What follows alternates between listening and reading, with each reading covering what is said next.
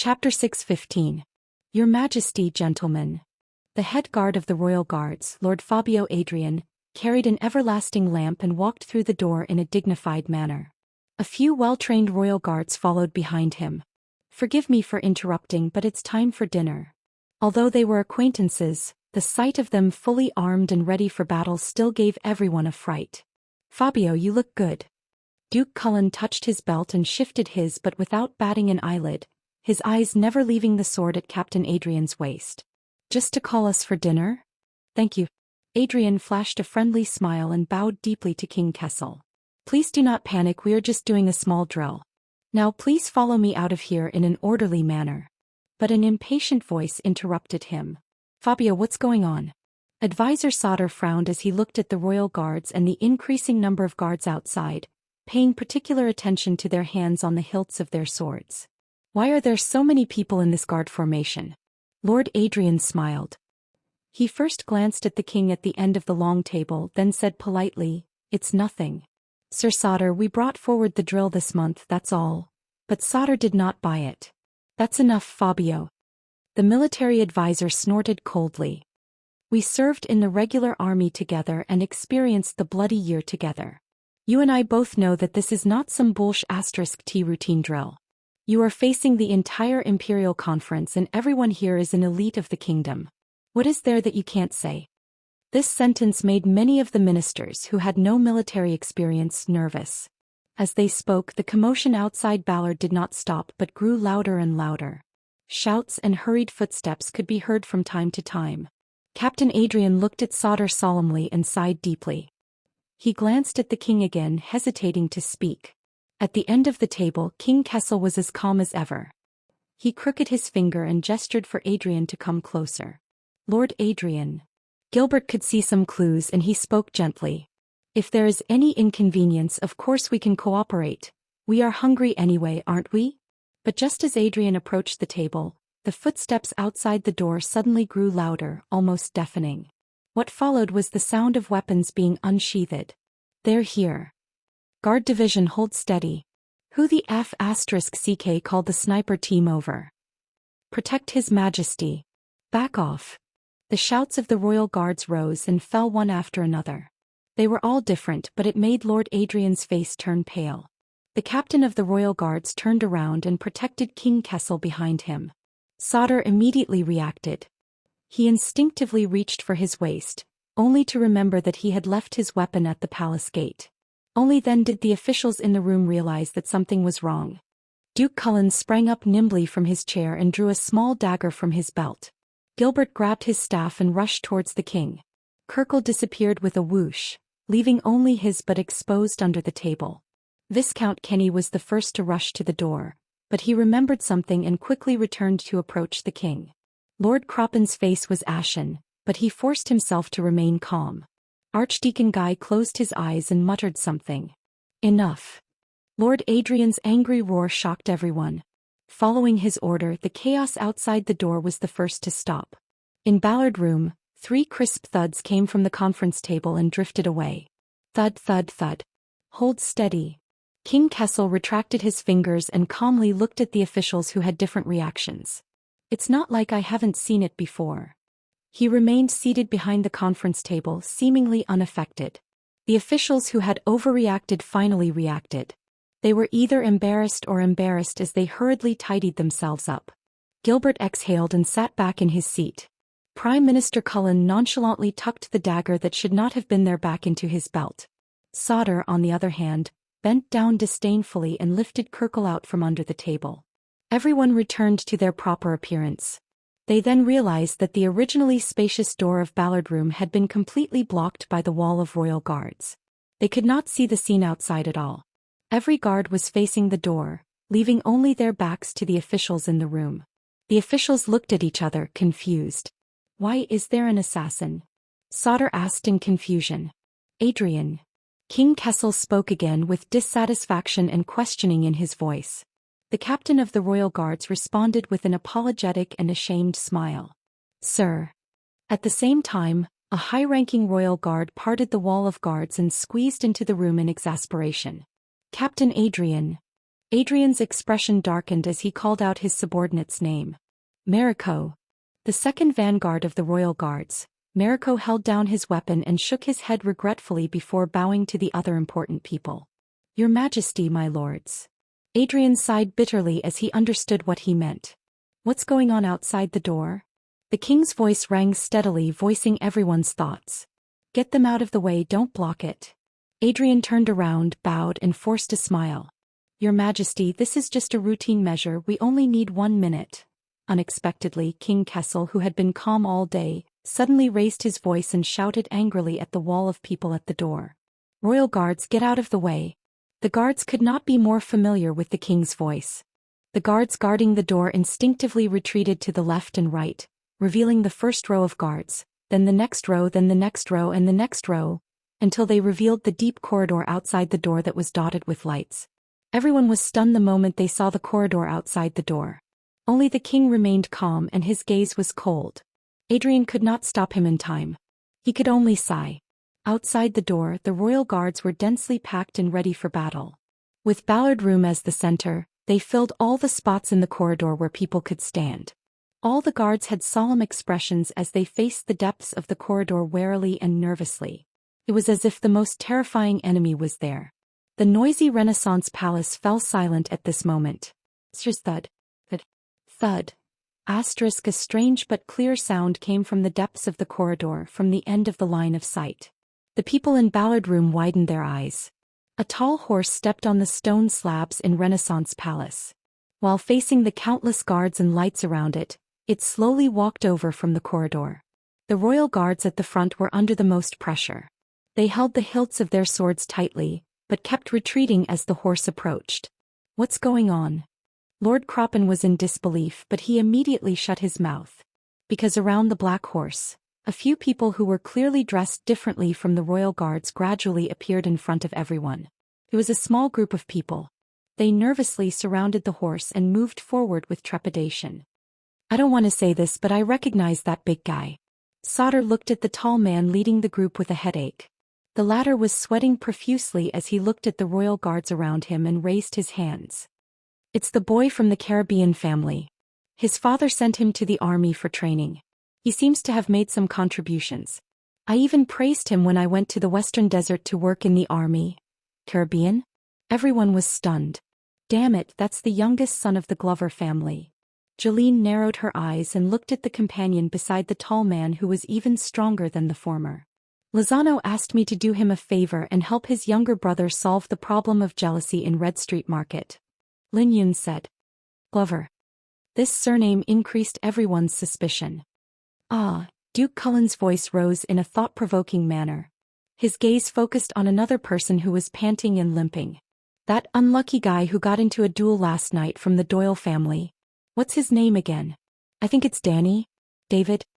Doyle. Everyone's mood became more and more solemn. The small group of people was getting closer and closer to Ballard Room, but the royal guards in front of them did not stop them. They just kept retreating. If that's the case, that horse I remember now. Viscount Kenny's gaze was focused on the beast and he said in confusion, when I went to Northland I brought along a gift and a mount from my country for Prince Thales. Among the ministers, Gilbert did not say a word. He just stared blankly at the young swordsman at the front who was holding a single-edged sword and facing the royal guards with a nervous expression. It was as if he was hit by something. However, these invaders of extraordinary origins were nothing. When their figures dispersed and revealed the person they were escorting, the air completely froze. It was a teenager. Compared to the nervous expressions of the people around him, he strolled forward leisurely as if he was not worried at all. At that moment, behind the meeting table, King Kessel's pupils suddenly constricted. And in Ballard Room all the ministers sucked in a cold breath. Prince. What the hell? The Duke of Star Lake. Prince Thales. The troublemaker is in trouble again. May the setting sun protect him. No one noticed that the scar-faced detective from the Secret Intelligence Department clenched his fists tightly under his sleeves. The king's voice rang faintly. Fabio Adrian. The Iron Hand King slowly called out the full name of his personal guard captain, as if it was chilling to the bone. What happened? In Ballard Room the ministers immediately quieted down. Lord Adrian's body stiffened. Then he turned around and responded with a salute. His words were formal. Your Majesty, Prince Thales missed his father dearly and came back carelessly. Looking at the tall horse approaching, Adrian's eyebrows twitched. Speak human language. The king's reply was simple, slow and strange. Adrian took a deep breath and continued. The prince is still young and accidentally entered the palace gate.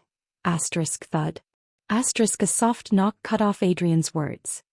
Obviously, the Iron Hand King's voice was very soft, as if he was speaking quietly with his breath, gentle and indifferent. Your commanding officer does not know how to speak human language, Mariko. The second vanguard, Mariko, trembled slightly.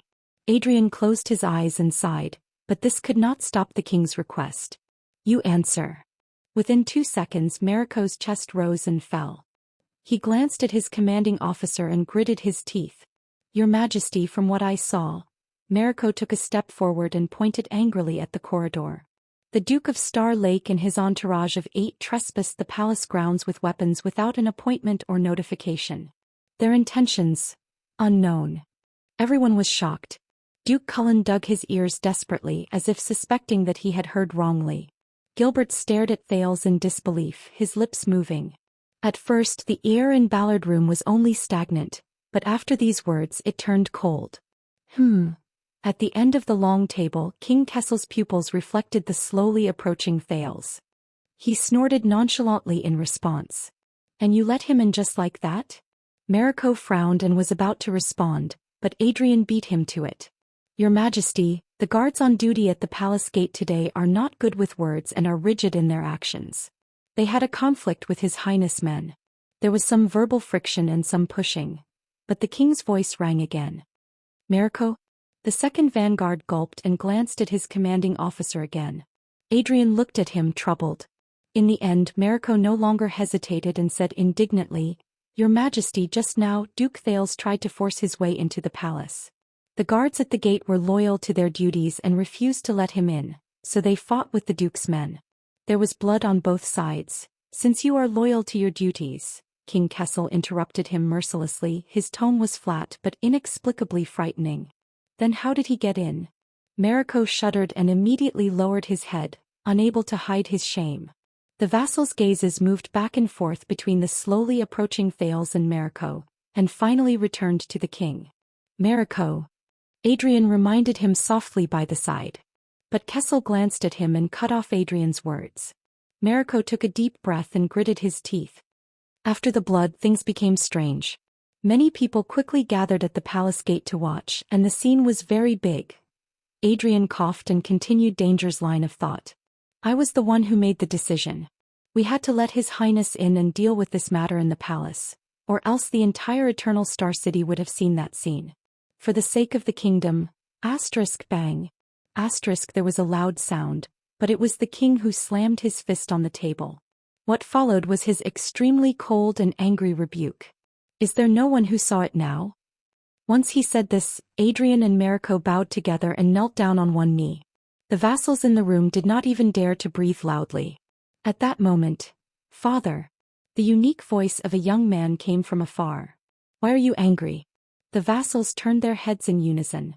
At some point, Thales had already walked to a distance where they could see his movements clearly. In this tense moment, the prince's voice had a hint of laziness and ease. The strange thing was that the prince was actually carrying a sword on his shoulder. The blade of the sword was pointed backwards, and as he walked, it swayed and swayed, pointing straight at the ceiling of Renaissance Palace. King Kessel frowned. Mariko, what happened? The second vanguard, who knew his mistake, was shocked and did not know how to answer. Adrian, who was beside him, immediately understood. He knew what the king was asking and he answered respectfully. After entering the palace, we were about to capture him, but His Highness immediately put the sword to his own neck. He used so much force that it even drew blood. The vassals were shocked. They focused their gazes, and only then did they realize that there were traces of unusual red on Thales' collar. He walked forward step by step and his sword never left his neck. We did not dare to act rashly. To prevent accidents, we could only retreat. After listening to the royal guard's explanation, Duke Cullen's gaze on Thales became more and more interesting, while Gilbert became more and more worried. Compared to his previous rage, King Kessel did not immediately reply. He leaned his back against the chair again and his brows were tightly furrowed. "So, these are my royal guards." The king exhaled. His tone returned to its previous calmness, but there was a hint of mockery in it. "Now I finally know how my father died." Everyone's breathing froze.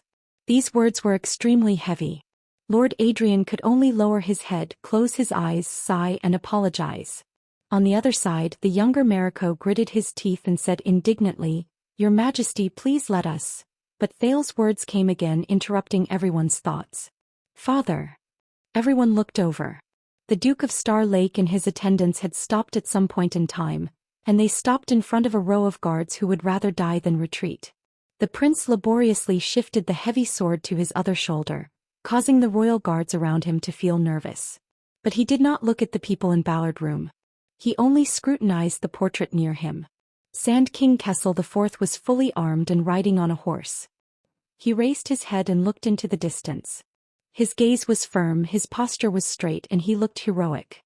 But Thales knew that a century ago, the direction the Sand King in the portrait ran to was a war that was destined to be lost.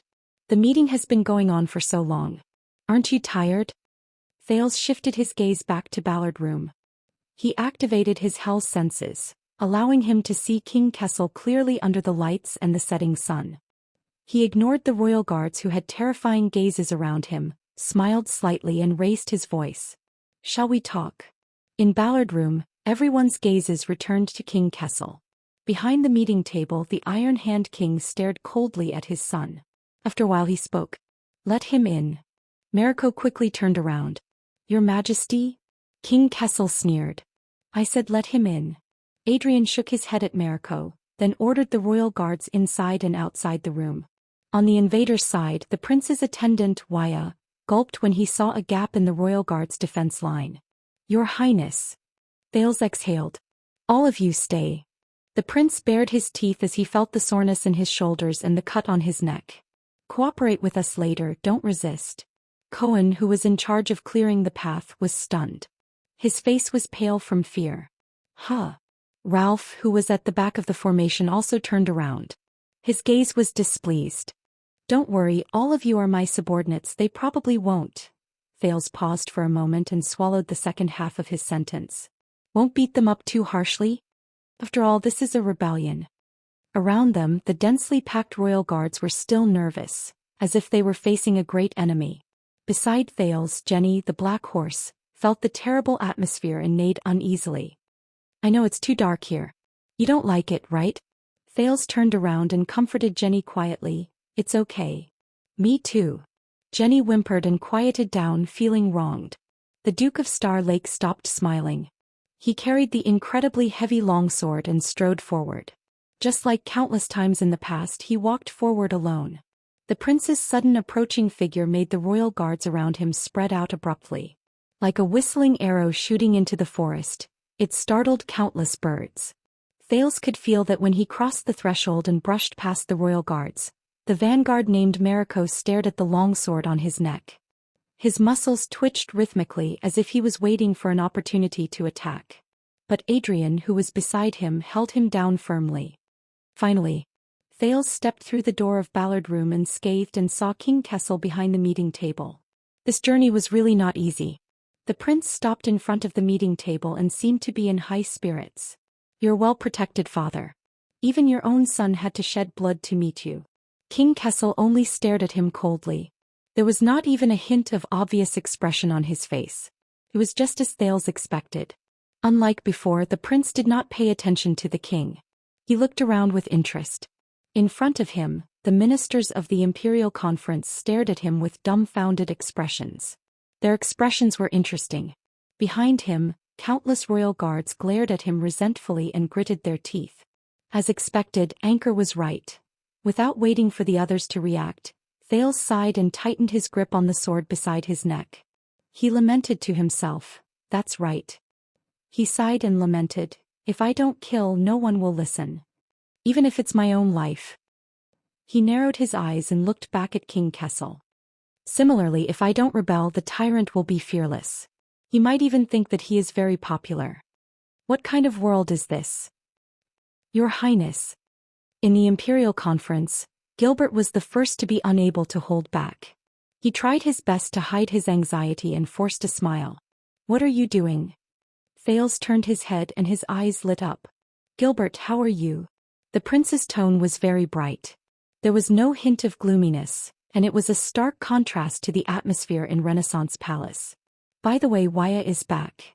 Thales flashed his thumb behind him. He did not care whether his thumb was correct or not. He just chuckled. A reunion between father and son. How touching. For some reason, Thales, who had been filled with pressure when he entered and left Renaissance Palace a few times, actually felt relaxed and happy at that moment. It was as if he had removed all his burdens. But his smile did not last long. Because at that moment, Gilbert's expression was extremely complicated. He stared at Thales' face, then at the sword on his shoulder. He seemed to be smiling bitterly, grieving, sighing, and feeling grief. It made Thales stunned for a moment. I know, Your Highness. Gilbert sucked in a deep breath and lowered his head. When he looked up again, he was beaming with joy. You are not satisfied with your marriage. Gilbert's smile froze and he suppressed his rapid breathing. I understand. When he said this, many people were confused. Thales was also stunned. Marriage? What marriage? But you don't have to be so anxious. Gilbert cut him off fiercely. While he talked to himself, he gave Thales an anxious look. I told you, just wait for me at the entrance of the palace. I will explain it to you. Gilbert laughed, turned his head and smiled bitterly at the others. You know, young people are not satisfied with their marriage candidates. They are a little impulsive and wanted to clarify things with me. And our meeting went on for too long. He could not stay, so Thales blinked and gradually understood. He could not help but feel warmth in his heart. But it was a pity. Gilbert, I see. Deputy Bishop Guy reacted quickly. He smiled faintly and nodded. Marriage is indeed a big matter. May the goddess bless. Viscount Kenny was born noble. He also reacted and laughed heartily. Oh yes. Of course, we were young once, we understand. Prime Minister Cullen also blinked and shook his head like a kind and amiable old man.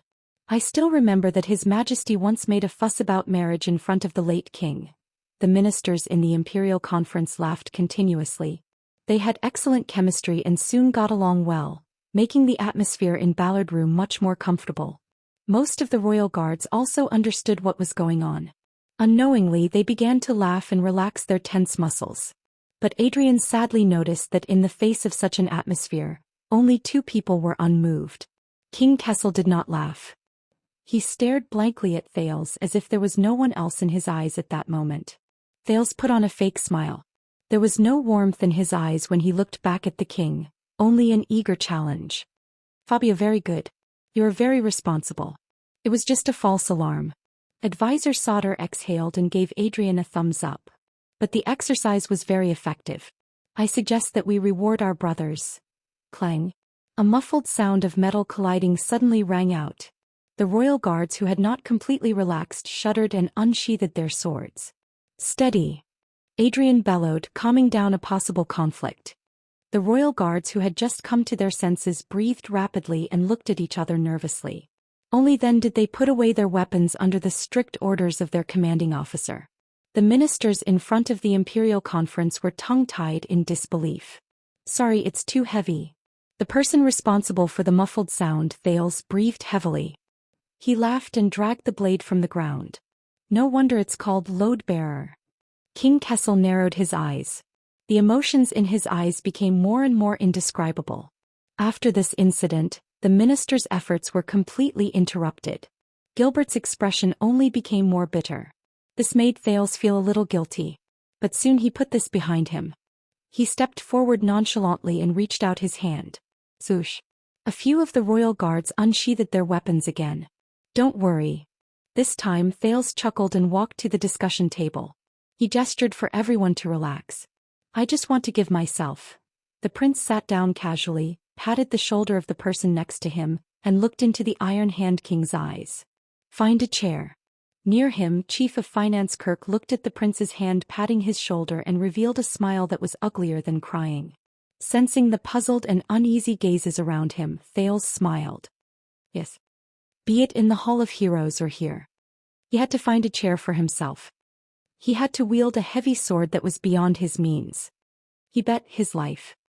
Thales stared at King Kessel. He suddenly realized that every time he looked into his father's eyes, he could feel the heaviness and pressure gone. Even though the king's gaze was still sharp, he still felt a slight sting when he looked into it. Sorry to disturb you, everyone. Thales slapped his thigh and leaned against the discussion table. He smiled and said, I'm afraid that today's imperial conference will end early. In Ballard Room, both the courtiers and the guards looked at each other, not knowing what to do. The king's gaze became more profound. Thales looked at the sky outside the window and could not help but smile. Perhaps, it's not too early? He suddenly had a feeling that on the small table in front of him, there were surging waves that were constantly moving, pulling back and forth lines that were drawn back and forth. At this moment he stepped into this room, just like a ship parting the water, cutting the Gordian knot. Finally. What are you doing? King Kessel's voice rang in the silence. He enunciated his words slowly, very slowly. Son. When he heard this title, Thales felt a little dazed. Me. Thales paused and showed a sincere smile. I'm here to save you. The prince's inexplicable answer made everyone frown. In front of everyone, the Iron Hand King let out a faint laugh. Save me. He leaned back and blended into the darkness where the sunlight could not reach. He became indifferent again. It was as if his anger and madness had reached its peak, and he had returned to extreme calmness. Yes, father. Thales' attitude was relaxed and cheerful, as if he was enjoying a conversation between father and son. I'm here to save you. The prince also leaned back and entered the warm embrace of the setting sun. Only his gaze suddenly turned cold. It was like a sharp blade being unsheathed. To be free from the burden of that crown. Thales curled his lips and looked at the Iron Hand King with a smile. The crown. When he said this, the faces of the ministers in front of the emperor immediately turned ashen. The royal guards were all stunned. Gilbert could not hide his panic. He lost his composure and shouted, Your Highness. At that moment the light in King Kessel's eyes changed back and forth. But in the end it all came to one. It was directed at the Duke of Star Lake's smile. Thales raised his eyebrows and his smile froze. Oh, I'm sorry, I forgot. While countless people lost their composure in fear, Thales reacted and pointed at King Kessel's forehead without a crown. He smiled apologetically. It's not on your head. Chapter 6:16. Other than the indistinct sound of breathing, Ballard Room was so quiet that a pin drop could be heard. But as the chief commander of the royal guards, Lord Adrian felt that this was one of the most torturous and painful moments of his life. Flames flickered and the shadows of the blades swayed. The setting sun illuminated the wall, blood red. Separated by a table, the Supreme King and the Duke of Star Lake faced each other in silence. Everyone else went silent like cicadas in the winter. Amidst their fear and nervousness, they waited for this strange and fragile silence. Finally, after an unknown amount of time, King Kessel's deep and forbearing voice slowly rang in the room. Why? The king's words were calm and slow, but contained an unbearable weight. The young duke's low laughter responded to him. Thales rested his forehead on the hilt of the load-bearing sword, exhaled and stopped laughing. Shouldn't you have expected this to happen? After you summoned me to the palace to have an audience with you, and after you raided Mindy's hall. Thales raised his head, his eyes like lightning. Your Majesty? The prince's reply was light and indifferent, but it made many people who had been tense for a long time inexplicably heave a sigh of relief. The king stared at his son, the blue ocean in his eyes regaining its incomprehensible depth. He did not think for long before he snorted and turned his head, as if the person in the seat opposite him was not worthy of his attention. Adrian Marico. The chief guard captain and the second vanguard bowed and pressed their hands on their chests. Your Majesty? Your Majesty. King Kessel picked up the letter on the table and began to read. The Duke of Star Lake is overtired and mentally unstable. The king's casual words instantly made everyone's expressions change. Even Thales frowned slightly. Let the royal guards escort him back to Mindy's hall to recuperate. Keep a low profile. The imperial conference continues. Marico gladly accepted the order, and before he could wave his hand, One or two of the more daring and disgruntled guards had already stepped forward. Gilbert's face turned pale with fright. "Your Majesty." "No." Even Prime Minister Cullen frowned. "Your Majesty, will you reconsider?" The people from Mindy's hall outside the door were just as anxious, but Waya and Ralph, who were the first to move, already had a few swords pressed against their necks. Glover was pinned to the ground by a few of his comrades from the Vanguard Division, and he could not even breathe. Doyle, who was yelling loudly, had his mouth and nose covered. He could only shout, "No." The battle-hardened Cohen used the Black Horse as a barrier and struggled back and forth, causing the royal guards to panic. But at some point, a scar-faced man from Ballard Room appeared behind him. He said something, but the ferocious man suddenly froze. Then the scar-faced man struck the back of Cohen's head, causing him to fall to the ground. The restless Jenny bared her teeth fiercely, but an experienced old guard lit a burning torch and pressed it in front of her. The big black horse whimpered and immediately became obedient to protect itself. Thales looked away from the corner of his eye. He knew that he had no backup, even though they were muddle-headed when they entered the palace. "But Your Majesty." Adrian, the captain of the guards, raised his hand to placate Mariko, who was about to make a move, and said tentatively, "From here to Mindy's hall, Fabio Adrian." The king was so absorbed in reading the letter that he did not even raise his head. When his full name was called, Lord Adrian immediately lowered his head and shut his mouth. "I've been lenient enough today. No matter who it is." Even though he was speaking to the captain of the guards, everyone present, including Gilbert, the vassals, and the guards, felt their hearts tremble. "Don't test my patience." At this moment, dang!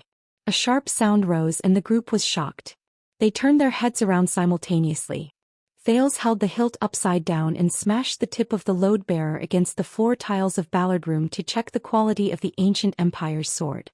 Clang, clang, clang. In front of everyone, Thales ignored the gasps. With the help of the Sin of Hell's River, he lifted the load-bearing person onto his shoulders and clicked his tongue in amazement.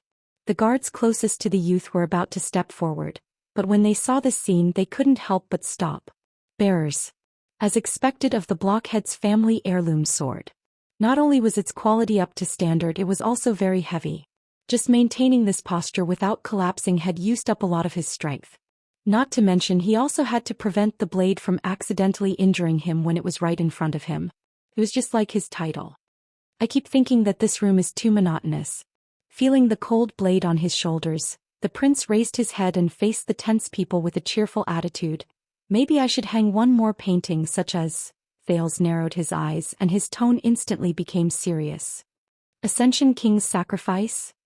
At that moment many people could not help but hold their breaths. Thales saw their reactions and smiled coldly. He became even more unruly and unruly. Or, the Iron Hand King kills his son? Kills his son. The group was first stunned, then they looked at the king nervously. "Stop fooling around, Your Highness." Seeing that the situation was getting worse, Gilbert spoke sternly. He had always been polite to the prince and his face was filled with pain. He called Thales by his name. "Thales." But Thales only returned him a smile and said nothing. Only the setting sun shone on his collar, casting a bright red hue. Faced with the prince's response, Lord Adrian sighed helplessly and looked at the king again. At the end of the long table, the Iron Hand King seemed to come back to his senses and slowly looked up from the letter. "This is the kingdom's imperial conference." He glanced sideways at his son and snorted without a care.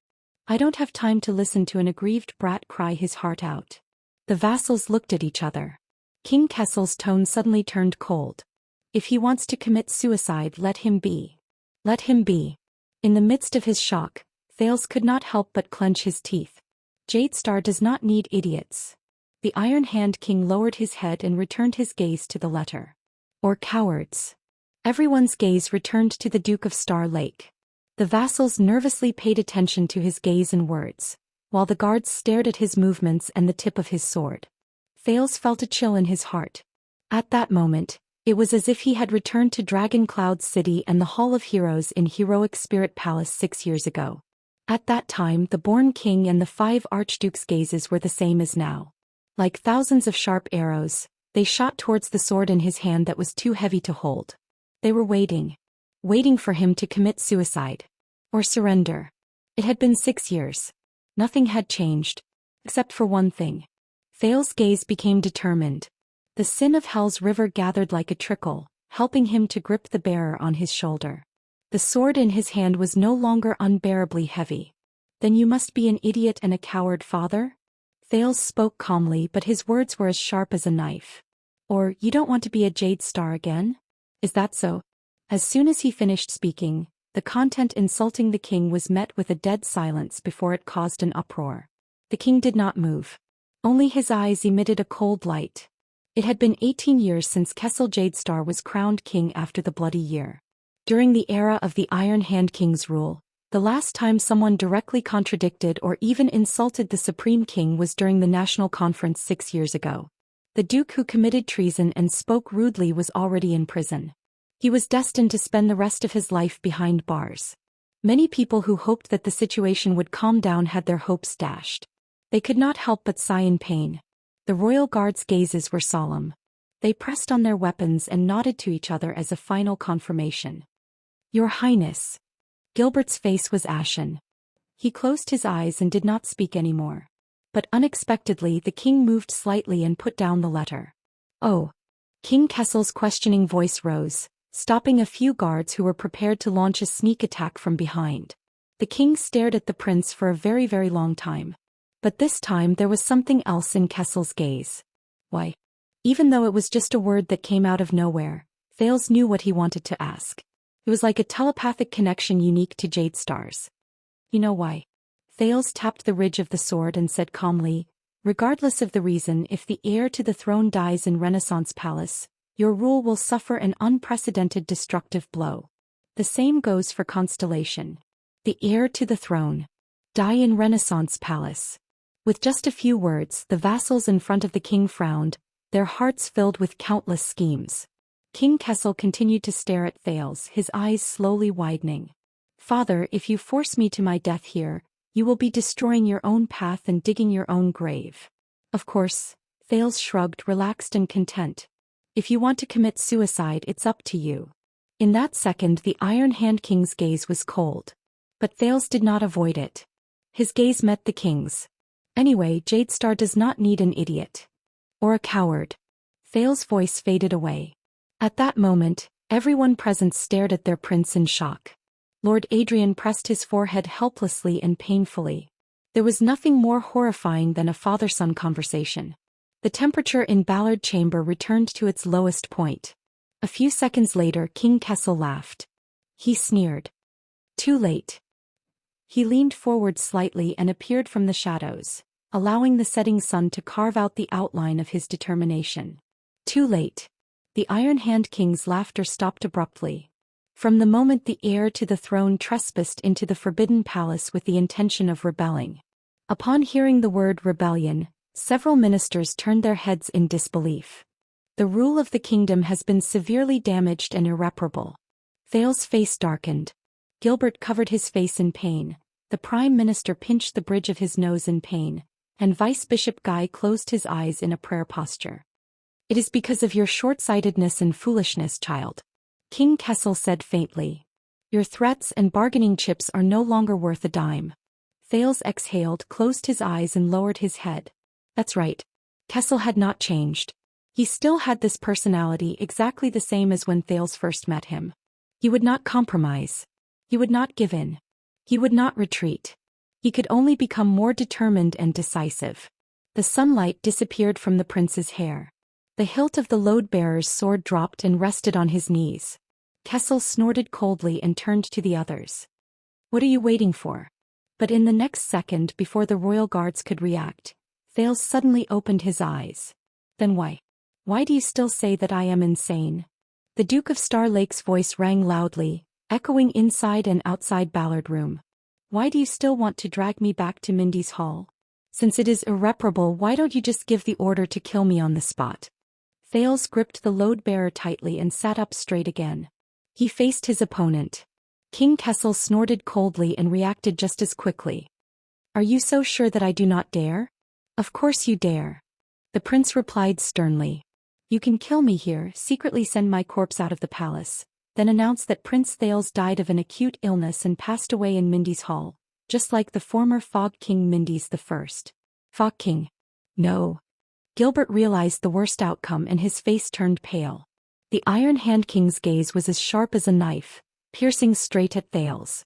But Thales did not wait for the other to reply and stood up with a bang. But the premise is, amidst the sounds of unsheathing and shouts, the prince held his sword with one hand and pressed the other against the table. He shouted angrily, "Everyone who witnessed the king killing his son, be it the ministers or the guards, must keep their mouths sealed for years, decades, or even a lifetime. Even if you have to kill them." At that moment, Viscount Kenny, Lord Croppen, Advisor Sauter. The ministers looked at each other in disbelief. Ah! Chief Kirkirk reacted quickly. He pressed a hand to his eyes and said with a trembling voice, "That I'm only here for a meeting, I didn't see anything today." But before he could finish, Duke Cullen stopped the Chief of Finance like a lion. "Shut up, Kirkirk." The Chief of Finance was about to say something when Sauter swiftly pulled him to his side and sealed his mouth. Lord Adrian hurriedly made hand gestures, trying his best to appease the defense line that was on the verge of losing control due to the sudden turn of events. The atmosphere was extremely tense. That's the only way. But Thales did not care about anything else. He only stared at the king in front of him, gritted his teeth and panted. "You won't leak the news, repeat the evil example of the Ascension King's son, endanger the authority of the royal family and threaten your rule." But he had obviously miscalculated. The Ascension King? Evil example? On the throne, King Kessel laughed angrily. "If we can recreate Alan the First's greatness, why not sacrifice a prince?" As soon as these words came out, the ministers and guards were shocked again. Thales frowned hard and gritted his teeth. No one knew that his shoulder was starting to go numb from the pressure of Cohen's Dwanmu sword. The sin of Hell's River surged into his veins, soothing his pain but tightening his nerves. Compared to his many enemies, King Nuvan, King Chapman, Zayn, Fakenhaz, Asda, Giza, the ugly-faced woman Stake, the Iron Hand King might not be the strongest, the strangest, or the scariest. But he was definitely the toughest. Impervious to the slightest threat. Fearless of the worst outcome. Not hesitant to perish together. Compared to him, Roman Williams, with his skull on his shoulders, was simply the most gentle, considerate, and easygoing person in the world. "Your Highness. Your Majesty." Seeing that the situation was spiraling out of control, the host of the Imperial Conference, Prime Minister Cullen, had to speak up to ease the situation. "We are both Jade Stars and we are father and son." The old Duke sighed. At this moment he spoke earnestly. "Is there a need for this? We are both Jade Stars. We are both father and son." These words made Thales clench his fists and size up the Iron Hand King's sharp face again. But at the same time, what echoed in his ears was the desolate question of the traitor Samuel in the prison of bones. Is it a son killing his father or a brother killing his brother? A son killing his father. The sin of Hell's River began to roar like a fierce beast, tearing at the cage that trapped him. Thales stared at the Iron Hand King's neck expressionlessly. He could not help but think of the night of Dragon's Blood, when the Born King's head fell to the ground. Reality told him that the king's head was nothing special. Like an ordinary person, it would make a sound, roll, and bleed when it fell to the ground. Like a hollow, rotten watermelon. Thales tightened his grip on the hilt of his sword again. "Stay in your seat, Bob," Kessel said coldly, rejecting the Prime Minister. "Since it's a family matter, outsiders have no right to butt in." These words were blunt, vulgar, and merciless. The senior and respected Cullen's expression immediately turned sour. No one else dared to interrupt. "Family matter." Thales snorted and tried hard to get rid of it. "Yes, such as domestic violence." Thales lowered his voice and said coldly, "If you don't kill, no one will listen." Perhaps because his tone was completely different this time, the king's gaze paused. On the other side, Advisor Sauter thought of something and could not help but sigh. "You remind me of His Highness Horace, Duke Thales." Lord Adrian frowned. For the first time he put his hands behind his back and gave a secret order to the guards. "Horace. Horace." The king sneered. "He's still a long way off." The next moment, Kessel V did not give him a chance. "The farce is over, child. You have 10 seconds to put down your weapon." The Iron Hand King's smile faded and he raised his hand coldly at the royal guards. "Or your head will fall to the ground." The sin of Hell's River boiled restlessly. Hal's senses were activated naturally, allowing Thales to hear the shuffling of footsteps and clothes as countless guards quietly surrounded him. Put down your weapon, or your head will fall to the ground. 10 seconds. All of this. In exchange for his 10 seconds. The sin of Hell's river surged uncontrollably. Thales stared hard into King Kessel's eyes and resisted the urge to leap up and swing his sword. He knew that King Kessel was serious. But it was a pity. So was he. I know, father. Thales' expression was grim and his tone was cold, just like his opponent. You disdain compromise and never show weakness. You still want to solve the problem as resolutely and decisively as before. Thales knocked on the spine of the load-bearer's sword and was greeted with a dull metallic sound. But in the end you're not doing this willingly. The young man forgot the different looks of the courtiers, forgot the footsteps of the guards following the king's gesture, and even forgot the heavy sword on his neck.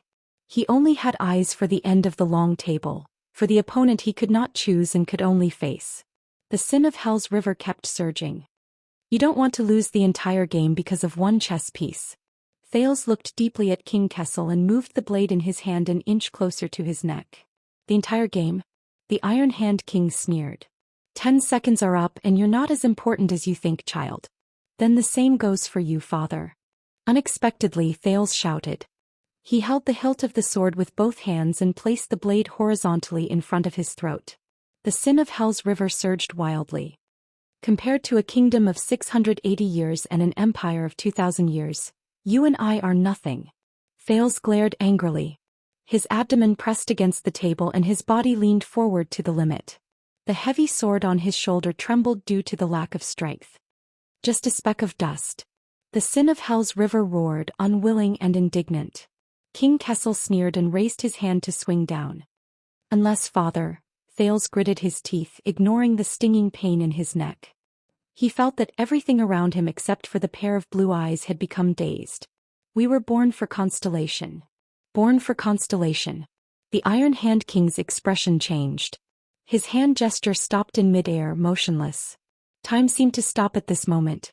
Stop. Retreat. Retreat. Retreat. Lord Adrian spoke hurriedly, stopping a few royal guards who could not restrain themselves and wanted to make the first move before His Majesty gave the order. Well, Viscount Kenny took a deep breath and mustered up his courage to smooth things over. Why don't we? But Prime Minister Cullen's large palm hit him hard on the shoulder. The Minister of Trade's sincere words were smashed back into his stomach. The Duke of Eastern Sea was expressionless. He just put his index finger to his lips. Accustomed to all sorts of situations, he knew that this was a conversation that only Jadestar could participate in, a language that only the royal family could understand. The silent oppression lasted for a long time. Until the king's voice came faintly. What are you going to do? His voice was like fine sand and his words were like a blade hidden in a sheath. Thales took a deep breath and smiled. At this moment his tone was relieved and relaxed. A quarter of an hour. The prince said absent-mindedly, Constellation, the entire kingdom, all we need is for us to be alone. A quarter of an hour. Gilbert's eyes widened. A few drops of scarlet blood seeped out from between Thales' sword and his collar and fell onto the meeting table. King Kessel did not answer. His gaze was fixed on the blood on the meeting table. 1 second, 2 seconds. Finally, the king slowly put down his left hand that was poised to strike. Instead, his right hand clenched into a fist and slammed it on the table. Everyone. King Kessel's voice was cold and stern. Stand down. As soon as he said this, the crowd burst into an uproar. Only Thales exhaled fiercely when he heard that. Damn it. The sin of Hell's river subsided unwillingly. The prince took a few deep breaths. He fell back into his seat and put the load-bearing sword down between his knees. Only then did he realize that although winter had arrived, the hilt of the sword in his palm was already soaked in sweat. At this moment. No, Mariko.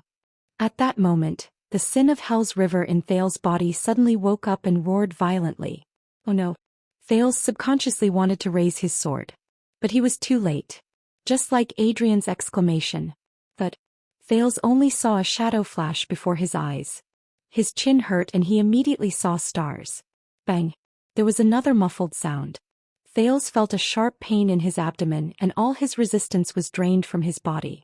Astra's clang. Asterisk under everyone's astonished gazes, the load-bearing sword fell to the ground and swayed endlessly. 3 seconds later, the dizzy Thales opened his eyes and panted in pain. The rebellion is over, Your Highness. The second vanguard of the royal guards, Mariko, pressed him firmly to the ground. His arms were locked under his armpits and his knees were pressed against his neck, making it difficult for the prince to breathe and make a sound. This punch is for our brothers who guard the palace gate. The vanguard looked at the blood at the corner of the prince's mouth, and furiously retracted his fist before spitting to the side. Brat. Chapter 6:17. Damn it. This was Thales' first thought. Half of his face was pressed against the cold stone floor, and he could feel the dust and pain. From the moment the prince entered the room to force the emperor to abdicate and raise his sword against his neck, to the moment he was careless and was captured, the situation had changed in the blink of an eye beyond imagination. The entire Ballard room was so shocked that they didn't even have time to react. Mariko, the center of attention, tightened his grip on Thales' twisted arm. He took a deep breath and reported to King Kessel with a face full of excitement. Your Majesty, the intruder has been captured. King Kessel did not reply immediately. He only stared deeply at Thales on the ground. His face was as dark as the sea. No one knew what he was thinking. The royal guards were about to swarm forward, but Captain Adrian, who was frowning, raised his hand in a timely manner and stopped them 5 steps away. Many people finally reacted and heaved a sigh of relief. Is it over? Sauter stared blankly at the immobilized prince. Gilbert did not say a word. His face was dejected and his eyes were red. Prime Minister Cullen remained silent as well, lowering his head in deep thought. My God, thank sunset, I knew it. Majordomo Kirkirk struggled free of Salda's hand that was covering his mouth. He was still in a state of shock. Finally, the atmosphere in Ballard was no longer as oppressive as before. But Mariko keenly noticed that his superior Adrian, who was standing beside His Majesty, had a serious look on his face as he shook his head at him. The king's voice rang out, silencing the room once again. By the looks of it. Kessel stared at Thales, who had slipped and been captured, and he seemed to be deep in thought. It won't be that easy for you to commit suicide. Child. Everyone had different moods, and their gazes all turned to the young captive on the ground. Of course. Thales tried his best to resist Mariko's suppression. He sucked in a mouthful of air between the dust and the ground and gritted his teeth. Stop wasting time. Vanguard Mariko, who was riding on him, snorted disdainfully. Seeing that the Duke of Star Lake remained defiant and unruly despite his defeat, whispers broke out in Ballard room. King Kessel narrowed his eyes. The sharp glint in his eyes almost tore Thales apart. Beside the meeting table, Gilbert, who had witnessed the entire process, heaved a long sigh and slowly stood up. Your Majesty, as you said. The Foreign Affairs Minister was in a daze and did not look at Thales on the ground. Prince Thales is overtired. He indeed needs rest. Kirkirk rolled his eyes. Your Majesty, why don't we call it a day? If there is a need, Your Majesty, Archdeacon Stylianides sighed and said, the Sunset Church can confess the lost prince and redeem himself. No. Viscount Kenny frowned and looked at his colleagues. Everyone, today's matter concerns the stability of the kingdom. Please keep your mouth shut. The officials were all talking at once and the meeting room became lively again. Silence. At this moment, Prime Minister Cullen suddenly shouted. The entire Ballard room fell silent. It's a royal household affair. Out of character, the Duke of Eastern Sea turned to the king in a calm and unquestionable manner. His Majesty has his own decision. Everyone looked at the end of the long table again. But King Kessel did not react.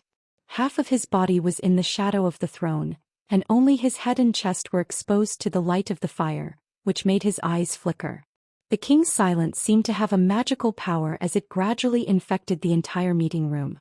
From the ministers to the guards, everyone could not help but fall silent. They did not even dare to breathe loudly. Except for one person. Please, Father. Even though the rebellion had failed, Thales' laughter was still unrestrained and piercing outside Ballard room. When the time comes, do you choose to be a stupid idiot or a suicidal coward? King Kessel's gaze grew sharper. Vanguard Mariko's expression turned cold. He exerted force on his knee and cut off Thales' words with a hiss of pain. At this moment, Mariko. King Kessel's voice sounded faintly. Let him go. At that moment everyone was stunned. Yes, Mariko first accepted the order excitedly, then reacted and looked up in shock. Your Majesty? What did you say? He was not the only one who had this question. But Prime Minister Cullen's expression was thoughtful. Gilbert's eyes lit up with hope and more people had doubts and fear. Only one person was not surprised. On the ground at an invisible angle, Thales endured the pain and curled the corners of his mouth. I said, King Kessel snorted coldly.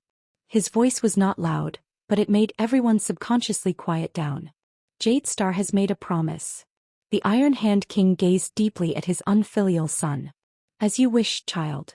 Let's talk. As the king's voice faded, there was a moment of silence in Ballard Room. Many people exchanged looks of bewilderment. Mariko took a deep breath, violently pulled Thales up from the ground, and pressed him heavily against the table, causing the latter to groan in pain. Your Majesty, Prince Thales is plotting a rebellion. Once he escapes he may harm you. He was not the only one worried. The ministers in front of the king spoke at once. Alone. Advisor Sauter looked at the load-bearer's sword that had long been confiscated by the royal guards. But your Majesty, at least let Adrian be present to protect. Well, if we want to interrogate him we can find a cell, the kind with bars. This was the shaken Chief Kirkirk. What about the Secret Intelligence Department? Let them handle it. No, today's matter is not to be leaked. Bang. There was a dull thud. It was King Kessel's heavy punch on the table. The teacups on the table rattled noisily. Everyone was shocked. The ministers and guards came to their senses. They lowered their heads and waited nervously for the king's reprimand. The room was instantly silent. But the Iron Hand King said nothing. He merely lowered his eyes and maintained his silence, calm and steady, like a hunter patiently waiting for his prey. A full 10 seconds. During this time, everyone lowered their heads and dared not breathe too loudly. Thales was still pinned against the table. He panted as he waited for the oppressive silence. Finally, Lord Adrian, who was closest to the king, sighed and took a step forward. His Majesty has made a decision. Royal guards, everyone leave the room immediately. When the guards heard this order they looked at each other in dismay. Sir. Mariko looked up hurriedly. We can't take the risk. The Emperor's Praetorian Guards. Guard Captain Adrian's expression changed and he yelled, Why do you wave your sword? As soon as he said this all the royal guards including Mariko were shocked. The king did not say a word and watched the scene coldly from the sidelines. Mariko glanced at Thales who was pinned down by him and swallowed with difficulty. This sword is only swung for the Emperor. It has no other use. Adrian nodded expressionlessly and did not say anything else. Seeing this, the ministers whispered to each other but the guards looked solemn. The next moment, Thales felt his arm loosen. The pain, restraint and weight on his body disappeared. By His Majesty's order, Your Highness. Vanguard Mariko took a step back and stared at the teenager on the table with vigilance and indignation. He gritted his teeth but was polite. Please rise. Thales groaned and propped himself up from the table in pain. He spat out a mouthful of blood, panted, kicked a chair away and sat down heavily. Seeing that Thales had escaped, the expressions of the ministers changed slightly. The guards subconsciously put their hands on their weapons, but under Adrian's stern gaze, no one dared to act rashly. With a cold expression, Mariko bowed in the direction of the king and the commander, then turned around and arranged for the royal guards to leave the room in an orderly manner. My lords, the kitchen is ready for dinner, Lord Adrian said again, attracting the attention of the courtiers. Please. The guard captain raised his hand towards the door, his face beaming with joy and respect. It was as if this was just an ordinary court meal. From Gilbert to Sauter, from Kirkirk to Kenny, the ministers looked at each other. They looked troubled, doubtful or worried but none of them moved. King Kessel's gaze gradually turned cold. Just in time, I've been hungry for a long time. Let's eat, let's eat. Duke Cullen's cheerful voice rang out just in time to break the tension and awkwardness. The Prime Minister stood up excitedly and stuck out his belly. At that moment he seemed to have reverted to the charmingly naive, pot-bellied Duke. Although Renaissance palaces' dishes are famous for being shabby and inflexible, and they never change. Just as they were about to reach the door, Prime Minister Cullen paused and turned around to give Thales a deep look. But I think there might be a surprise for this meal. There was a hidden meaning in his words, but no one dared to respond. Only the Iron Hand King snorted coldly. The Prime Minister chuckled, squeezed through the line of guards and disappeared outside the door. Kirkuk, who had been fidgeting for a long time, looked left and right, shrugged with an awkward smile and quickly caught up with the Prime Minister. With Kirkuk and Cullen as precedents and the king's resolute attitude, the other ministers, despite their doubts and worries, did not delay. One by one they filed out of the room. "Your Majesty, if you need anything," Sauter said solemnly before he left, "I'll be next door waiting to be summoned."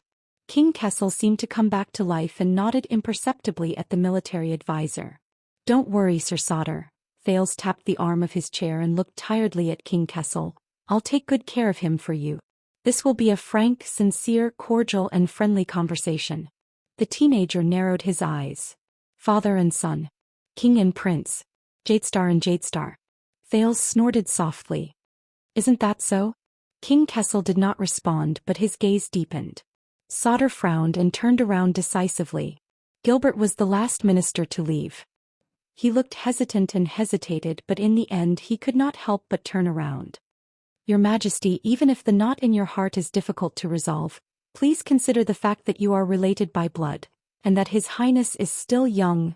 King Kessel's gaze, sharp as a sword, turned and landed on the Foreign Affairs Minister. Gilbert paused for a moment. But Thales' voice rang out again. "Thank you, Gilbert." With his back to Gilbert, Thales smiled and said in an unquestionable tone, "But according to the standards of the age of the Empire, I am already an adult." Gilbert was startled. Thales turned around and flashed him a bright smile. "I can already wield a sword and fight, marry a wife and have children." King Kessel did not move, but Gilbert's gaze was complicated. The Foreign Affairs Minister sighed and said nothing else. He staggered away with his colleagues. Seeing that all the important figures had left, Adrian secretly breathed a sigh of relief. On the other side, Mariko led the last few royal guards out of Ballard Room while keeping an eye on Thales. "Be careful, Vanguard." Thales' sudden voice caused Mariko, who was holding the bearer, to stop in his tracks. "That sword is the heirloom of the Caribbean family." The prince turned his head. "It's very heavy." Mariko took a deep breath. But before he could reply, Adrian had already spoken. "The sword may be heavy." The chief guard captain came forward and tidied up Thales' messy clothes. He did not forget to tear off some clothes and bandage the wound on Thales' neck and shoulder. "But it is our duty to carry the burden for the royal family." Looking at Adrian, who was bandaging his wound, Thales' tone became much better. "Thank you, Lord Adrian. Please apologize to the guards at the palace gate on my behalf." "They do not need to apologize." Adrian interrupted the prince. His attitude was still gentle, but his gaze was different. "What awaits them is the examination of the flag-bearer, the sentencing of the penal officer, and a lifetime record of dereliction of duty." Thales froze when he heard that. His tone became gloomy. "I am sorry." Lord Adrian smiled slightly, treated the prince's wound and patted him on the shoulder. "I have already said, Your Highness." The chief guard captain nodded slightly. "It is our duty to carry the burden for the royal family." Mariko, who was behind him, snorted angrily. He pushed the bearer heavily against the ground and turned to leave. As Adrian was the last to leave, the door of Ballard Room closed with a bang. Only the king and the prince were left. They sat on opposite sides of the meeting table, facing each other under the illumination of the setting sun. Ballard Room was not large. It was crowded and lively when the imperial conference was held. But now that there were only two people left, it gave off a frightening feeling of loneliness. "Speak." King Kessel did not waste any time. His cold words rang from the other end of the meeting table, as if separated by mountains and seas. "How do you live for Constellation?" Thales did not answer immediately. He first touched the corner of his mouth, which was gradually becoming red and swollen. He cursed Mariko's old fist in his heart, then patted the seat under his butt and sighed with emotion. He finally sat down. After all, he had risked his life to get this seat. And it was not Gilbert who gave it up for him. And now his battle was just about to begin. "If you want to fight, be fully armed." As he thought of this, Thales raised his head and gave his opponent the most sincere smile. "Oh, I thought you didn't understand." The second prince picked up a teacup on the table. He did not care who had used it before and drank the rest of the tea in one gulp. Or you simply understood but pretended not to know. Jade Star. Hearing this surname, King Kessel moved slightly. Thales finished his tea and tossed the expensive teacup behind him. Crack. The king looked at the prince's rude and undisguised actions. His gaze turned slightly cold. Seeing his father's gaze, Thales wiped the tea stain from the corner of his mouth and snorted. All right, for the sake of this teacup, Baron Quinton would definitely criticize him in a sarcastic manner again. But who cares? I say, why don't you step down as well? Thales suddenly turned his head and looked at the void around him. Yodel. Hearing this name, King Kessel narrowed his eyes. But Ballard Room was silent. There was no response except for the flickering firelight. Instead, King Kessel snorted coldly and looked at his son thoughtfully. Thales did not wait for an answer, so he scratched his forehead and laughed self-deprecatingly. Thought he was here. King Kessel snorted coldly without mercy. Following Constellation's tradition, if a member of the royal family makes a mistake, the Iron Hand King's eyes were as sharp as blades, pinning him firmly to his seat. Their punishment will be personally carried out by the chief penal officer of the royal guards, from flogging to hanging. Penal officer. Personally carried out. Recalling the scene of Mallow's whipping Glover and Doyle, Thales was silent. Therefore, this position tends to favor those who scrupulously abide by the law, are impartial and do not fear the powerful. King Kessel had no intention of waiting for Thales to answer. There was a hint of threat in his gaze. Based on what happened today, the second vanguard, Merrick, is a good candidate. Merrick. Candidate for penal officer. Thales recalled Merrick's glare at him before he left. Feeling the pain in his chin and lower abdomen, the corners of his mouth twitched slightly. He said with a headache, yes, Vanguard Merrico is quite good. Even Cohen and Glover together couldn't take him down. Of course, these two big guys don't cooperate at all and they get in each other's way, no matter what you're going to say next. King Kessel interrupted him coldly. Your foolish actions tonight have made the situation extremely ugly. The worst consequences have already occurred. Irreversible. King Kessel's gaze swept across him like a sword. The same goes for punishment. Including you and all those who followed you in your foolish actions. Punishment. Him. And the people who followed him. Wyatt, Ralph, Cohen, Glover, Doyle. When he recalled these people who followed him into Renaissance Palace in a muddle-headed manner, the corners of Thales' lips curled up. Just like 6 years ago when they followed him into Heroic Spirit Palace, didn't they? The teenager exhaled and leaned against the back of the chair. All right, I admit now it seems that my actions were a little hasty as well as risky. Thales shrugged and accidentally affected his injury. He could not help but grimace. I'll pay attention next time. Unfortunately, his father's face was still cold, and he had no intention of cheering for his joke. It seems that you have learned nothing in the Secret Intelligence Department. Still impulsive, stupid, ridiculous, lame. King Kessel used 4 adjectives to complete this sentence. Thales pursed his lips and nodded politely. Impulsive, stupid, ridiculous, lame. And do you know how many important things you've delayed on this occasion and at this time? I know. Thales answered quickly. But I also know, he collected himself, returned to his battlefield and looked up at the king. As we speak, there are still people in the kingdom who are waiting, anxious and dying in despair. Thales' expression became serious. There are even more people who do not know what kind of fate awaits them. He met his father's gaze. So I had to come. Had to come? The Iron Hand King sneered, but there was no smile in his eyes. I didn't bring the crown, but I brought the head. The king's voice turned cold. Why do you want to come and get it? The setting sun just fell outside the window. Kessel V's figure was dark and blurry in the scarlet light. Thales smiled. He didn't bring the crown. But he brought the head. After King Nuven's death, the blood-stained dragon scale crown flashed before his eyes. The next moment the sin of Hell's river surged in his veins. The prince's expression turned cold. His figure flashed and he pounced on the king. Zhoosh. As the chair rubbed against the ground, Thales' expression was resolute. He leaned forward from his seat and suddenly extended his palm towards King Kessel opposite him. The Iron Hand King did not move. He was not surprised. He just stared coldly at the approaching Thales. Smack. With a muffled sound, Ballard Room returned to peace.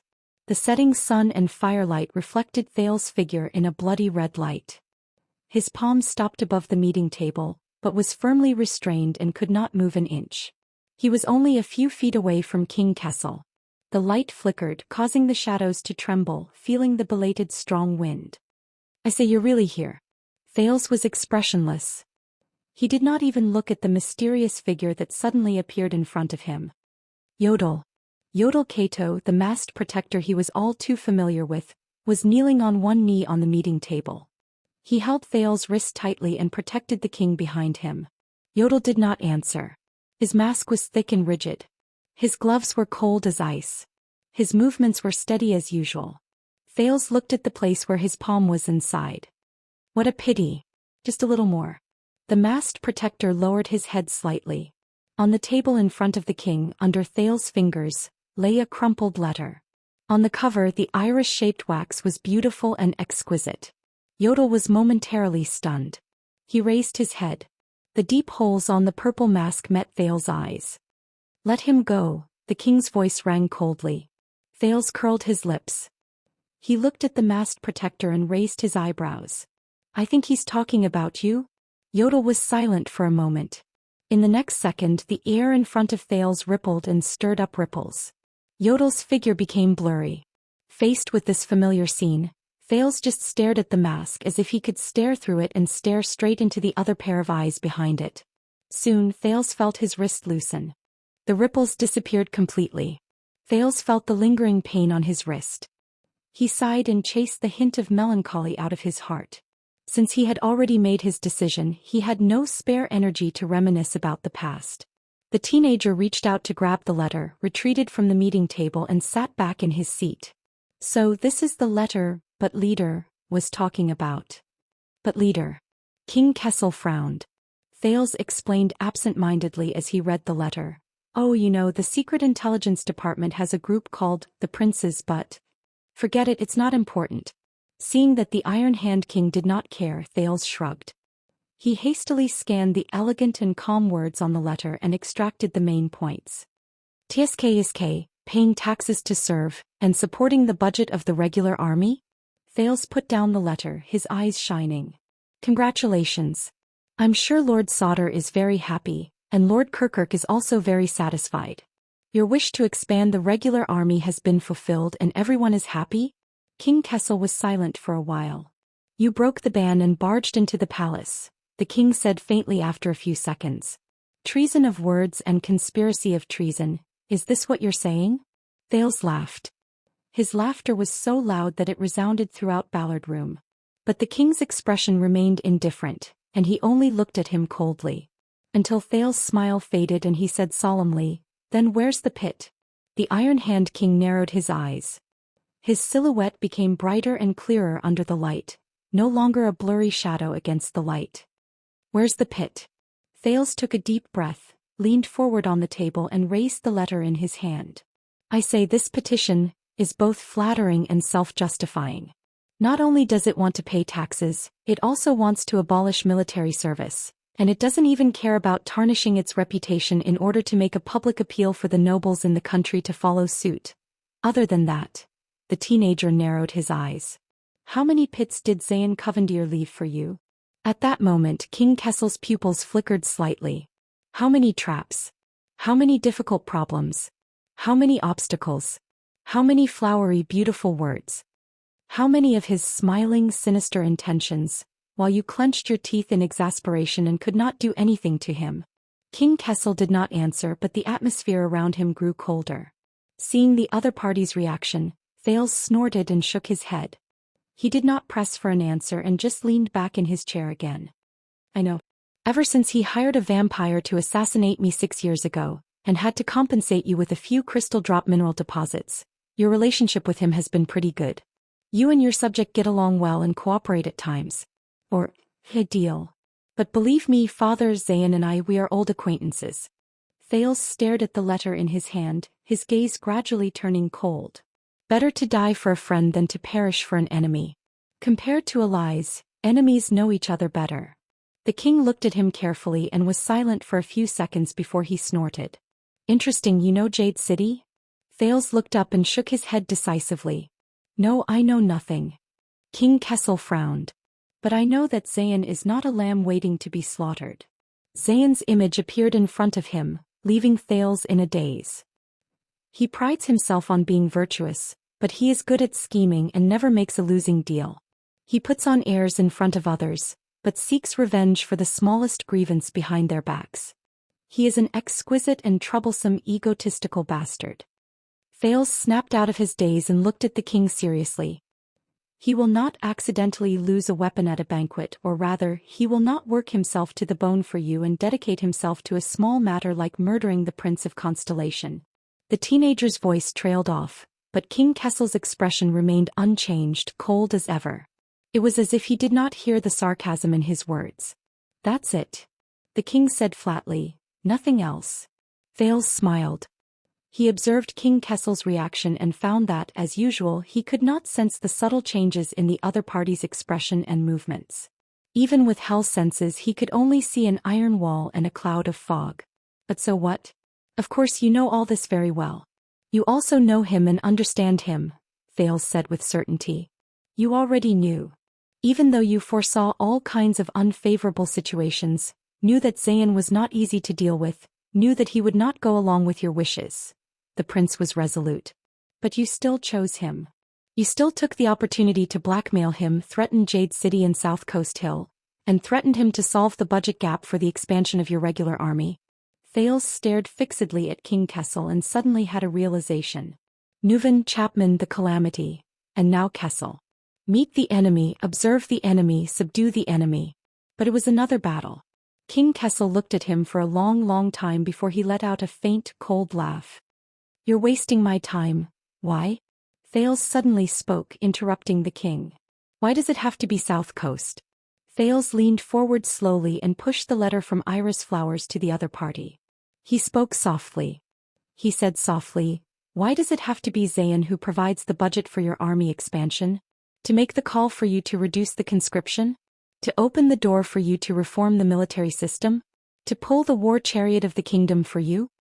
The king's gaze shifted. Humph. King Kessel sneered.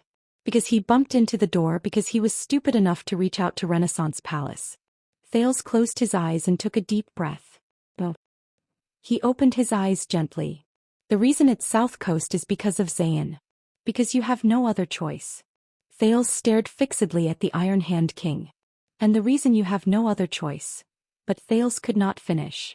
Before your people suffer along with you. King Kessel looked annoyed and gradually lost his patience. Don't you have anything else to say? With a rumble, Thales stood up, gritted his teeth and slammed the table. Bang! Because of Western Desert. Thales roared, interrupting the king's words. At that moment the sin of Hell's river rolled over, helping Thales roar so loudly that it shook Ballard Room. Western Desert. The prince's voice was so loud that the candlelight flickered and the shadows trembled. Western Desert. Upon hearing this name, King Kessel's sharp gaze froze in mid-air. Your Majesty? Anxious knocks and questions came from outside the door. Your Majesty? What happened?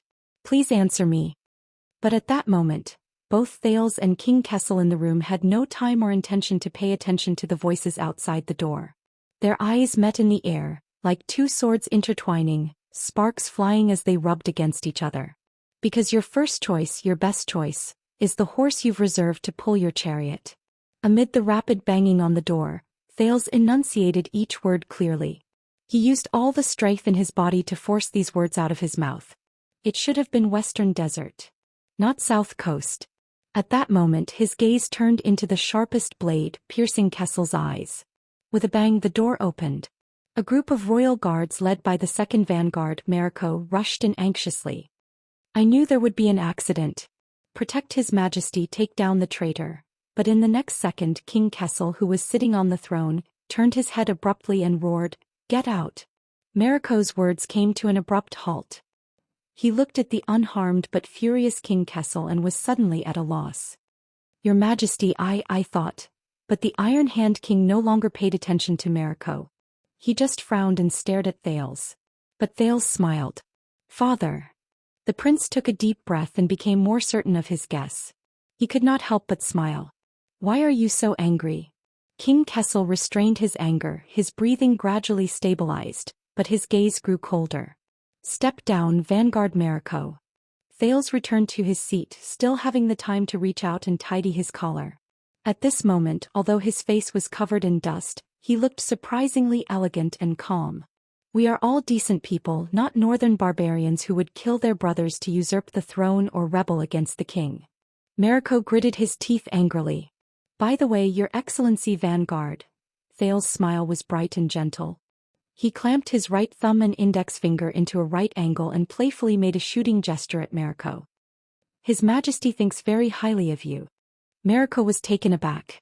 Captain Adrian's hand reached out from behind, pressed on the back of his shoulder, and pulled him away in an irrefutable manner. Only then did the dutiful Mariko realize that the Jade Star's conversation could not be understood with common sense. The door closed again. Only then did Thales notice that at some point, the sunset outside the window had completely disappeared. All that was left was the chill of the night. Why? The king's voice rang coldly. Although it was only a question, Thales knew what he wanted to ask, just like before. A few months ago, when I was still in the headquarters of the Secret Intelligence Department in Dragon Cloud City, worrying about how to escape back to the kingdom, Putray told me that behind the rescue plan, countless people in Constellation worked hard day and night. Thales' thoughts flew back to Dragon Cloud City. He said faintly, so I asked him, was it worth it? Putray, King Kessel repeated the name, his eyes bright. Putray Nemain, he told you? But Thales ignored him. He was just immersed in his own past in a daze. The entire constellation mobilized, thousands of soldiers went deep into the desert, countless officials came one after another. You even handed over Blade Fang's camp, which was directly under the royal family, and let go of the western battlefront that you had controlled for many years.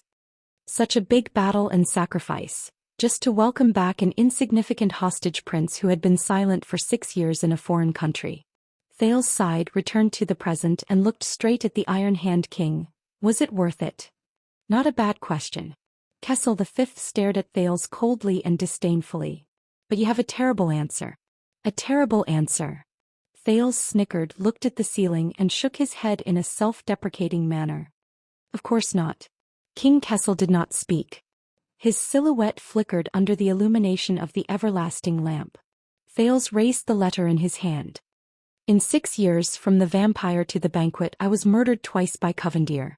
At that moment, his eyes were filled with complicated emotions. One after the other, you did not forget to ask for compensation from iris flowers and made a lot of money. You haggled over the smallest details, you were calculative and you were shrewd and calculative, father.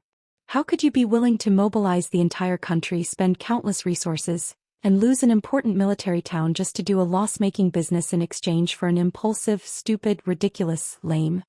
Thales paused for a moment and sarcastically spat out the last word. Son. When he heard Thales use his own words against him, Kessel snorted coldly, unbothered.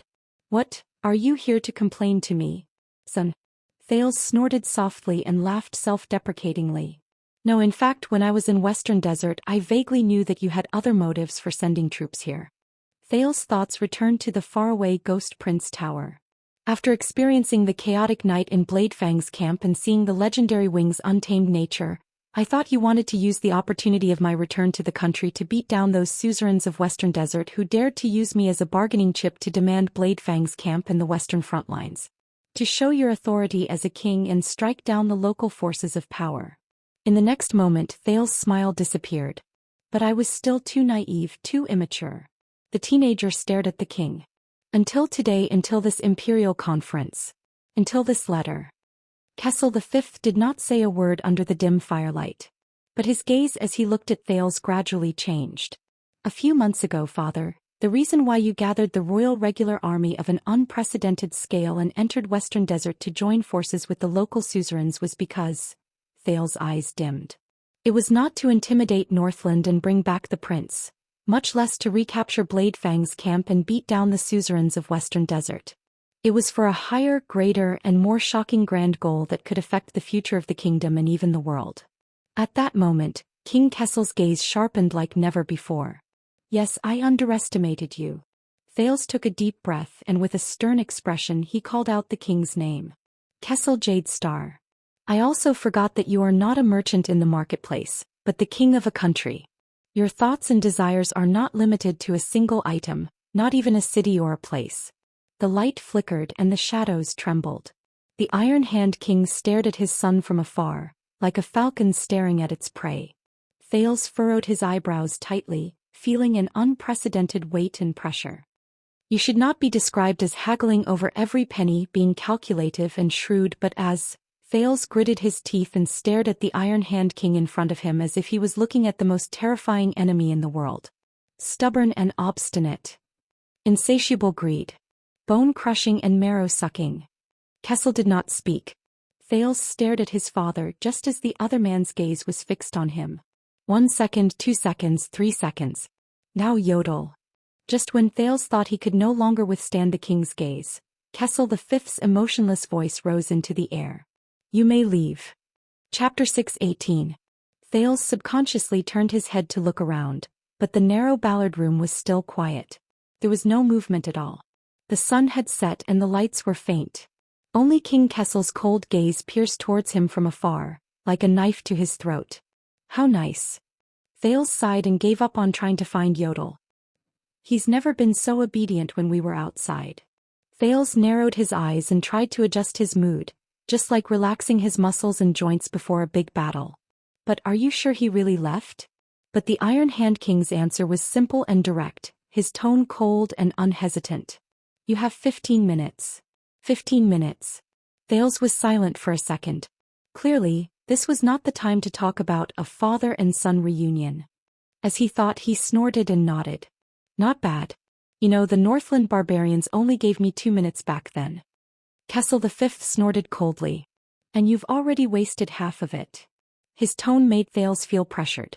Listening to Kessel's merciless words, Thales had no choice but to take a deep breath and brace himself. After all, he had already come so far and sacrificed so much. To come to the windmill that belonged to him. Wasn't it?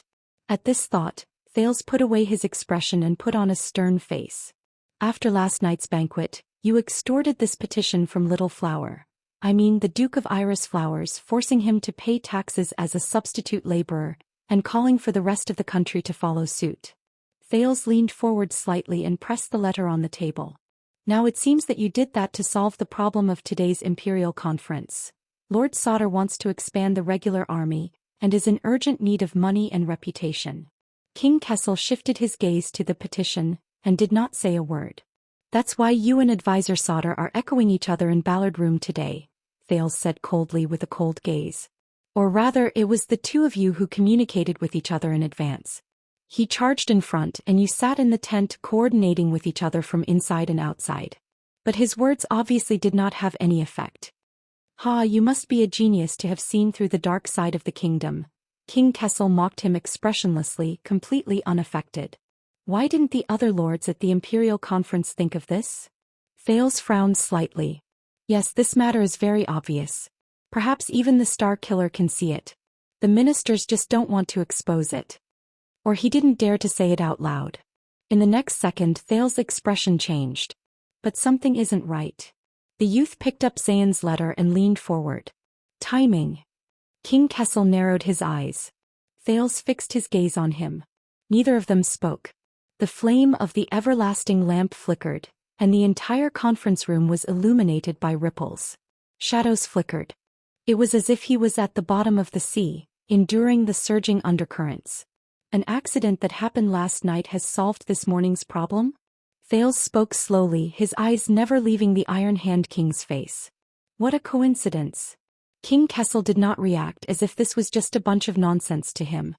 Thales flung the letter in his hand and shook his head gently. But there are no coincidences in politics. You want it? Did you foresee and arrange the accident at the banquet in advance? Waiting for Zayan to come knocking on my door and offend me so that I can use him against me? Extortion. You want it? Did you improvise and force Zayan to write the petition on a whim after the accident at the banquet? Instructed Lord Sauter to propose it in front of the Emperor? Made a prompt decision and did it in one go. Ballard Room was silent for a moment. Self-righteous? Baseless assumptions. King Kessel appeared disdainful. The Secret Intelligence Department's evaluation of you is indeed correct. But Thales smiled lightly. He nodded. That's it. This letter? Whether it was premeditated or impromptu, I still feel that something is wrong. Thales's gaze froze. Until I obeyed your orders and went to the Secret Intelligence Department. At that moment the Iron Hand King frowned slightly. Thales's speech sped up and became urgent. First of all, I confirmed that Anchor Byral's assault at the banquet was not instigated by anyone, at least not by you. The motionless King Kessel made Thales feel as if he was talking to a stone statue. But he knew that he was not. If I hadn't shouted in public, no one would have known that it was Xian who brought the weapon. Putting the conflict between Byral and Doyle on the table is not beneficial to the kingdom's governance, nor is it in your interest. Thales shook his head and said with certainty, at least I can confirm one thing. The accident at the banquet was not part of your plan. King Kessel did not comment. He only added a few words softly. They're letting you meet the felon. The Secret Intelligence Department is too lenient with you. Thales smiled politely in response. Secondly, let me go to the Secret Intelligence Department to take a look at my mess so that I'll be more obedient. The king snorted coldly. Obviously you didn't learn anything. Thales adjusted his breathing and looked down at the cut on his left hand. He recalled what the Black Prophet had said in the interrogation room. What's important isn't what you do, whether you do it or not, or whether you do it right or wrong. It's just that you are there. It's your position and existence. Under the power of power, your position is different from others and the gap is set. No matter what you do in the upper reaches of power, what's bound to happen will happen. Thales looked up. That's right. Sitting in this position, every move I make is of great significance and far-reaching. Whether it's because I don't like to drink or only eat lettuce or accept duels or help the Northlanders smuggle. Whatever is good at the top is bad at the bottom. I should see, know, and be responsible for the consequences of my actions. Very well, King Kessel said with a light snort. Then have you thought about how you're going to be responsible for the prince's rebellion? But in the next second, Thales' expression turned serious and he changed the topic. But what's bound to happen will happen. Thales paused for a moment and said decisively, later someone told me, do you know how many hurdles you have to go through, from finance to the market, from taxes to the budget, from administration to the people's livelihood, from top to bottom, from one end of the chain to the other? Thales sneered and pointed at the darkness outside the window. Do you think this is a marionette show where the gangsters on the streets will start when the king moves his fingers? At that moment the king's gaze flickered. Who said that? He said coldly. But Thales shook his head and did not answer. So, after connecting it with what I saw and heard at the royal banquet, I thought of more. As Thales spoke, he propped himself up on the edge of the table and locked his gaze on the king. These days, the Central Territory, especially the agriculture, medicine, tobacco, alcohol, forging, leather, textiles, and other industries around the capital have all experienced a rare, substantial and long-term upheaval. And that is not something that can be affected by Thales Jadestar's behavior alone. At that moment King Kessel raised his chin slightly. Even though it was only for a moment, Thales captured this detail. So I began to suspect that behind that the prince likes lettuce, but the farmer starves to death, public opinion and propaganda.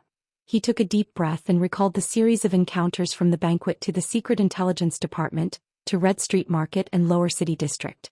Thales' gaze sharpened. What is the Secret Intelligence Department trying to hide? What is happening in the kingdom? Thales' voice faded away. The cold wind poured into the room, blowing the flame of the everlasting lamp into a mess. The light and shadows were a mess. What answered him was the king's snort. Groundless accusations and baseless conjectures. King Kessel turned his head and buried one side of his face in the darkness. He seemed to be in low spirits. Are you done with the conspiracy theories? A wave of indignation welled up in Thales' heart. It was both familiar and unfamiliar. So I saw it. The teenager unconsciously raised his voice and spoke faster. Whether it is the gap between the supply and demand of food and wine production, or the unprecedented shortage of various medicinal herbs that has raised the market price of medicine, or the conflict between the criminal gangs that revolve around the imbalance of market interests, the Northlanders who want to privately buy food for the winter but run into trade barriers, the abnormal flow of people from the frontier to the inland, and the craftsmen of the foundry industry are constantly being secretly recruited by the army and perhaps even more. Thales subconsciously clenched his teeth. At that moment, It was as if he had returned to heroic Spirit Palace and faced the 6 archdukes of Northland, and the archduchess. All of these tremors at the end of the power chain, they are not the normal state of the market, nor are they the effects of a prince has a thin waist. They are more like the mess left behind after a certain power intervenes in various industries. Mass production, material hoarding, population movement, goods movement, centralized allocation, and they have to be carried out in secret to deceive the public. At this moment, the king suddenly spoke and interrupted him. Where? Thales was startled. Where? King Kessel spoke faintly, his voice deep and powerful. After leaving the Secret Intelligence Department, his body leaned forward on the table and his face emerged from the shadows. Like a lion striding forward, he looked for the best position to pounce. Where else did you go? What did you do? Who did you meet? Each of King Kessel's words was slower than the last, but each was more urgent than the last. There was a hint of danger. Where did I go? What did I do? Who did I meet? Thales paused slightly. One night of romance, Laurel Club, Grove Pharmacy, Sunset Bar, Abandoned House, Cohen, Sissy, Lillian, Tinker, Groff, Morris, Leyork. All of them. His past. Thales clenched his fists. But he took a deep breath and dispelled the faint fear he had when facing the king. In its place was 100-fold vigilance and carefulness in the face of a powerful enemy. Let me think. He leaned back in his chair and smiled. His voice was confident and relaxed. Red Street Market, Lower City District. Prostitutes, brawls. Men, women. And people outside of these too. King Kessel frowned. Thales smiled as usual. If you ask Butt-Ass Leader or those who are following me in the dark, they'll probably tell you this. The next second the king's frown slowly relaxed. That beggar's den, right? King Kessel snorted softly as if he was talking about a trivial matter. After so many years you still belong there. Beggar's den. Every time you're injured you still run back, feeling wronged, like a cub returning to its mother's arms. You cry loudly and find your courage there. As his voice faded, King Kessel turned his head and glanced at him lightly. Thales shuddered slightly. He looked at the king's gaze and suddenly understood. Thales knew where the indignation that was both familiar and unfamiliar at the same time came from. The teenager recognized that gaze from the king. 6 years ago he was brought back from the abandoned house by Yodel. It was the first time he saw this dignified man in Mindy's hall. At that time the man had the same expression on his face.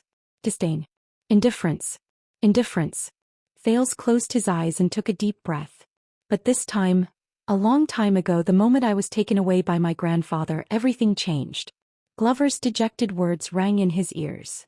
We Lillian Tinker, we can't go back. Forever. The teenager opened his eyes abruptly. So from the above I've confirmed the second point. Thales' expression was cold and stern as he grabbed the letter from Iris Flower. What this letter involves is not something you came up with on the spur of the moment, father. King Kessel frowned as if he was surprised. Thales enunciated his words clearly and his logic gradually smoothed out. He broke through the layers of awkwardness he once felt when he faced the king. Long before Lord Salda's radical proposal, the large-scale expansion of the regular army of the royal family had already begun in an orderly but unstoppable manner, in the entire Central Territory and in all walks of life. Rations, supplies, equipment, weapons, logistics routes, and even possible future sources of conscription and garrisons were already in full swing and were in full swing. If we take into account the time taken to conceive, plan, prepare, investigate, coordinate, mobilize, and take action, it may have lasted several months or even a year or two and has far-reaching implications. It's almost like a war mobilization, just that it's more low-key, more sneaky, no loud outcry, no declaration of war to avoid market turbulence and to prevent anyone from noticing anything amiss. Thales narrowed his eyes. So much so that the kingdom's secret intelligence department has no choice but to cover up leaks everywhere, and even use the prince's name. King Kessel's gaze turned sharp. Smack. Thales slapped Zayn's letter onto the table. From this, it can be seen that Lord Salda's expansion proposal wasn't as simple as informing you and getting your approval. He stared intently at the king's cheek and said coldly, "You and the kingdom's secret intelligence department, you must have been planning this for a long time and determined to succeed." Ballard Room fell into a long silence. A few seconds later the Iron Hand King's snort sounded faintly. In that case you're not too stupid after all. At least a little smarter than the money-minded Kirk. Why would Banker promote him back then? Seeing the king's reaction, Thales was even more certain of his judgment. He chuckled, forgetting the previous oppressive feeling. That brings us to the next question.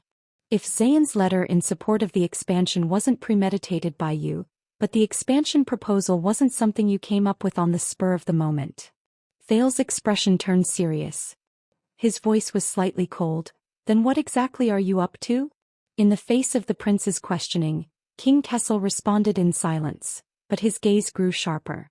Thales pried open his fingers and began to speak. From secretly preparing for the expansion to the accident at the royal banquet, to blackmailing Xian's letter, to the debate at the imperial conference regarding the expansion, all these steps to achieve the goal, some were clearly planned and prepared, while others were purely coincidental. He sneered. Don't tell me that when it comes to the politics of the kingdom, you can still plan half by chance, half by calculation and half by luck? King Kessel responded with an equally cold smile. Isn't that what you're doing now? The king clicked his tongue, breaking into the palace to seek a voice, killing people to gain an audience. Half by calculation and half by luck? Thales' words faltered. He paused and exhaled softly, reminding himself not to fall into the other party's trap. Then I remembered this morning's imperial conference.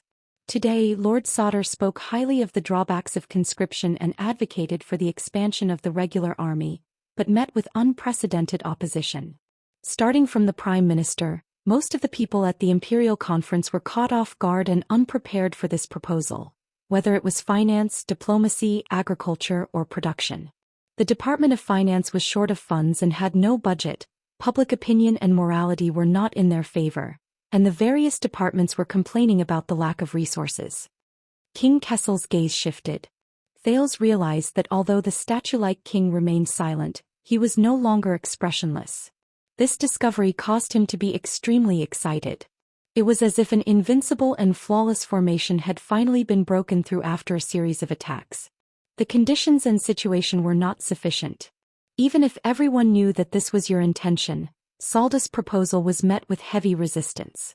In the end he could only lower his demands and make repeated concessions, limiting the reform of the military system to Eternal Star City and the Jade Star private army. Thales changed the topic. That's why I'm even more puzzled. You, the kingdom's secret intelligence department, and Lord Sauter had been planning for a long time, a large-scale national policy decision that had already been quietly rolled out in secret. Why didn't you inform your own people beforehand, and didn't you inform them at the imperial conference? So that when it came down to it, you ran into a situation where the kingdom was strapped for cash, and the vassals objected in unison. You lacked money, reputation, and manpower? Thales stared at the king, waiting for an answer. In the end you still had to rely on an unlucky sucker, Xian, who bumped into you yesterday to wave the flag for you and provide the initial funds? Silence. In that instant King Kessel's eyes turned cold as if Thales was the problem. What? He restrained his unnecessary expression and said in an unfriendly tone, because you know nothing. Nothing. Thales smiled. He was even more certain of his guess. I really don't understand. Thales said seriously, this initiative of yours was clearly prepared in secret for a long time, and you were determined to carry it out. But because of insufficient communication and coordination and insufficient conditions and situation, you could only reluctantly take a step back, and rely on accidents and luck to fill in the gaps. The teenager's expression turned cold. In this matter your political skills are too lame and clumsy. In that second the Iron Hand King snorted softly, unsure if it was out of dissatisfaction or disdain. Thales shook his head. No, this is not you, Iron Hand King Kessel Jadestar V. This is not in line with your usual assertive and uncompromising character, nor does it conform to the Secret Intelligence Department style of being prepared for anything. Look at Dragon's Blood. Overnight, Northland collapsed, the giant dragon wailed, and Extet declined due to internal strife. That is a classic example of your strategizing and stirring up a storm. Kessel V was expressionless when he heard Dragon's Blood. Thales raised his head and straightened his clothes. There is only one explanation. First of all, you have indeed planned for a long time for the expansion of the regular army. Thales said coldly, "The regular army of the royal family, this chariot of the kingdom, is destined to roll forward unstoppably under your will." King Kessel did not speak. But sometimes silence was the greatest response. Thales continued in a low voice. "However, this extortion letter was indeed an impromptu idea." The prince smiled and said softly, "Because in your original plan the warhorse that was supposed to pull the kingdom's chariot for you accidentally ran out of control and lost its footing." In that instant, King Kessel's fingers moved imperceptibly. "So you can only settle for the second best, making do with what's available. When you're hungry you can't be choosy and use whatever you have at hand. Little Flower and his South Shore Hill are just like that. They're just a stupid pony that has lost its way. They walked into the stable in a muddle-headed manner, and you immediately put the bridle on them, nailed them to the saddle and hurriedly pulled the cart." Thales fixed his gaze on his father. He pushed Xian's petition to the middle of the table so that the iris emblem was facing the king. "Using shoddy goods to make up the numbers." Thales waited for a few seconds after he finished speaking, until King Kessel's face finally showed a few unusual changes. "Warhorse pulling the chariot." The king snorted and reached out to pick up Xian's letter. "Interesting." Thales took in the entirety of his expression. The youth smiled slightly. "But as I said, Little Flower is not a lamb waiting to be slaughtered." The prince's smile faded and he said solemnly, "It can be foreseen that this new fake horse is not only dispirited, but also unsteady in its steps. The boss is unwilling and it will puff and puff when it pulls the chariot. At best, it can only be considered inferior." Thales' tone changed. "As for the original, the genuine horse." At that moment King Kessel's gaze was like the edge of a sword.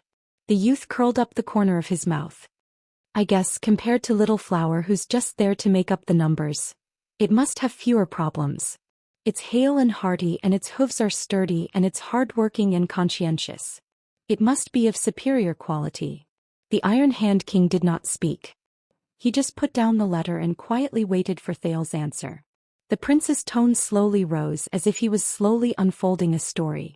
"For example, it allows you to expand the regular army without having to worry about the shortage of money and food budget, without having to worry about the pressure of public opinion, and without having to worry about the ministers in the imperial conference.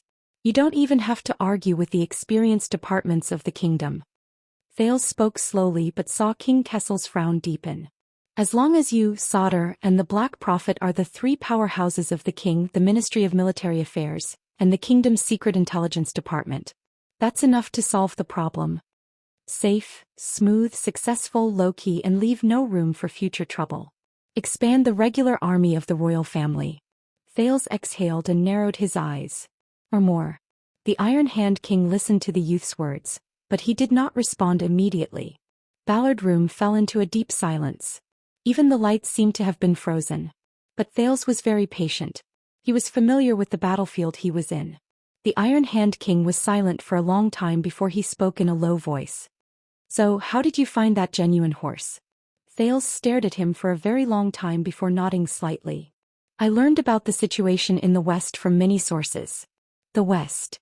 King Kessel did not speak. Thales said slowly, "I know that since the Bloody Year the Western front line has been maintained for so many years. The vassals of the Western Desert, led by Fakenhaz, are so experienced and cunning that they have long reached the peak. No matter how you try to comfort them, warn them, or even beat them up, it will be useless. But you can't risk universal condemnation and fall out with them. You can't let go of the legendary Wing's vicious dog collar and let him carry out a bloody massacre. Treating the nobles the same way you treat the orc prisoners of war would cause the entire constellation to boil out of control." Thales became serious. "So, it's very unreasonable for you to waste a lot of money and food a few months ago and send the regular army of the royal family to the quagmire of Western Desert. You're not there to beat the dukes because it's useless. Nor to destroy their families because I don't dare to. Nor to welcome the son of 1,000 miles away." Thales' eyes flashed. "Because in your eyes I'm not that important." It was getting colder in Ballard Room. King Kessel's gaze slowly changed. He unknowingly left the back of his chair and leaned forward. "That's right. Sir Saldus' proposal this morning, such as reducing the Jade Star private army and experimenting with the expansion of the regular army in Central Territory, is just the tip of the iceberg. As for the months or even years of preparations in secret, it's not just for the expansion. Thal's voice grew colder. A few months ago in Western Desert Hill, on the eve of my return to the kingdom, you dispatched the main forces of the 3 divisions of the regular army of the royal family to conquer the desert in the west regardless of the losses, for no other reason than, as the prince spoke, King Kessel's pupils slowly contracted. Thales spoke softly and in the calmest and most indifferent tone, he revealed the most shocking truth. Just to legitimately expand your regular army of the royal family on a considerable scale after the Desert War, during the most urgent and tragic invasion of the orcs and barren bone people, you had to seize the rare opportunity of the Western Desert's feudal lords gathering in one place and using all their assets to plunder their wealth, absorb their nutrients and fill up the army. Then take advantage of the moment when the feudal lords mysteriously lost the war and suffered heavy losses to disband their bloated and incompetent conscripted army in one go without any opposition. The cold wind whistled and the shadows of the lamps swayed. Thal's gaze froze and his heart was heavy. Based on the advantage that the Western front line has been under military control for a long time, implement a military reform on the spot, redesign the border defense and re-establish rules and regulations. In the end, just like Blessing's town that has lost its autonomy, you had to abolish the independent military obligations and rights of the vassals of Western Desert from their roots. King Kessel lowered his head slightly. The flickering lights reflected the shadows under his eyes.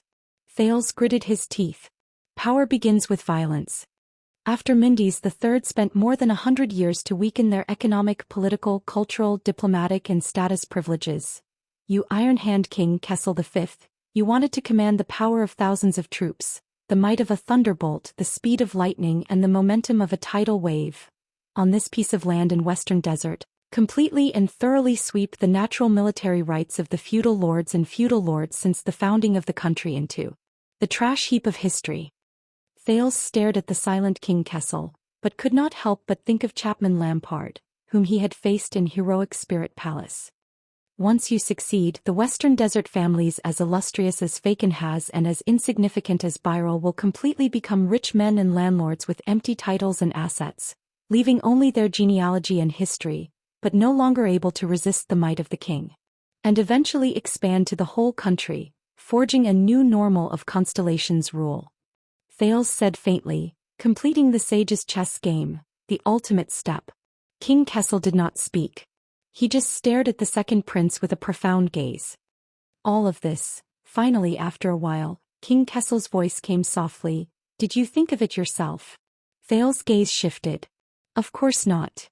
Someone told me. King Kessel's gaze shifted. Who? Thales raised his head and accepted it calmly. Everyone. King Kessel looked puzzled. Thales showed a smile. From the nobles at the top, to the common people at the bottom. Even you. Your Majesty. King Kessel frowned hard. But Thales snorted. Do you remember what you said to me the first time I met you after returning to the country? That sword. And that it was because of that sword that I became the Duke of Star Lake. King Kessel narrowed his eyes. The Duke of Star Lake looked up, his eyes glowing.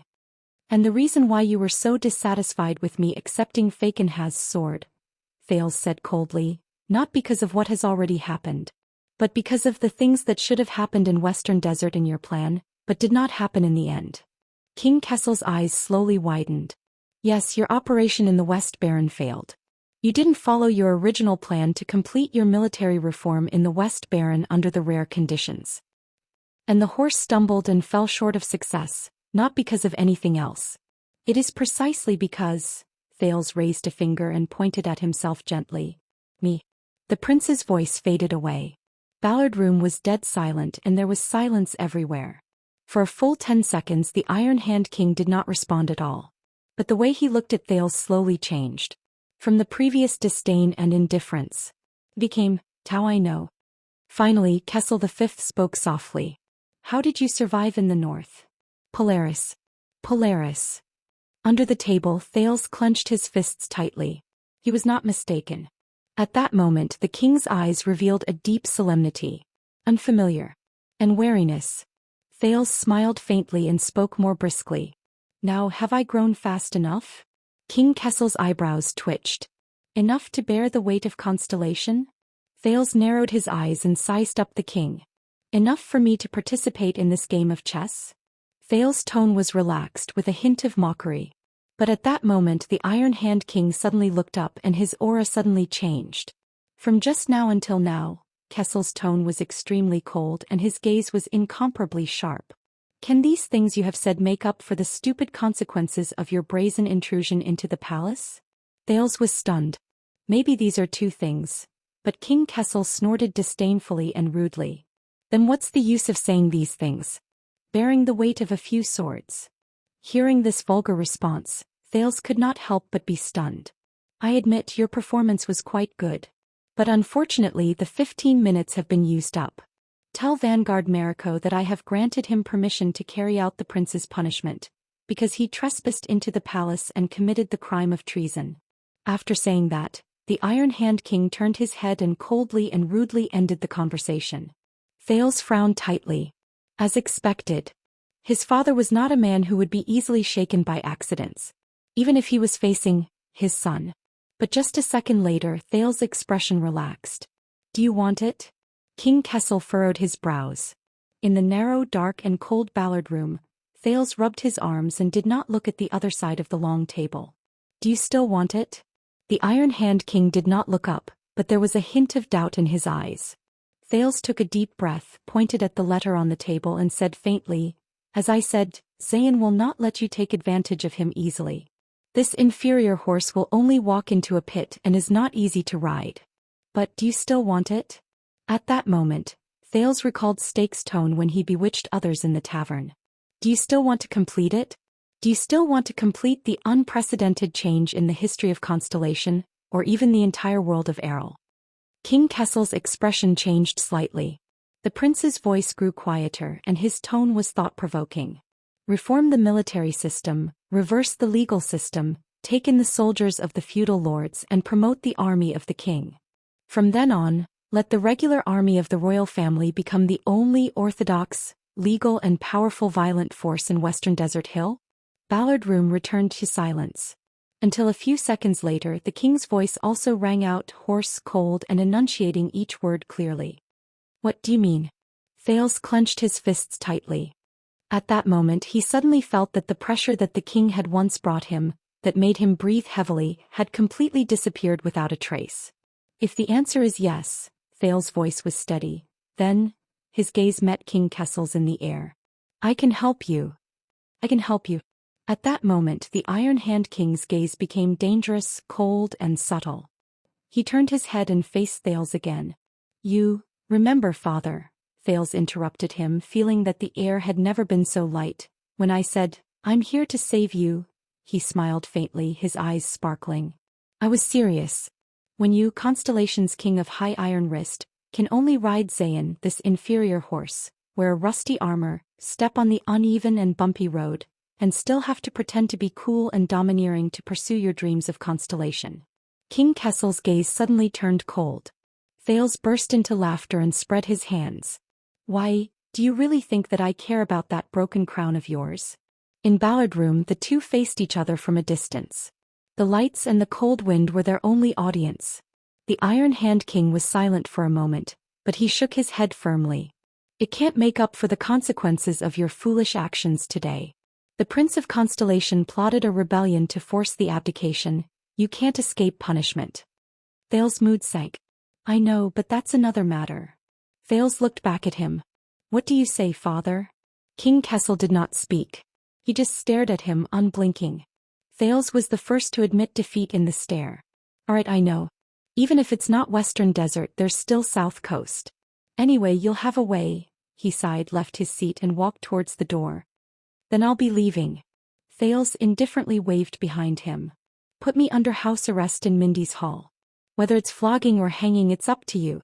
Wait, forget about hanging, I don't like the feeling of being strangled. At this moment, Zenking. Thales stopped in his tracks. His fingers stopped on the doorknob. The Duke of Star Lake raised his head but did not turn around. He only stared at the dark, cold stone door. What? The king's thunderous voice came from behind him.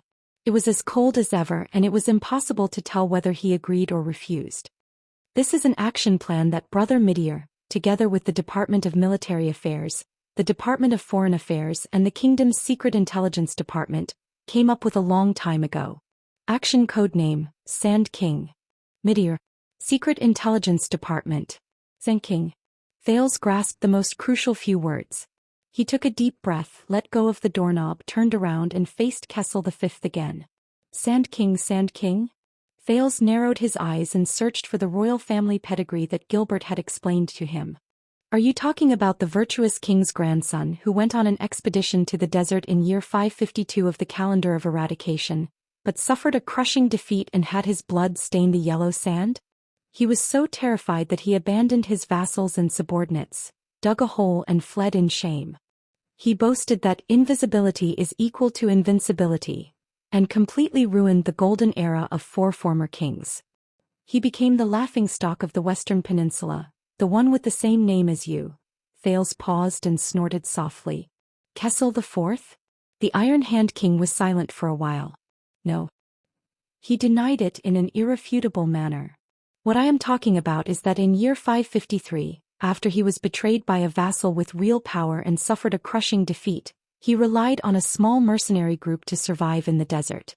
He worked hard to improve himself, learned from his mistakes, and bore the notoriety of being greedy for life, afraid of death and extravagant.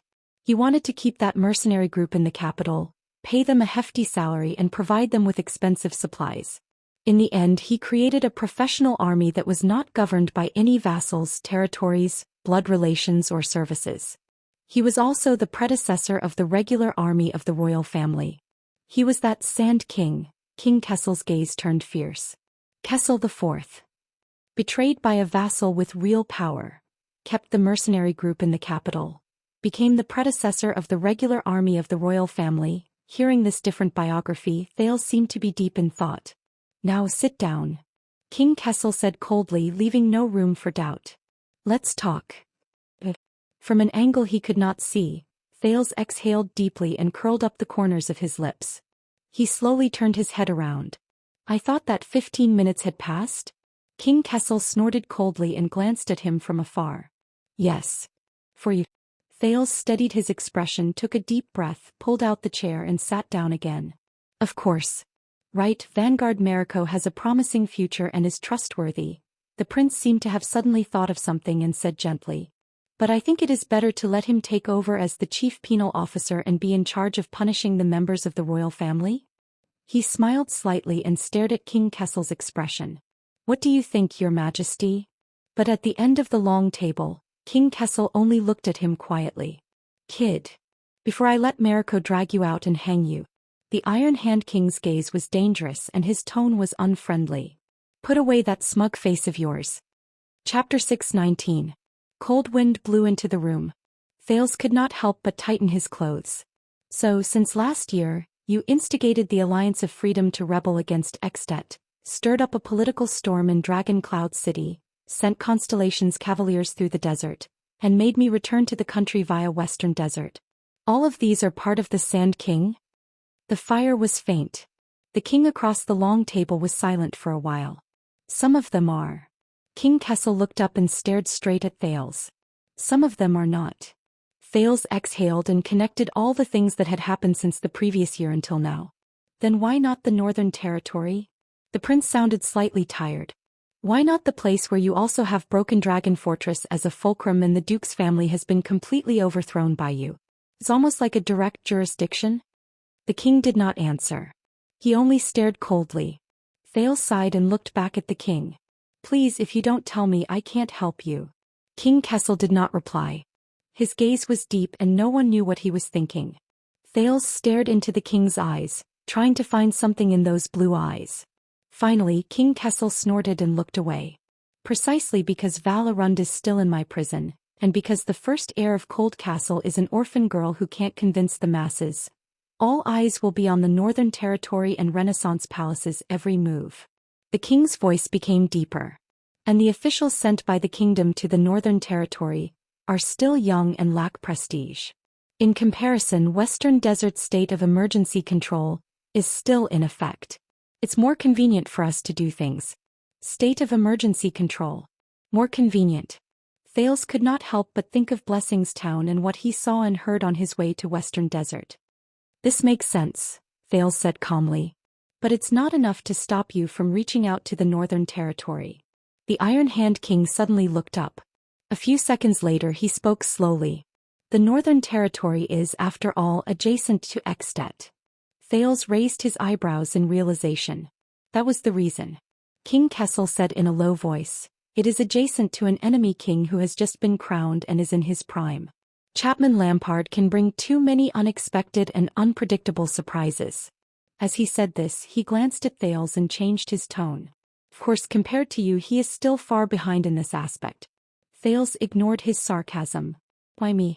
The prince said calmly. "What's the Sand King's plan? Why did it have to be me?" The Iron Hand King didn't say a word and just looked at him coldly. Thales sighed. "Do you always talk like this? You can't even say a word?" The king stared at him, but his eyes were strange, as if he were looking at someone else. After a long time, King Kessel finally spoke. "Guess we need a reason." "Reason?" King Kessel shifted his gaze and looked at the dark night outside the window. "Because we have to deceive the cunning and treacherous people of the Western Wilderness, so that they won't be suspicious of the regular army of the royal family marching into the Western Wilderness, and use it as a bargaining chip for all our actions." Thales understood now. "Oh, to ensure the safe return of the heir to the throne. That's a good enough excuse," Thales snorted softly. "They probably think that there are very few kings in the world who would not care about the safety of their heir." The Iron Hand King's gaze was as sharp as a blade. "It was just a joke." Thales shrugged. "That's it? I'm a reason to cover the regular army's march to the west?" King Kessel said coldly, "We also need a guarantor." Thales frowned. King Kessel continued, "So that the people of the Western Wilderness will believe during the bargaining that the regular army of the royal family was forced to give up Bladefang's camp and withdraw from the Western front line, in exchange for the support of the troops mobilized by the Dukes of the Western Wilderness, so that you can be protected and brought back to the capital. And I will be that guarantor," Thales said faintly as he came to a sudden realization. He said faintly, "I guarantee that there is nothing fishy about the Western front line that is within their reach. I guarantee that this bait is not harmful and can be taken without worry." The Iron Hand King nodded, seemingly disdainful. "Because there are very few kings in the world who would not care about their heir." Thales was stunned at first, then he snorted in displeasure. "Petty. I just made a sarcastic remark. How vengeful." Thales sat up straight and stopped thinking about it. "So, in order to carve up the vast territory in the western front line that you gave, the suzerains of the Western Desert who took the bait will gather their troops, willingly walk out of the castle that they have been entrenched in for many years, and walk into the camp of the regular army of the royal family without any precaution, so that you can capture them all in one fell swoop and save yourself the trouble of taking them down one by one?" King Kessel was silent for a while. "More than that," the king said in a deep voice, "for this once-in-a-lifetime opportunity, and to seize the huge profits from the desert trade route, the Dukes of Western Desert who have been envious for more than a decade have prepared their assets, prepared their supplies, and even found business opportunities to make money from the war. They have done everything they can." King Kessel looked at the door. "All of that will become the budget for the expansion of the regular army of the royal family." Thales snorted softly, not surprised. "Sure enough, it saves time and effort to make up for lost gains on the spot." The prince lowered his head, his gaze frozen. What happened to Anchor Byril and his father was not an isolated case, much less a coincidence. Because in the Sand King's plan, the Dukes of Western Desert were destined to be attacked by the forces of the desert, or even friendly fire from the legendary wing and the regular army, losing everything. Queen Kessel leaned back in her chair and nodded. When Western Desert suffered a crushing defeat and the war situation became urgent, his gaze sharpened. For the sake of the overall situation, in order to recapture the extraordinary Bladefang's camp, the regular army of the royal family who came late had no choice but to break tradition and act at their own discretion. They punished and deprived the incompetent noble generals, and dispersed the defeated soldiers of the conscription army and reorganized them. Naturally, it was only right and proper, and they had no reason to resist. Thales exhaled and continued, "But accidents always happen in war. If things don't go well during the reorganization and progress isn't good." King Kessel's gaze shifted and looked at him. Thales paused. He recalled his first meeting with Mallows and understood a little. I'm guessing that since the heir of the kingdom is in Western Desert, for the sake of the kingdom's bloodline, Renaissance Palace would also be justified in sending reinforcements there to deal with accidents, such as the troops you sent to welcome me. Thales recalled the confrontation between the Western Desert Army and the regular army on the Avenue of Blessings. King Kessel did not speak. Thales said in a daze, "As for the aftermath, what's done can't be undone.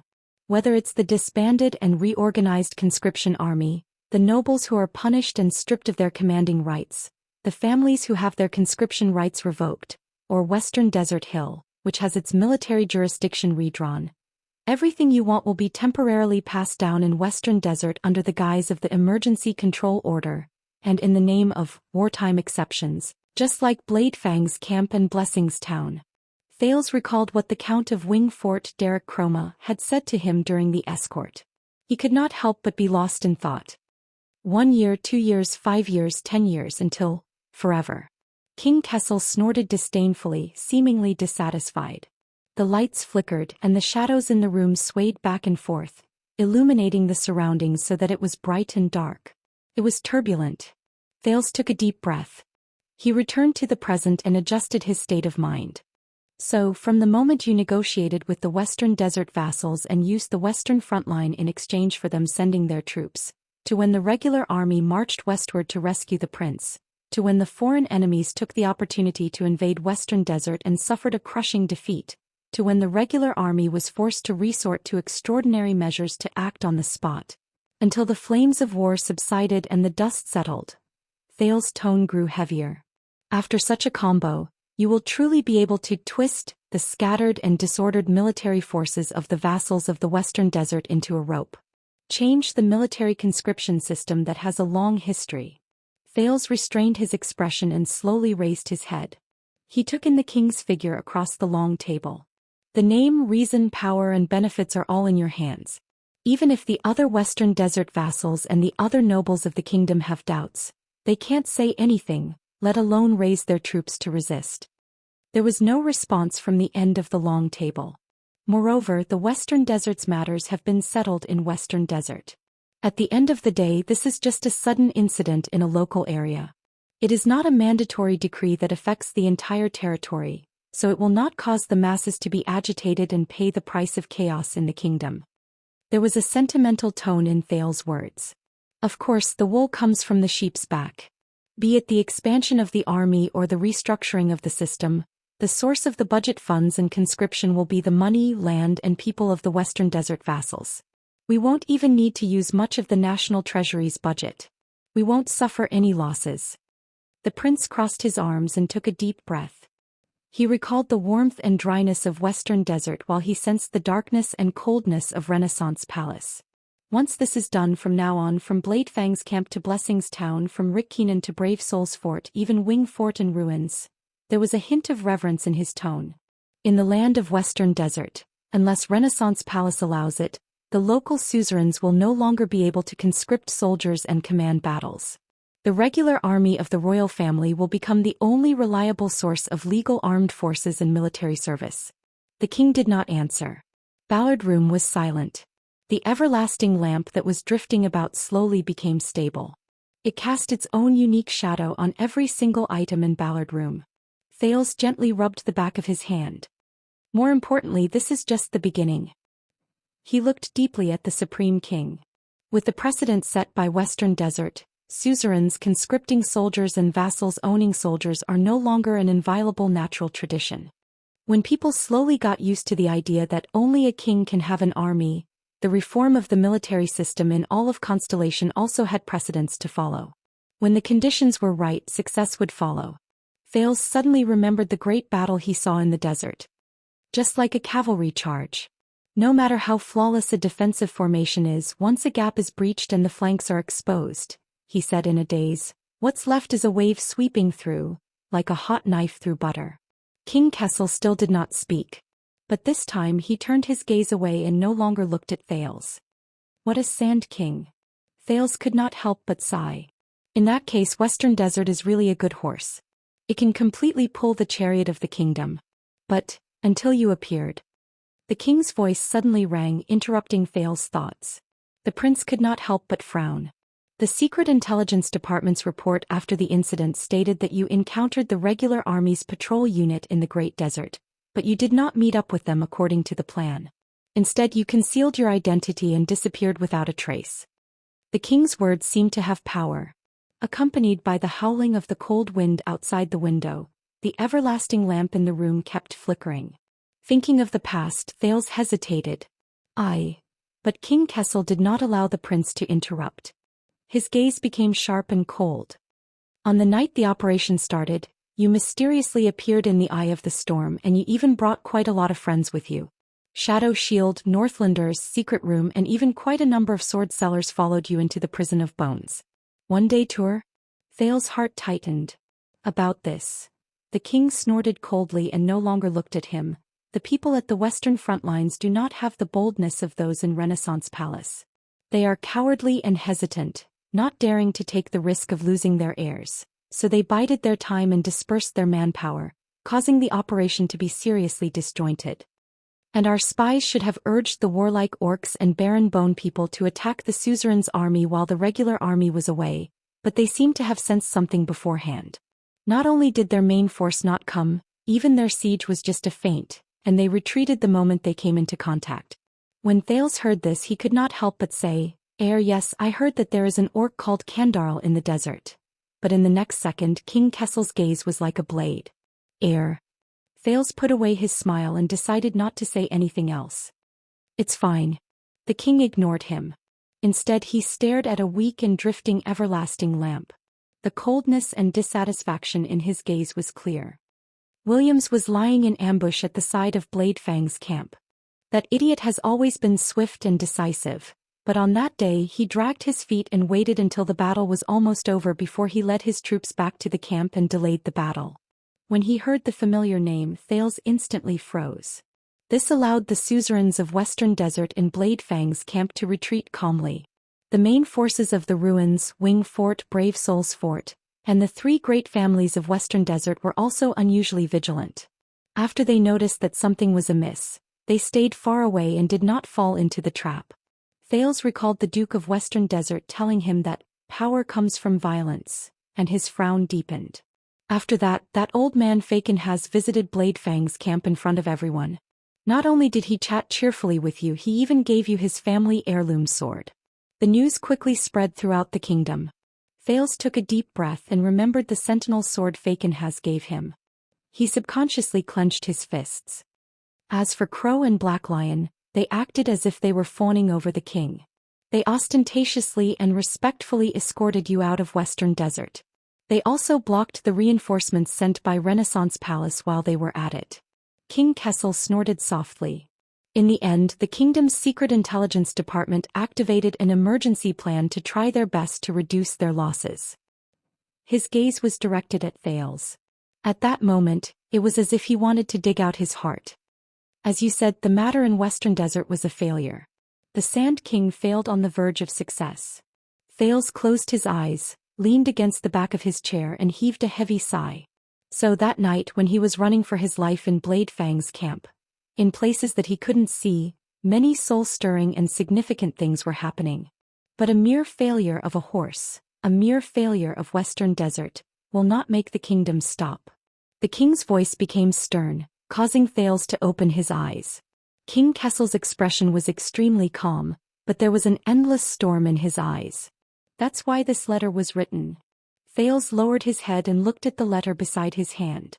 The iris flower's wax was dark and indistinct under the everlasting lamp. If Western Desert could not do it, we will change to another place. The Iron Hand King's tone was cold and brooked no argument. No matter how much it costs. How much it cost? At that moment, Thales gritted his teeth. Fakenhaz's voice rang faintly in his ears. And a person like your father, will he accept reality and give up, or will he look at me and Western Desert's strength in a different light? Go all out and pay back 100-fold? Now, King Kessel's gaze returned to Thales. It's your turn to speak. It's your turn. The king's words were calm, but they echoed in Thales' heart countless times. What do you have? What can you do? King Kessel said coldly. To make up for your foolishness? Thales was silent. He stared at the faint light in the room, not knowing what to think. What? King Kessel sneered, his tone mocking. You can't even say a word after so long? But in the next second Thales suddenly spoke. Do you hate me? His tone was ethereal and indifferent. At that moment even someone as calm as King Kessel could not help but feel puzzled. What? Thales took a deep breath and stared at the empty corner before he spoke absent-mindedly. I'm asking, from Broken Dragon Fortress to Dragon Cloud City, from Eternal Star City to Western Desert, you have constantly schemed against me and used me. You have also repeatedly put me in danger, trapped me to death, and left your own son to the wolves. King Kessel frowned deeply. Why? Thales sighed. Why do you hate me so much? Is it like what's written in many novels, that my birth caused my mother's death, so you bear a grudge against me? At that moment, King Kessel's gaze turned fierce. Or is it that my mother, Tharanjarana, did something that angered the heavens and made you hate her for the rest of your life before she gave birth to me? Thales stared at King Kessel. Tharanjarana. Sure enough, the name worked. Because the Iron Hand King, who had always been resolute, was now frowning, and his gaze was deep. It was as if he was facing an unprecedented chess game. Thales smiled. How can I complete this Sand King, promote the reform of the military system, and use it as a bargaining chip to prosper the kingdom? He gritted his teeth and stared at the silent Kessel V. Can't I get the truth about my mother in exchange? Chapter 620. Really? King Kessel's voice came from the other side of the long table, extremely cold. This is what you can't forget? The king's shadow was dragged to the wall behind him by the firelight, and there was faint mockery in his eyes. Your mother? Thales stared deeply at King Kessel. Tharanjarana. Head Ritual Master Wuxia, Queen Kia, the Old Crow, Glee Ward. Almost everyone who knew his mother had a different evaluation of this woman. Then what about his father? Don't forget, the prince said softly. I inherited her name. Or more. The king snorted softly. Gilbert should not have let you choose that middle name. He spoke slowly, but his words were as cold as ice. Meaningless. Thales also smiled softly and shook his head. As far as I know, you were the one who told Gilbert her name. Then what did you expect? The king's response was swift and cold. Expecting your mother to be an outstanding woman with an extraordinary background? An erudite and talented female scholar, a daughter of a noble family, or a brave and fearless female warrior, so that you could be proud and have someone to rely on? Thales looked at King Kessel's expression and was surprised to find that this was one of the few topics that could elicit a long response from the king. The prince probed. Then was she? The king sneered, but his smile immediately disappeared. He was a whore. Thales' expression changed slightly. Just like most prostitutes, King Kessel's expression was indifferent, his tone disdainful. She was unscrupulous and greedy, putting on airs in front of her customers all day long, selling herself for payment, until she died. I don't even remember her face. After hearing the king's words, Thales was silent for a long time. Whore. Thales muttered in a daze.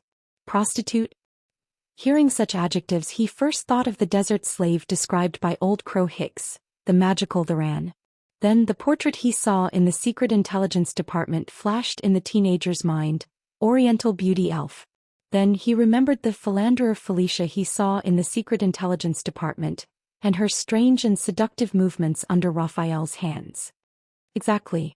Your questions and expectations are meaningless. The king's tone was indifferent.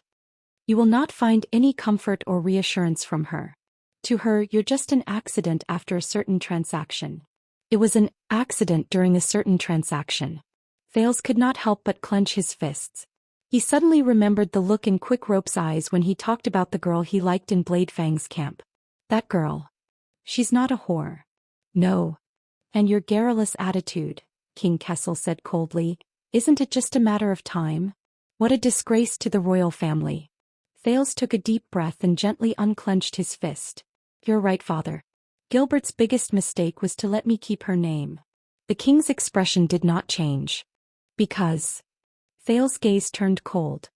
If she was just an insignificant prostitute, you wouldn't even bother to remember her appearance.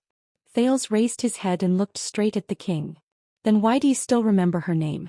At that moment, King Kessel's eyes widened slightly. Thales stared at his father and softly uttered that special name. Joanna. The moment he finished speaking, Thales had an illusion. It was as if winter had suddenly fallen in Ballard Room. The temperature plummeted and the air stagnated. Even the lights no longer flickered. And the source of all the coldness was at the end of the long table. The embarrassing silence lasted for a whole 10 seconds. I have given you a chance, child. The king's voice returned to its usual toughness and coldness. And you have ruined it. He stared deeply at Thales. There was only dead silence in his eyes. The sin of hell's river in Thales' veins began to flow again, as if it wanted to break through the frozen atmosphere. At that moment, the teenager suddenly felt that the king's patience had come to an end. His next words were to summon the guards. So Thales was faster than him. Mori. The prince spoke softly and successfully froze the king's gaze towards the door. King Kessel looked back. Mori. Thales took a deep breath and nodded. Yes, Western Desert's a Morai town. This place is ruled by the Amorai family and has a long history. The suzerain's surname is the origin of the name. King Kessel frowned slightly. Thales recalled what the two Western Desert people, Derek Chroma and Anchor Byral, had told him. Unhurriedly, he began to recount the story. A few years ago, the suzerain of this town, the Baron, suffered injustice. He wanted to turn to Renaissance Palace and appeal to the king for help. But he met with misfortune on the way and his entire family died of an epidemic. Thales observed King Kessel's reaction. The latter did not move but did not interrupt him. In the next second Thales' tone changed. But in fact, as a legitimate vassal of the kingdom, Baron Amorai did not die of an illness. Thales gritted his teeth. He and his family were ambushed and silenced by the allied forces of his vassal and peers. The three major families in power in Western Desert, Falkenhaz, Chroma, and Bosdorf. Both of them were silent for a few seconds. Interesting. The king thought for a while and said slowly, "Where did you learn of this?" Thales' eyes dimmed. In the Secret Intelligence Department's prison, Anchor's pained voice rang in his ears. He also said that if I had to use this bargaining chip, I must give it to you. And I can only give it to you. As his thoughts reached this point, Thales took a deep breath. It's not important. He composed himself and shifted his attention to the matter at hand. What's important is... Facing the king's burning gaze, Thales spoke calmly. His words were loud and clear. In year 414 of the calendar of eradication, the creditor, Hermann II, issued the No Bloodshed Order, forbidding the vassals within the kingdom from waging war and killing each other. His voice became serious. However, the vassals of Western Desert were lawless and acted recklessly. As vassals, they abused their right to armed self-defense excessively and murdered Baron Amorai to avenge a personal grudge. As Thales spoke about Western Desert, he stared at the Iron Hand King's face. Their methods were cruel and terrifying and their crimes were shocking. The Iron Hand King's eyes brightened and the corners of his lips curled up. The prince's gaze turned sharp. This reason, this bargaining chip, this horse, is it enough to complete the Sand King? As Thales' voice faded, the everlasting lamps around him flickered. He stared at the king. King Kessel was silent for a long time, the light in his eyes surging back and forth. A few seconds later, the king closed his eyes gently and buried all his emotions in the bottom of his heart. But we can't use it. King Kessel said softly, the plague in Amorai town is no longer news. The people of Western Desert dealt with it very cleanly. Dead men tell no tales. Seeing the other's reaction, Thales could not help but chuckle. That's right. He said confidently, unless it's not that dead men tell no tales. Thales' words came to an abrupt halt. Wait. He looked at King Kessel's indifferent expression and figured something out. The youth's expression changed slightly in disbelief. You know. Thales stared at Kessel and frowned. You knew about Amorai town in this case a long time ago? The next second, King Kessel opened his eyes gently. The king was expressionless and did not answer. But Thales had already gotten his answer. The youth could not help but frown. When? King Kessel replied calmly, when it happened. Thales was stunned. What? Why? Thales realized that at some point in time, the conversation between him and King Kessel had become extremely tacit. For example, now he did not even need to complete a sentence like, why did it happen? King Kessel stared at Thales quietly. A few years ago, the Border Development Tax Exemption Order affected a group of suzerains. Lord Amori of Western Desert was just one of them. The Iron Hand King narrowed his eyes, the most impatient one. With a little provocation he took the bait. Thales's gaze froze in midair. With a little provocation, he took the bait. At that moment, Raven Derek Chroma's words rang in Thales's ears once again. According to the Baron, the countless nouveau riches spawned by that decree are nibbling away at his interests every day, taking away his subjects and cutting off his livelihood. At the bottom of the Secret Intelligence Department's prison, Anchor Biral's desperate words reappeared. Obviously, Baron Amori could not bear the pain. The king's decree dealt him a huge blow. King Kessel sighed slightly. His next tone was slightly regretful. However, that Western Desert bumpkin is especially sensitive to the slightest disturbance at his doorstep. Before he could reel in the fish, the line was cut. Thales was stunned. Reel, a tangent, Derek and Anchor's words continued to appear. Baron Amorei recruited soldiers and mobilized his army, intending to cross Western Desert and create a big news for all of Constellation to protest against His Majesty and the kingdom. So much so that he decided to abandon his tacit understanding with the three main families and act rashly. Thales froze in his seat. "It's you," Thales said in a daze. "Baron Amorei raised his army to protest because you secretly pressured him and deliberately instigated him? To find an excuse to intervene in Western Desert?" The Iron Hand King scoffed. "As I said, he's just one of them." One of them. At that moment, Thales thought of Anchor, who was tortured and bruised in the Secret Intelligence Department. And his lover, whose family was ruined and whose identity was unknown. So, the tragedy of Baron Amorei being silenced and his entire family killed. Thales' voice was hoarse. "You're the instigator." Thales stared blankly at the table in front of him. The king's figure was projected on the opposite wall, dark and oppressive. "These people. Their misfortune. But, the dust that power crushed." "You flatter me." The king's voice was still calm as if he did not care. "I didn't ask the Western Desert bumpkins to silence them. Nor did I ask them to be ruthless enough to wipe out the entire family in the castle, including the militia and servants. Not a single person was left alive. Looks like they learned a lot from Williams. Silence them. Everything was wiped out. Mori. Viral. And that miserable family in Blessingstown whose name he could not recall. And that night in Bladefang's camp where countless families were destroyed. Nobles, ha, these scumbags, what kind of F*** king trash are they?" On the land of barren rocks, the sentiments of the Raven of Death echoed in his ears. At the thought of this, an indescribable weariness came over him. The youth could not help but feel suffocated. Thales took a deep breath, trying to maintain his emotions. "I understand." The prince lowered his head, avoiding the other person's gaze, holding back the disgust in his words. "I see good plan." "Oh, it's not good." But King Kessel's voice still penetrated his eardrums unstoppably. "We underestimated the Western Desert people's sharpness and decisiveness. Not only did we get a headless case with no evidence, but we also alerted them and made them even more vigilant." The king's gaze sharpened. "He'll know." Thales trembled slightly. King Kessel raised his head abruptly. "It's not that there's no evidence, right? You have evidence." His attitude was firm and unquestionable. Thales' arm tensed. "Evidence."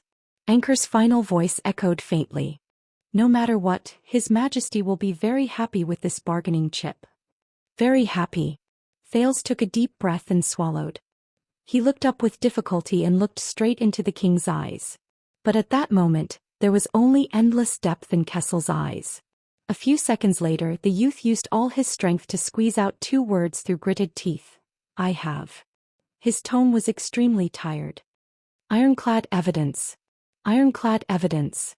His voice trailed off. "Not bad." King Kessel's expression did not change as he said calmly, "I'm listening. I'm listening." Thales took a deep breath but paused the moment he opened his mouth. "So, Your Highness, what's the price?" Anchor's despairing voice rang out of nowhere. Thales coughed unnaturally and forced himself to continue. "In that tragedy there was another person, and Tina, she will never forgive me." Thales froze again. "There was another person." Thales' lips parted, his words stuck. "Wait a minute." Once he told her about it, she would be the first one to speak. That girl, Anchor's lover, who had been ruined by the savagery of power and her family. And Anchor's siblings, who had lost their parents and brothers and were isolated and helpless in the western desert. What kind of future would they face? How many people's fates would be affected and changed because of his words? Thales breathed in a daze. Seeing him like this, the king frowned. That girl named Tina. She's good? The best. A face that had been tortured to the point of being bloodless appeared before his eyes. Anchor Byral. The young man who, in helplessness and despair, planned to sacrifice his life in desperation, but ultimately failed miserably. What kind of feelings did he have when he told him this bargaining chip? But now it doesn't matter. It doesn't matter anymore. Thales took a deep breath and swallowed hard. Use it. Use this bargaining chip. Because this was also Anchor's choice. This was what he had expected. Wasn't it? And if he wasn't here, he would end this matter. Thales' gaze turned to the table, to the letter on which Iris Flowers had volunteered to pay taxes. The wheels of the kingdom would not stop. If this horse didn't work, King Kessel would find another one. Even if he had to face more bloodshed. Thales clenched his fists. So he had to continue. He had to. Thales looked up and forced himself to appear resolute. Baron Amelie, who died a wrongful death, still had an orphan daughter. The king's eyes lit up. That poor girl witnessed a terrible scene. She escaped the butcher's knife and was lucky to survive. Thales clenched his teeth, concealing his dazed and dispirited look. Her identity and experience will prove to the world that the most powerful families in the West Desolate continent have made a grave mistake. And Renaissance Palace's reform of the military system to restrict the vassals from abusing their military power is a matter of course and urgency. As his voice trailed off, Thales let out a long sigh, his gaze dejected. He had said it anyway. The color in the king's eyes slowly changed. He stared at the prince across the long table for a long time, as if he was sizing up a fine steel weapon. Finally, King Kessel laughed. His laughter was soft and faint, but it effectively lightened the atmosphere in the room. This orphan girl who survived. The Iron Hand King slowly leaned back, his tone calm and relaxed for the first time. Where is she? Where is she? Thales was saddened to realize that the king did not even bother to ask for her name. But, then think about it carefully. What have you become after you became a prince? A long time ago, quick rope sentiments in the small house rose again. Can you still choose your own path? Follow your own heart. Thales' arms trembled slightly. Are you still Thales? Or have you become something else? I'm listening. The king was interested. Duke Thales. Thales took a deep breath and forgot about these thoughts that caused him to hesitate. He then adjusted himself. You will know. Thales suddenly looked up, his expression firm. But first of all, everyone who followed me into the palace today must be acquitted. And I don't want to try Vanguard Mariko's whip, even though he did his duty. At the end of the long table, King Kessel said nothing. Thales let go of the anxiety in his heart and gritted his teeth. Secondly, unseal Mindy's hall and release my guards. If there's anything in the future, come to me. Don't make things difficult for them. The king still did not speak. He just tapped his fingers on the table. Also, Anchor Byral, who barged into the banquet with a sword and offended the royal family. Thales frowned. You have to forgive him, release him, and show the king's magnanimity, including properly resolving the conflict between him and the Doyle family. But when he thought of this, Thales froze again. Anchor. No matter how the king forgives him, she will never forgive me. Thales lowered his head sadly. Before I show my bargaining chips, King Kessel snorted softly, seemingly in a good mood, you really want a lot. Thales exhaled and forced himself to look up. And I'm not done yet. Finally, about Sand King. Sand King. King Kessel's gaze shifted. At this moment, Thales' expression was firm and cold. Your plan to expand your army in Western Desert, including how to deal with the local suzerains, must be handled by me personally and completed by me. Asterisk thud. Asterisk the Iron Hand King's fingers knocked heavily on the meeting table, producing a shuddering thud. The king slowly raised his head and met Thales' eyes. The prince did not avoid it but stared back at him resolutely. You say that again? The king spoke softly. Hoarse but cold. Thales puffed out his chest and faced his father. Yes, I will personally write a letter to the Duke of Western Desert and the others, using this bargaining chip, to threaten them into submission. Thales said decisively, I promise that Cyril Fakenhas and his vassals will listen patiently, they will be receptive, they will cooperate with Renaissance Palace's schedule, and support all the initiatives of the Military Affairs Division. They will reflect on the oversight of their own military system, and gradually reduce the number and frequency of conscription. They will accept your regular royal army stationed there, and accept the reorganization of Western Desert's defense. They will be happy to support the daily work of the legendary wing, and pay taxes to support the expansion of the regular army, to fill your financial gap, and to protect the kingdom's border security. Thales took a deep breath. Western Desert will become a good steed and your plan for Sand King will not fail. He said solemnly, the chariot of the kingdom will still roll forward. Ballard Room fell silent again. But this time the silence was particularly ominous. A few everlasting lamps burned to the end and quietly extinguished. King Kessel's gaze changed as well. The fire in his eyes disappeared, and they were overflowing with darkness. He looked at the prince from afar and his tone was playful. You'll do it? Thales nodded decisively. Me. I'll do it. King Kessel's gaze sharpened. Why? Thales tidied up his expression and replied seriously, because of that orphan girl. I am the only one who knows this bargaining chip the best and how to use it. He paused slightly, gritted his teeth and told both his father and himself, because this is the only way. The only way. King Kessel did not respond immediately. He just sat quietly in his original position as if he had turned back into a statue. A few seconds later the king spoke calmly.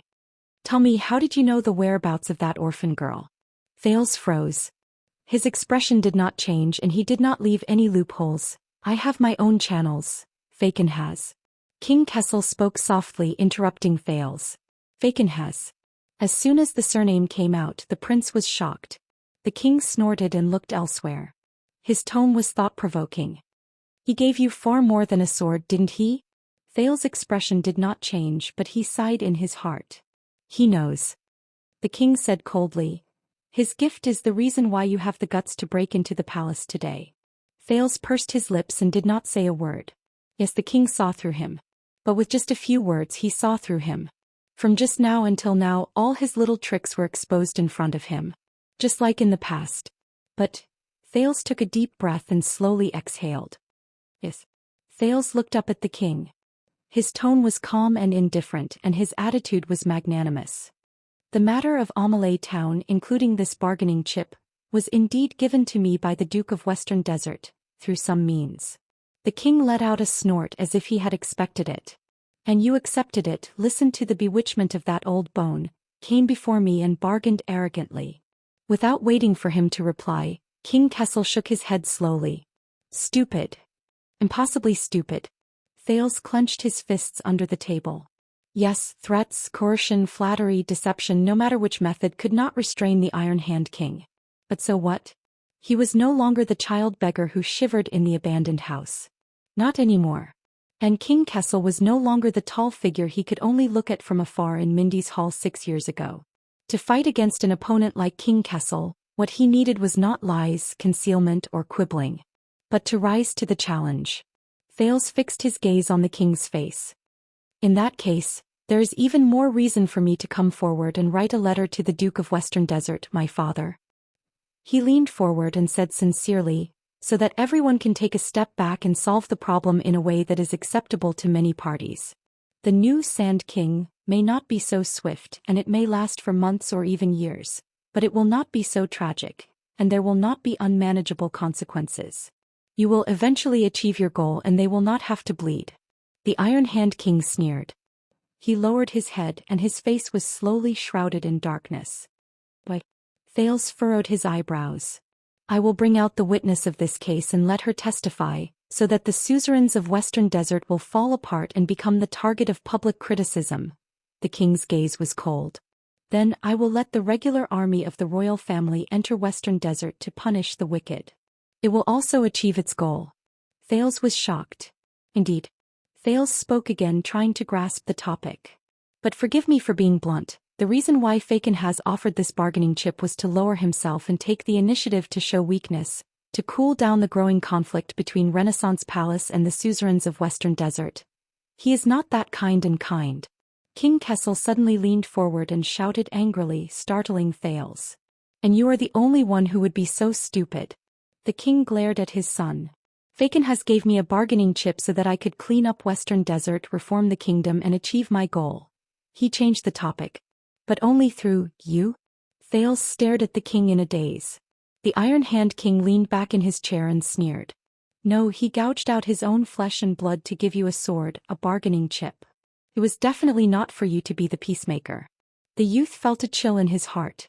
King Kessel narrowed his eyes. His gaze was like a sharpened blade. He wanted to use this to show you that the power and energy that you have not enjoyed for the past 6 years is within your reach. As long as you grab the bargaining chip and face me, the king spoke softly, his words cold. Raise your sword. Thales tensed up and defended himself. Father, I have no intention of being your enemy, nor will I threaten. Then why didn't he come to me directly? King Kessel interrupted him again. If you want to lower your head and show weakness, why not face the throne? Thales' words came to an abrupt halt. The lights in the room flickered rapidly, causing the shadows to sway. And you, do you think I don't know what you want to do? Kessel V looked at him coldly, his gaze piercing straight into Thales' heart. Why won't you readily reveal your bargaining chip and the whereabouts of that orphan girl? Why do you pretend to be reserved and wait for the right price? And why do you insist on personally carrying out Sand King? Hearing this, Thales shuddered and felt a chill in his heart. Ballard Room returned to silence. Because you also know, right? The king's voice calmed down and was filled with a fatal gentleness. Because you also like the sword he gave you and can't bear to part with it. Unable to extricate yourself. Thales frowned tightly. His fists were clenched on his knees. As the Prince of Constellation, the Duke of Star Lake and the heir to the kingdom, King Kessel said coldly, you are being toyed with by a foreign vassal. Not only do you not know it, but you also think you are infallible. You are a complete disgrace to the Jadestar family. Thales looked up abruptly. That's right. The prince shouted angrily. King Kessel was a little surprised by his sudden interruption. I know. Thales' breathing quickened as he stared at the king. I know what Faken has wants to do. And I have no intention of hiding it, nor do I want to quibble. Thales stood up abruptly and placed his hands on the table. That's right. Empower me, support me and help me so that I can eventually become strong enough to fight against you, threaten you and obstruct you. This is indeed Faken has wishful thinking. Simple, clear and direct. The king's expression became increasingly hostile. But believe me, father. The prince stared at the king, serious and solemn. If you really want to succeed, not just with Sand King alone and not just in Western Desert but throughout the kingdom inside and outside Constellation, realize your grand and crazy plans and ideas. Hearing this, King Kessel's gaze changed. If you have really made up your mind, father, if you want to live for Constellation at all costs. At this moment, cold wind blew in Ballard Room and the chill surged. But Thales felt an unbearable heat in his chest as if there was a flame. Thales took a deep breath. His tone was resolute and unquestionable. Then this is the only way. There is no better choice. Stealing fragrance. Chapter 621. Trust you? The only way. There's no better choice? King Kessel chewed on these words and seemed to be deep in thought. Thales controlled his breathing and stared at the king. The king paused for a while and laughed coldly. Ah! The laughter was deafening and the lights around them flickered. Thales subconsciously clenched his fists. He felt a heavy weight in his chest and the air around him was heavy. But he had no way out. The laughter slowly disappeared. From what I saw, Duke Thales of Star Lake Fort. The Iron Hand King's tone was calm, but it was even scarier. The crown is not on your head. The crown. An inexplicable sense of fear came over him, causing Thales' breathing to become slightly irregular. Even if you don't take this path, the king said faintly, the wheels of the kingdom are destined to never stop. The teenager pressed his fist against the table and felt the pressure and pain coming from his fist, as well as the strange agitation of the sin of Hell's River. He knew what the other party cared about. He knew. Or did he think he knew? Thales took a few deep breaths and looked up. Of course, you are the supreme king of Constellation. The Iron Hand King was expressionless. You can ignore me, scoff at the West Baron and reject this proposal with one vote. Thales adjusted his mood and changed the topic. Anyway, you are very confident and you have more than just Sand King in your hands. He pointed at the letter on the table and maintained a calm tone. Just like how you can threaten Zhou Xian to replace Western Desert and force South Coast Hill to pull your carriage for you. You can do it again in another place. King Kessel snorted in disdain. But what's the price? In the next second, Thales changed the topic. In order to execute Sand King, Father, how much have you invested? How much have you paid? As he listened to Thales' words, King Kessel frowned slightly. Whether it is the huge amount of money spent on preparations, the astonishing scale of the standing army of the royal family, or the western front lines that you have been operating for more than 10 years. The prince was unhurried as he continued to speak. Human, material, financial and mental strength, including the political games behind the scenes, are not easy to do. Even the opportunity is too rare. It's not every year that there's an unlucky prince wandering outside, convenient for you to use as an excuse and bait. The king coldly snorted. If your plan had succeeded and you had reaped huge benefits, then these costs would have been nothing. But now, Thales paused for a moment and looked at him. King Kessel pursed his lips. His expression was tense. My guess is that the reason why Supervisor Kirk complained about being poor in the Imperial Conference and why the Department of Finance had insufficient budget is because... Thales spread his arms towards the table. In the end, it was because you mobilized the regular army for Sand King and emptied the national treasury, didn't it? At that moment, King Kessel suddenly raised his eyes. His gaze was so sharp that it was as if it had physical form, and he inched closer to Thales. The atmosphere in the room was extremely stifling. That bargaining chip, that orphan of the Almalay family. A few seconds later, the king spoke coldly. Where is she? The teenager exhaled and glanced at Xian's letter. In that case, Father, you're not satisfied. You don't want to give up on Sand King's efforts for nothing. You're denying yourself and wasting all your efforts. Iron Hand King's eyes grew colder and colder. However, Thales' tone became harsher. He withstood the pressure and insisted on finishing his sentence. Otherwise, Father, your so-called Sand King plan will be tantamount to a tyrannical and evil act. The gains do not make up for the losses. It will harm the kingdom. The crime lies with you. At that moment, the coldness in King Kessel's eyes reached its peak. Could not be any colder. The everlasting lamps in the room seemed to have sensed something. They flickered rapidly in that second as if they were shivering. It seems that the sword Faken has gave you is really useful.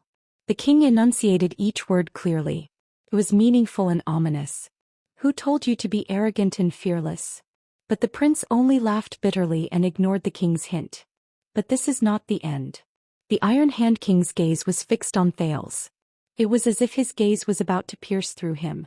Thales said loudly, after Sand King's failure at the last minute, the regular army of the royal family took back Blade Fang's camp, removed their armor, retreated and ceased all activities. The people of Western Desert returned to their hometown dejectedly. They were dejected and admitted that they were unlucky. The second prince arrived safely in the capital. Father and son were reunited, and he was conferred the title of Duke. These peaceful appearances kept most of the people in the kingdom in the dark. They slept peacefully and did not know the truth. Thales narrowed his eyes. But Father Yuan Faken has. If he is the only one, all of you know the undercurrent of Sand King. All of you know what happened a few months ago and what did not happen. King Kessel did not say anything. Only his gaze was distant, reflecting the shadows of the lamps. When you passed by each other, you saw the sharp blades behind each other's backs. But both of you have excellent acting skills and enough self-control. That is why you pretended not to know and greeted each other with a smile. You maintain the most hypocritical peace and the most fragile tacit understanding. Asterisk bang. Asterisk Thales slammed his palms on the table, causing the everlasting lamps around him to flicker. Trust me, Father. This is the last step between Renaissance Palace and the West Baron. Behind us is a bottomless abyss. The prince stared at the king. Next time you will not be so lucky. King Kessel lowered his eyes. No one knew what he was thinking. One of the everlasting lamps behind him dimmed, pulling the king's side profile into darkness. Thales took a deep breath and said solemnly, When that time comes, if you want to deprive the vassals of Western Desert of their armies and expand the regular army of the royal family, the price will only be higher and the situation will only become worse. King Kessel did not respond. He only turned his head silently and buried the side of his face in the darkness without any light. Admit it, father. Sand King's failure left behind a huge mess that pushed you in Western Desert to the edge of a cliff. You no longer have any room to maneuver unless you completely give up on Western Desert. Thales paused to give the other party and himself time to think. At this moment, who? The king's voice rang faintly as if he was not there. What? Thales was puzzled. What who? King Kessel's expression was complicated. When you left in the morning, your mind was filled with women. Women. Thales furrowed his eyebrows.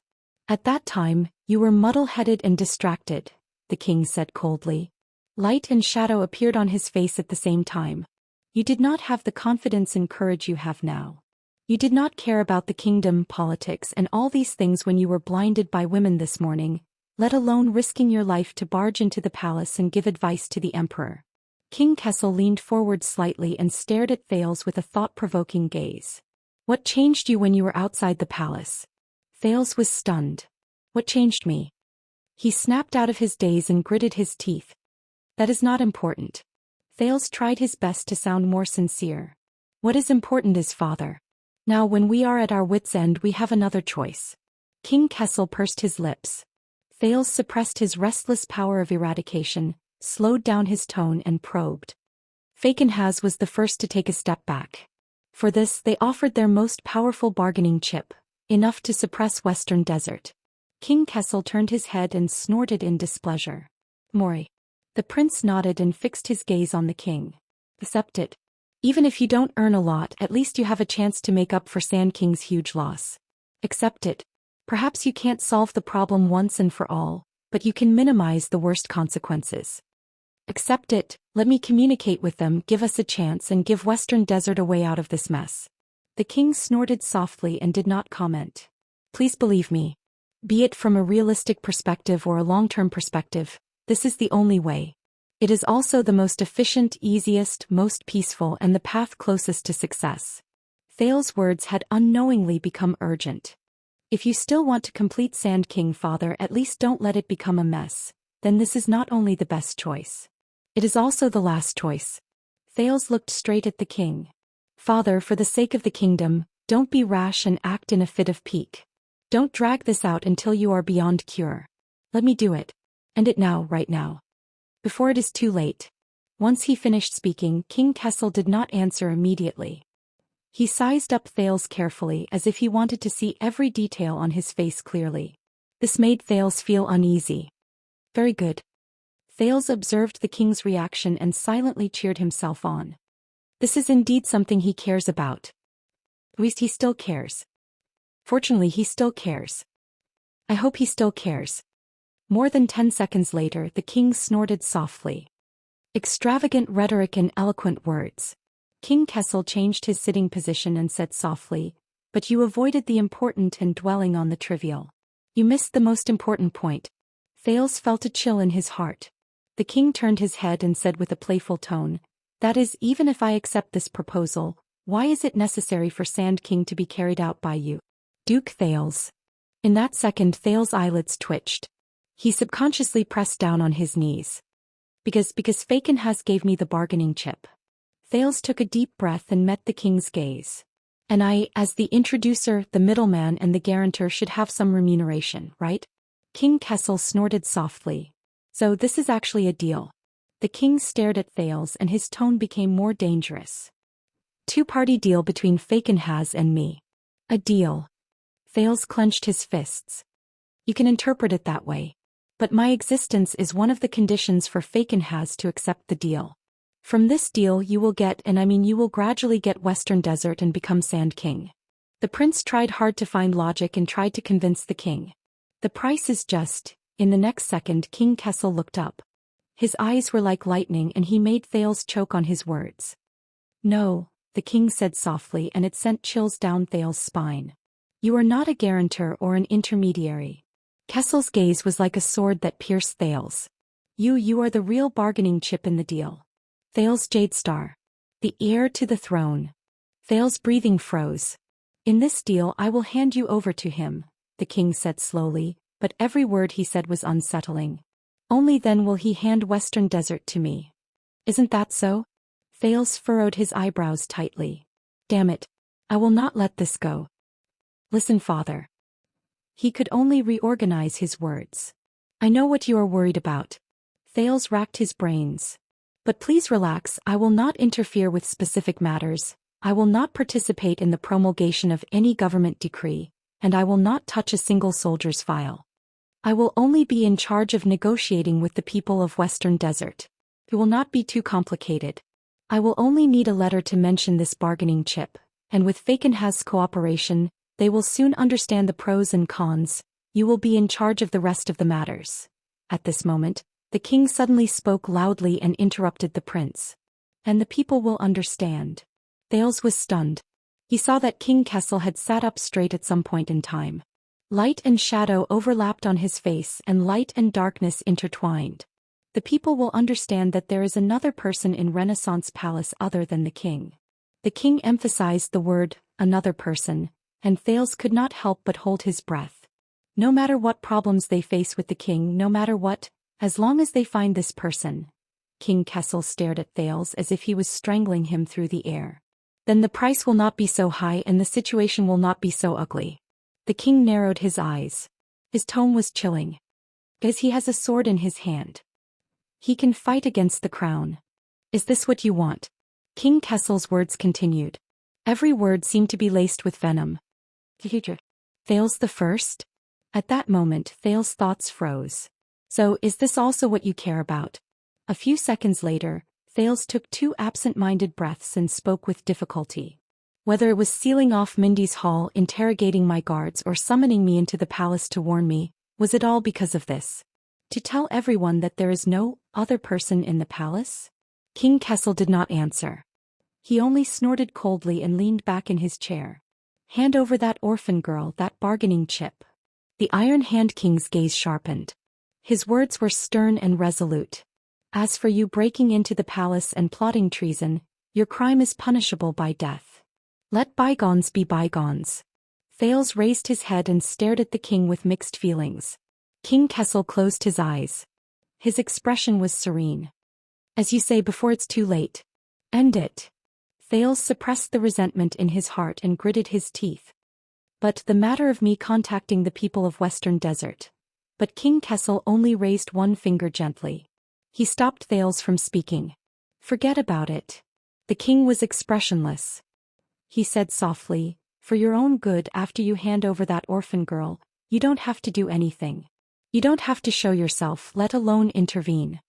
Continue to be the Duke of Star Lake peacefully. Thales felt a chill in his heart. The king said coldly. Don't talk about conditions. And don't block the way. Block the way. In the next second the king opened his eyes and changed the topic. In that case, your guards in Mindy's hall. And those loyal idiots who followed you into the palace to rebel. Hearing the underlying threat in his words, Thales' eyelids twitched. King Kessel said softly, don't worry. Then you don't have to be replaced. Replaced. Both of them sank into silence. Ballard Room returned to silence. Thales suddenly understood. He understood what the other party cared about from the moment he made this suggestion. This made him feel a little tired. I don't understand. Thales lowered his head and sneered. Be it you or Fakenhaz, why is everyone's gaze only on that crown? King Kessel glanced at him. Is it really so mysterious and precious that it can capture everyone's soul? We are obviously talking about the future of the kingdom. Thales raised his eyebrows and said indignantly, and were you born for the stars or for the crown? Hearing this, King Kessel snorted lightly and curled his lips. You don't understand, maybe it's because it's not on your head yet. Thales clenched his teeth. In the next second the king's expression became stern.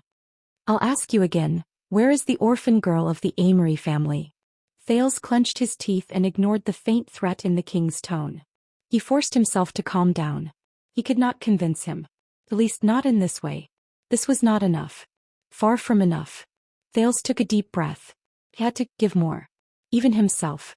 When he thought of this, Thales closed his eyes and opened them again. What if I say no? The king looked up and said in a playful tone, No? Thales puffed out his chest with a stern expression. That's right. If you don't accept my conditions. The prince's attitude became firm. Then there will be no deal, no bargaining chips, no Amory's orphan girl, no Western Desert people giving in, and no Fakenhas taking the initiative to cooperate. Thales snorted angrily. Say goodbye to your Western Desert. The king's pupils constricted slightly. Then you will no longer be pardoned for breaking into the palace and rebelling. That's right. Thales retorted without hesitation. But you, father, you will bear the great damage and loss of Sand King's failure. You will be stuck in the impossible situation of Western Desert. You will gradually drift away from your desires. The king frowned. Thales paused for a moment and chuckled. Of course, with the Iron Hand King's personality and methods, you will definitely not let this go. You will definitely think of new ways to fix Western Desert. You will cheat, swindle, and seize. You will not give up until you achieve your goal. When he said this, Thales' expression became solemn. Then, in your next failure, you will fall into the abyss and detonate the West Baron. It will be like detonating an oil barrel that will last forever. Thales lowered his head and glanced at King Kessel coldly. Believe me, I have seen it before. It is an unforgettable scene. The Iron Hand King's gaze turned cold. Are you threatening me?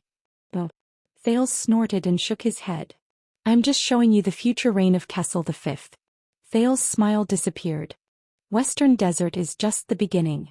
When the situation there is completely out of control and there is no way to control it, you will finally ignite the entire kingdom. King Kessel's expression became even more unpleasant. Tell me, father, do you really want to? Thales paused.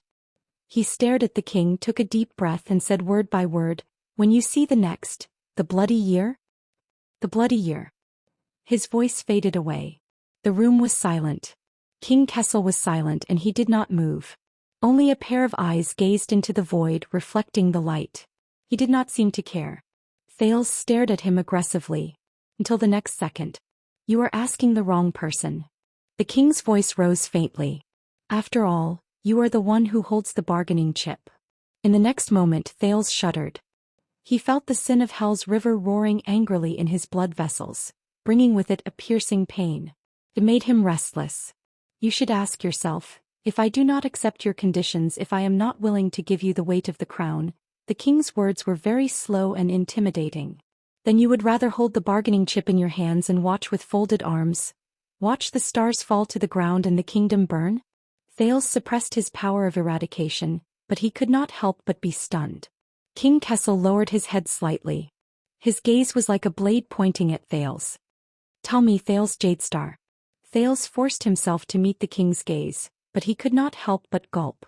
Do you want to witness the bloody year with your own eyes while you are alive? The king said casually. Believe me, I have seen it before. That scene is unforgettable. Thales' breathing froze.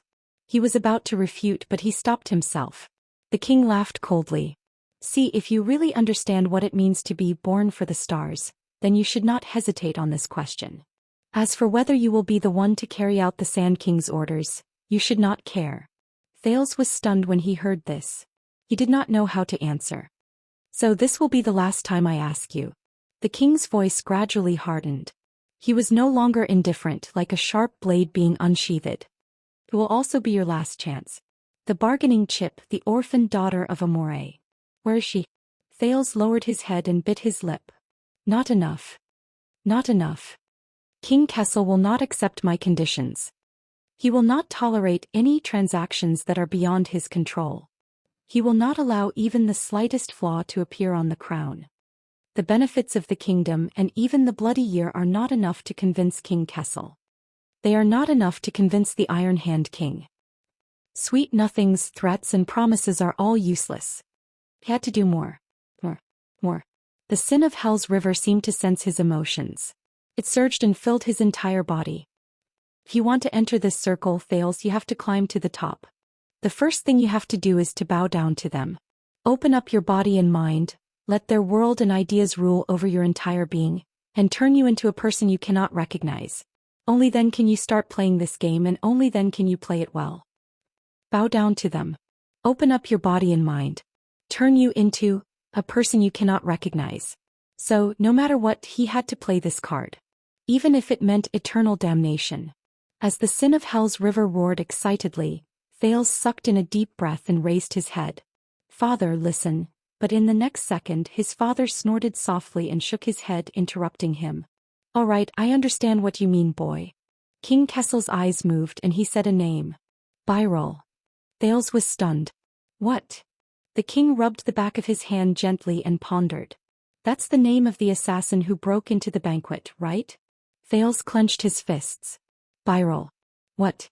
I'm guessing that because Xianxia gave you that sword, that bargaining chip and that orphan girl, you became fearless and full of confidence, and dared to break into the palace and plot rebellion to achieve your goal.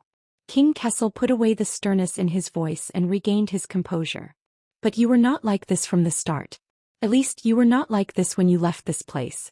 You were a completely different person before and after you left the palace. Then this bargaining chip that can make you proud can only be obtained during the time you were out of the palace. In that instant Thales' heart trembled. As for the assassin who broke into the banquet, King Kessel looked as if he did not care at all. He rubbed the back of his hand attentively. He is one of the people you met in the secret intelligence department after you left the palace today. He is also one of the few people who can talk to you about the kingdom's politics. He is also from Western Desert. That orphan girl of Amalay and the four-eyed skull are also from Western Desert. Meteor once said that there are no coincidences in politics. In that instant Thales' mind froze. What? King Kessel raised his head and looked at him. He sneered. So this is why the assassin did not want to commit suicide after he failed at your homecoming banquet. Instead he put down his weapon. The king stared at him like a hunter holding down his prey. Because he is counting on you.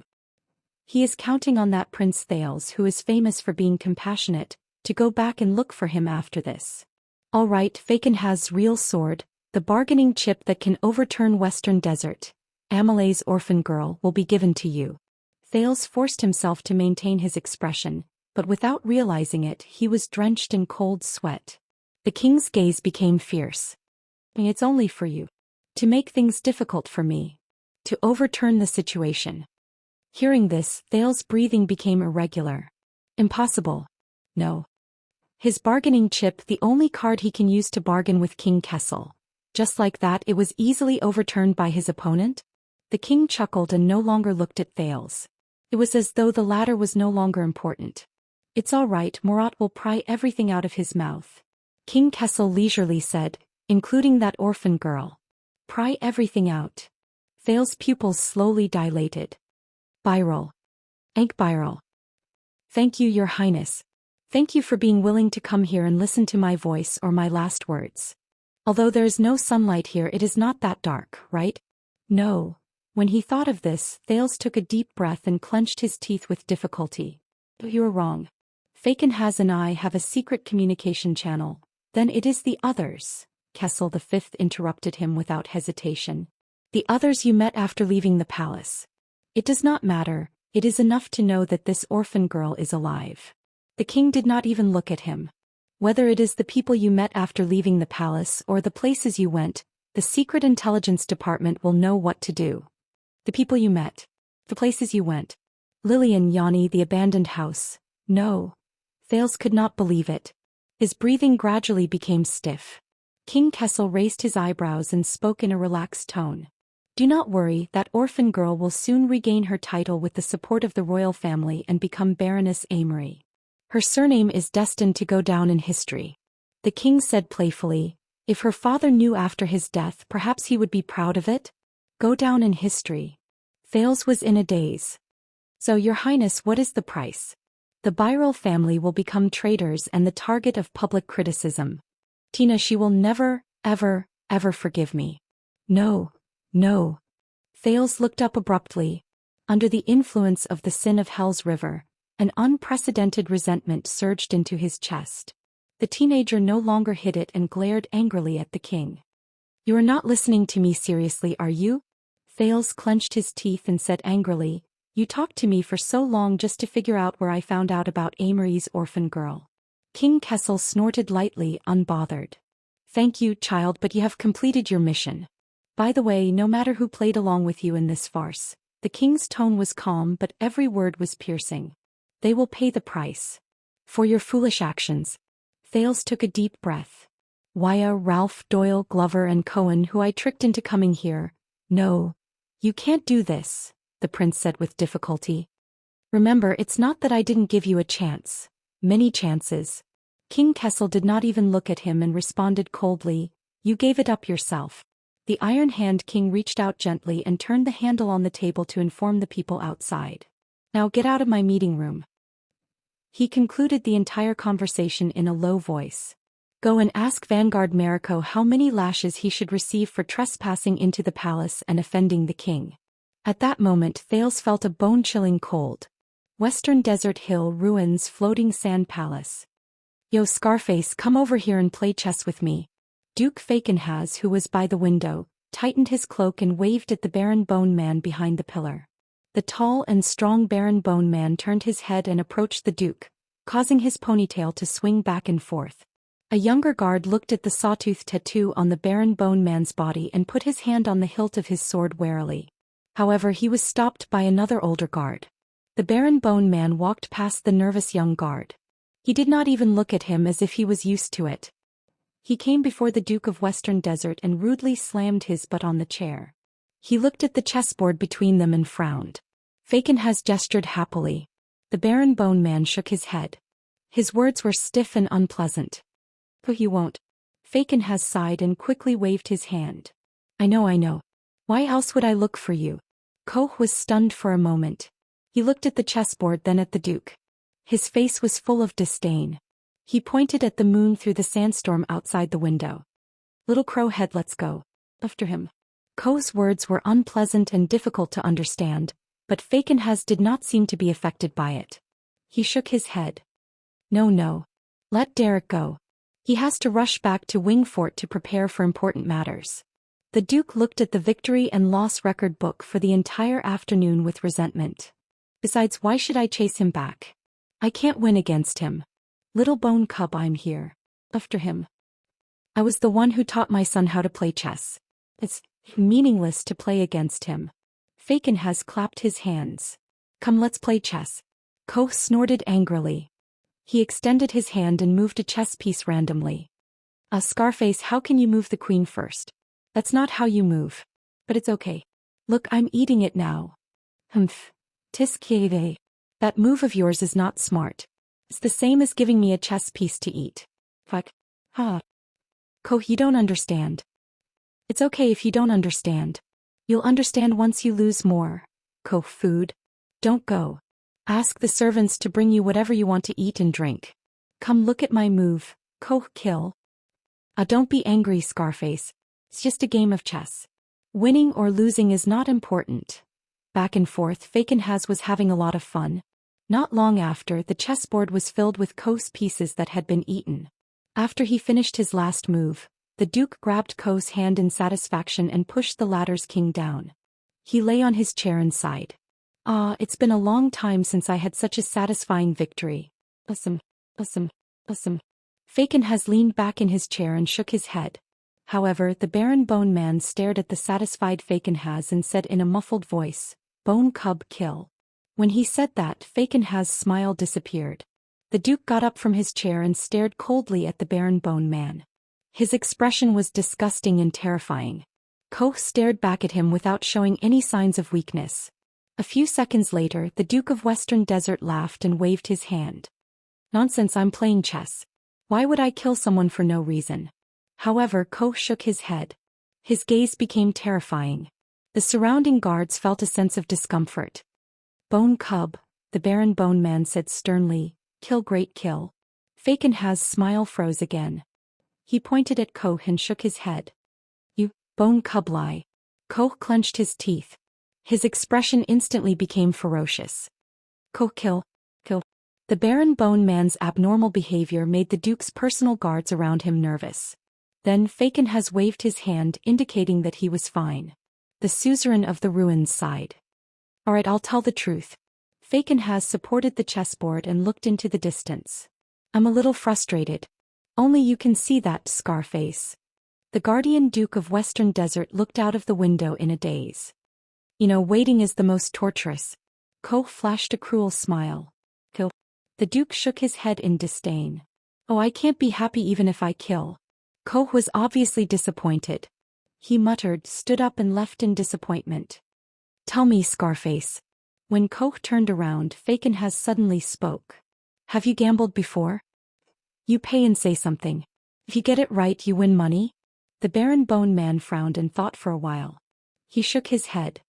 Ko, no. At least you've seen others gamble before. Fakenhas sighed. I mean, before you opened the prisoner column and carried me out of Sherilyn tribe? Ko thought carefully for a while. His brows gradually furrowed. When Fakenhas saw his expression, he said in resignation, All right, I won't make things difficult for you. 58 water-shifting periods ago. Ko suddenly spoke and interrupted him. Caliguri beast cage. Luma bet. Fakenhas' expression changed. He patted the table in front of him with great interest.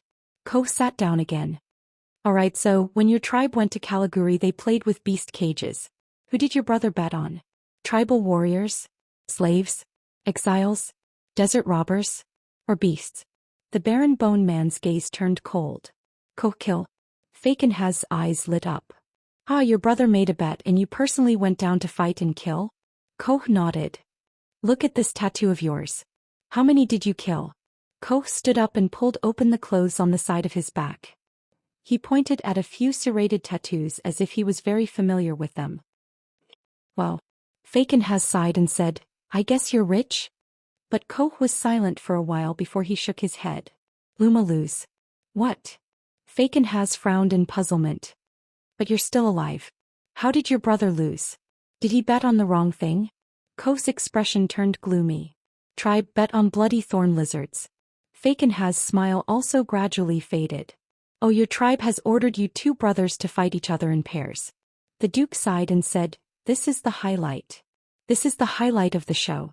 My guess is that he wants to attract big bets and make a big profit. Ko gritted his teeth.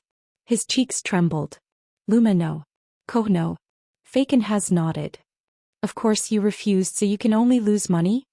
The Baron Bone Man paused. After a while he looked up with difficulty. Tribe kill. Cage Master kill. Holy Chief kill. Tribe kill. Sand Servant kill. The Duke shrugged. Yes, I guess so too. Everyone is very unhappy, especially those who placed bets. I heard someone mention it before. He snorted softly. Your tribe set up a monster cage and perhaps even received bets but did not complete the duel.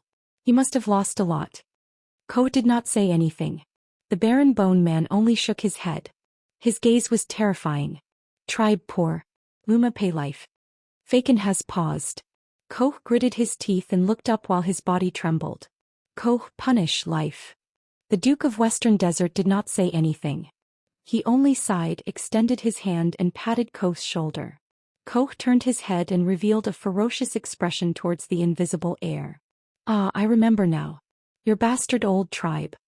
Fakenhas' eyebrows twitched as he came to a realization. That unlucky fellow who was attacked from the bottom to the top by you from the head to the ribs, and only died after wailing in pain until dawn? Ko snorted and did not answer. Fakenhas chuckled. Well done, Scarface. You have avenged your brother. Ko did not say anything. After a while he suddenly looked up. Bone Boy bet. Fakenhas was stunned. He understood and nodded. Yes, I am betting too. The Duke looked to the east and giggled. Bet on another round. Bloody thorn lizard. Ko frowned. Tisk tsk tsk. The Duke of Western Desert shook his head. How should I put it? A full 6 years. Fakenhas gradually fell into a daze. The Baron Bone Man revealed a ruthless expression. Ko kill. Bone Boy bet. Of course. Fakenhas smiled. If it is killing, Scarface, I will definitely let you go and bet on you. But no, it is not. The Duke's gaze became sharp. The key to this gamble of mine is not to kill and take lives. Instead, I'm betting on whether or not that person of mine with his high standing in the capital city will be able to risk everything. Ko showed a puzzled expression. Bet on him. Bet on whether he is willing to be like your brother. Duke Fakenhas' expression turned cold. He waved his hand and swept all the chess pieces on the table. Pay with your own life. In exchange for your life. Chapter 622. You can't do this. Thales's despondent voice rang in Ballard Room. But what welcomed the teenager was the king's nonchalant reply, as if the thrilling confrontation was over. Get out. Thales's breathing froze. His nails dug into his palms, bringing pain. No, it's not over. It can't be over. Thales took a deep breath and made one last effort. That orphan girl is a bargaining chip to control Western Desert, but it's just an excuse, even though it's a shocking excuse. He leaned forward on the table and gritted his teeth. And the real bargaining chip, as you said, is me. But the king was unmoved, his expression indifferent. Are you going to protect your dignity and get out, or are you going to wait for the royal guards to come and drag you out? Thales tried his best to ignore the king's words and refocused on the topic. Without me, Fakenhas won't go along with you. Without me, Amoliai's orphan girl is worthless in your hands. But King Kessel had clearly lost interest. He lowered his head and pondered again, no longer responding. Damn it, damn it, damn it. Thales was anxious as he looked at the king's stubbornness. The Duke of Western Desert won't let you get what you want. Thales unconsciously raised his voice. Since he dares to take the risk and offer a bargaining chip, he must be prepared. He might even lead the Western Desert people to retaliate fiercely, causing the situation to deteriorate. But he was disappointed. King Kessel still did not respond. When that time comes. Thales stopped. He looked at the king, who was deep in thought with his eyes closed, feeling tired and annoyed. What to do? What to do? Anxiety and resentment burned in his chest at the same time, causing the sin of Hell's River to become untimely excited, making Thales even more irritated. The man in front of him was stubborn, headstrong, not threatened, unwilling to compromise, self-centered, and did not listen to advice. He refused to be convinced by the hard way and refused to be hooked by the soft way. He was covered in thorns and disgusting. Why wasn't such a person beaten to death when he was young? How did he become king? Were the nobles who made him king all blind? Hey. The king's attitude angered the teenager. He stood up abruptly and slammed the table. Hey, buddy. Didn't you hear what I said? King Kessel seemed to have turned back into a statue and did not move an inch. I'm fucking talking to you. Thales threw away all manners and shouted rudely and angrily, Kessel Motherf Kurjade Star. There was a cracking sound behind him. The door to Ballard Room opened. What followed was a cold wind and a cautious request. Your Majesty, we're ready. The king is still alive. The prince interrupted angrily. If you really want to kill your father for the sake of the sunset goddess.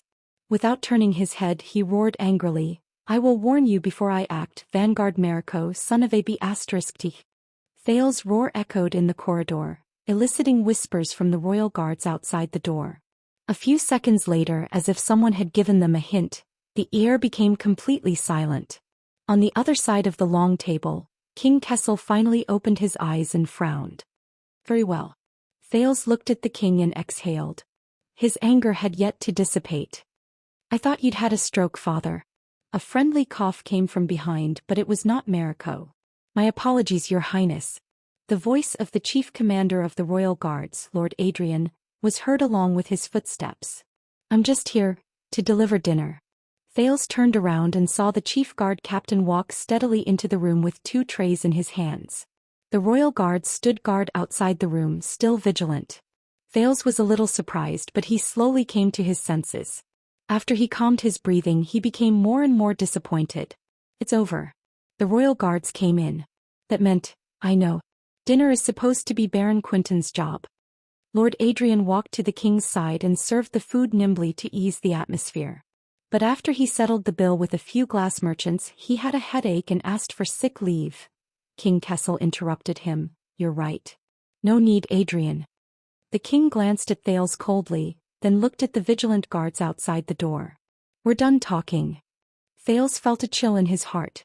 Captain Adrian had just finished preparing the king's meal, and his movements also froze when he heard that. He put away his smile and turned to Thales, deep in thought. Really? So fast? King Kessel did not move. Thales took a deep breath and slowly exhaled. His heart gradually turned cold. You really don't care, do you? With despair and exhaustion, Thales said dejectedly, I don't understand. If the whole kingdom is destroyed, what's the point of all the things you've done? The expeditions, the reforms, the tax increases?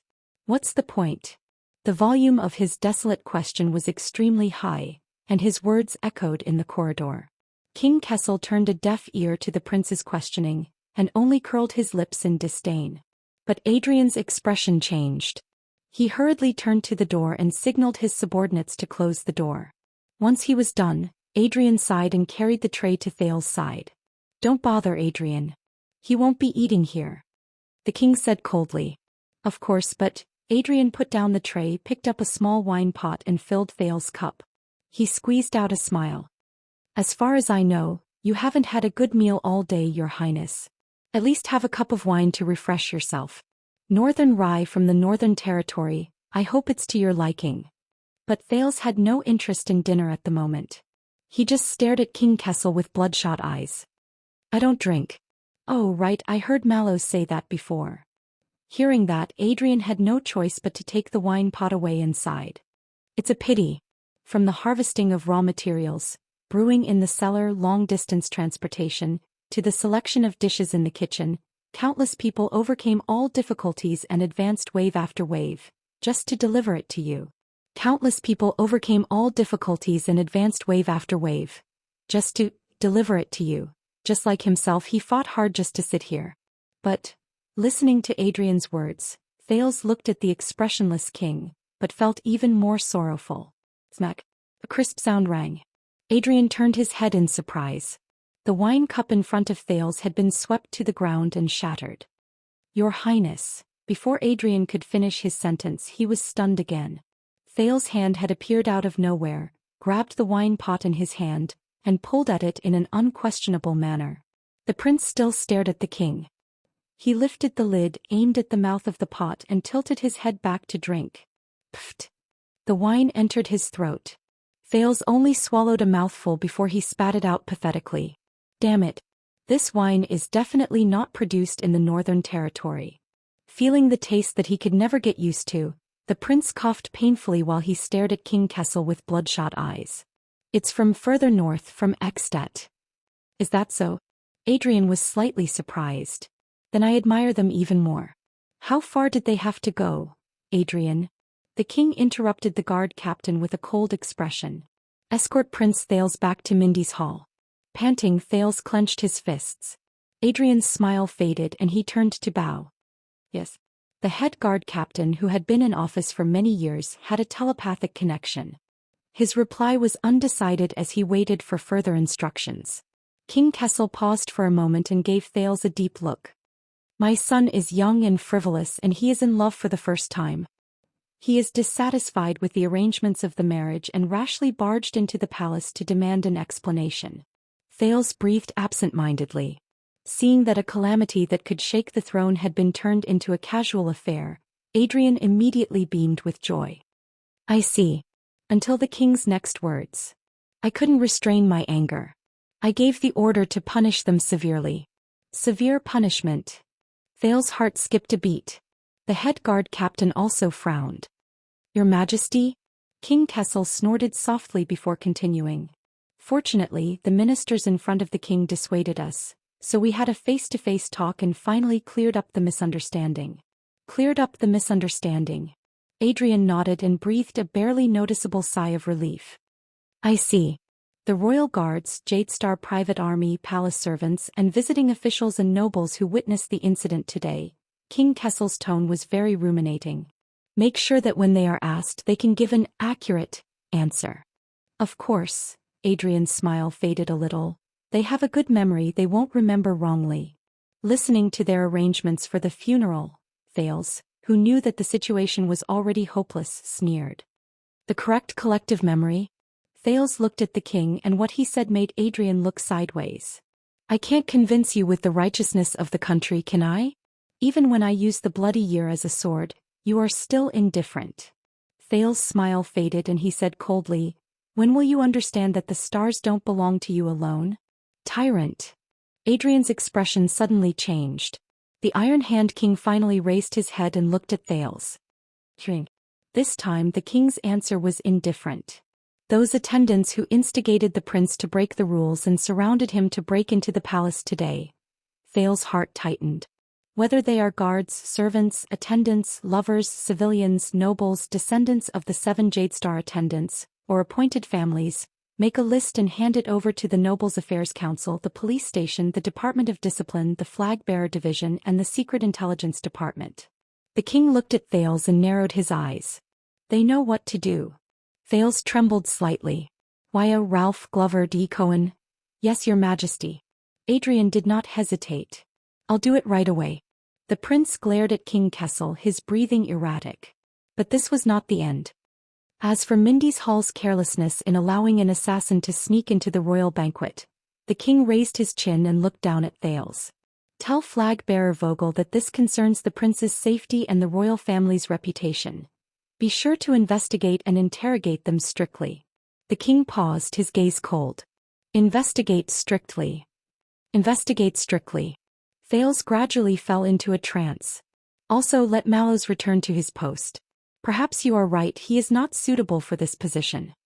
King Kessel retracted his gaze and scoffed. As for the prince's guard captain, we have another choice. Vogel or Mariko. Both are good choices. Adrian did not say a word and only bowed again. At that moment, Thales's fingernails clenched tighter and tighter in his palms, almost tearing his flesh apart. You will not succeed. The prince's voice rang coldly in the room, full of resentment and anger. You will only drag the whole of Constellation to hell.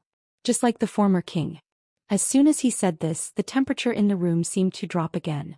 The king was silent for a moment and Adrian lowered his head in silence. That's all, Adrian. King Kessel said flatly but unquestionably, now take him and get lost. Thales sneered and lowered his head. Yes. Adrian bowed but suddenly froze. Oh, your majesty, I just remembered something. The guard captain looked up and the king looked back at him indifferently.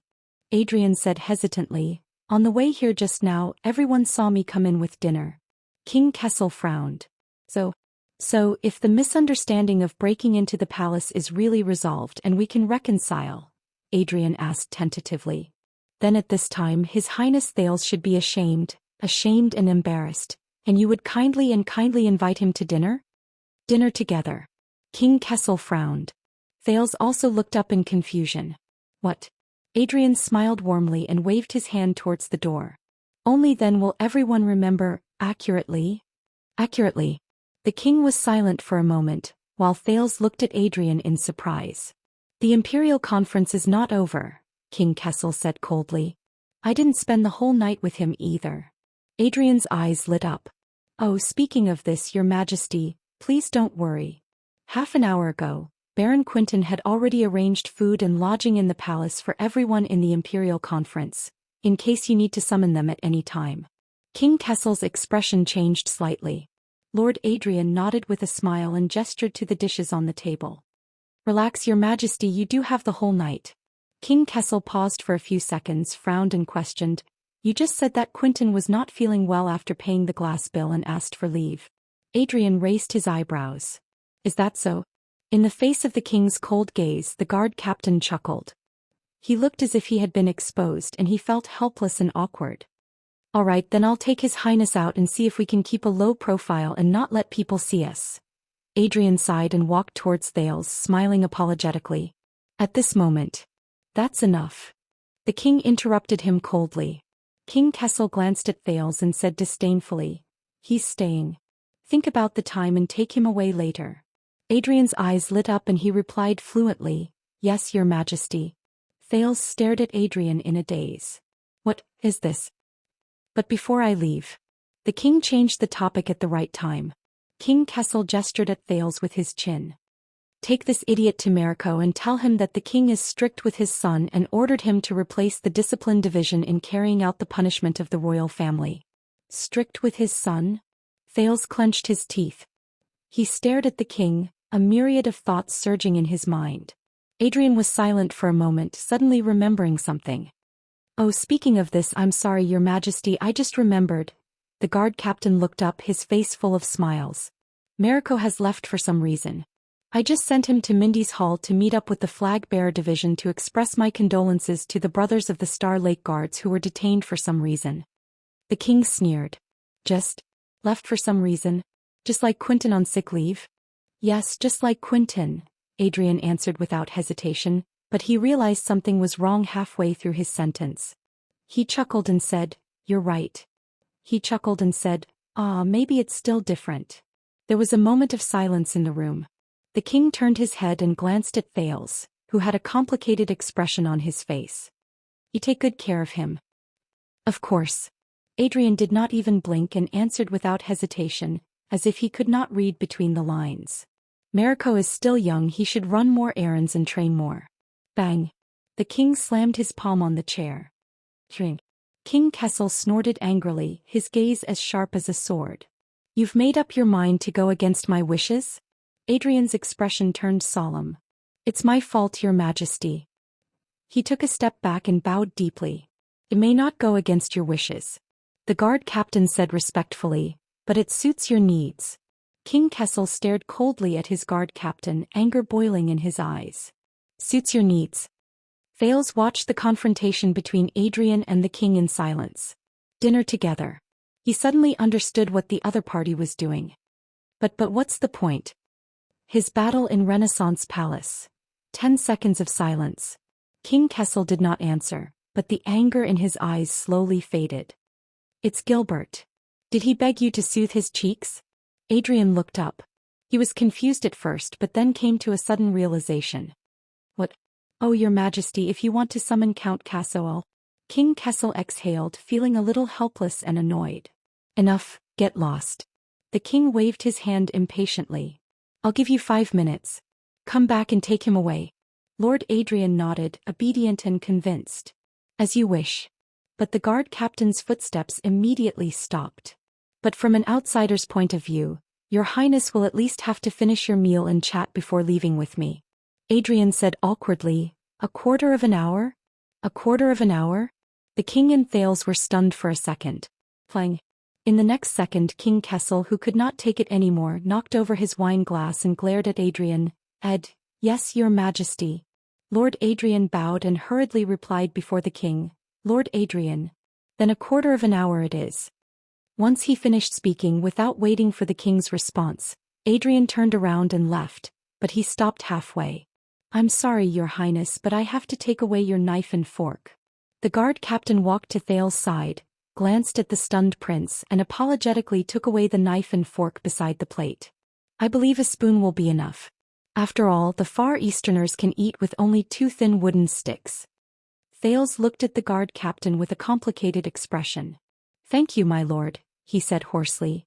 "Thank you and Gilbert for fighting for me. A quarter of an hour. But things had already come to this. What else can I do?" "You're welcome, Your Highness." Adrian smiled as he weighed the knife and fork in his hand. "By the way, your sword is indeed quite heavy. It's not easy to hold it in my hand."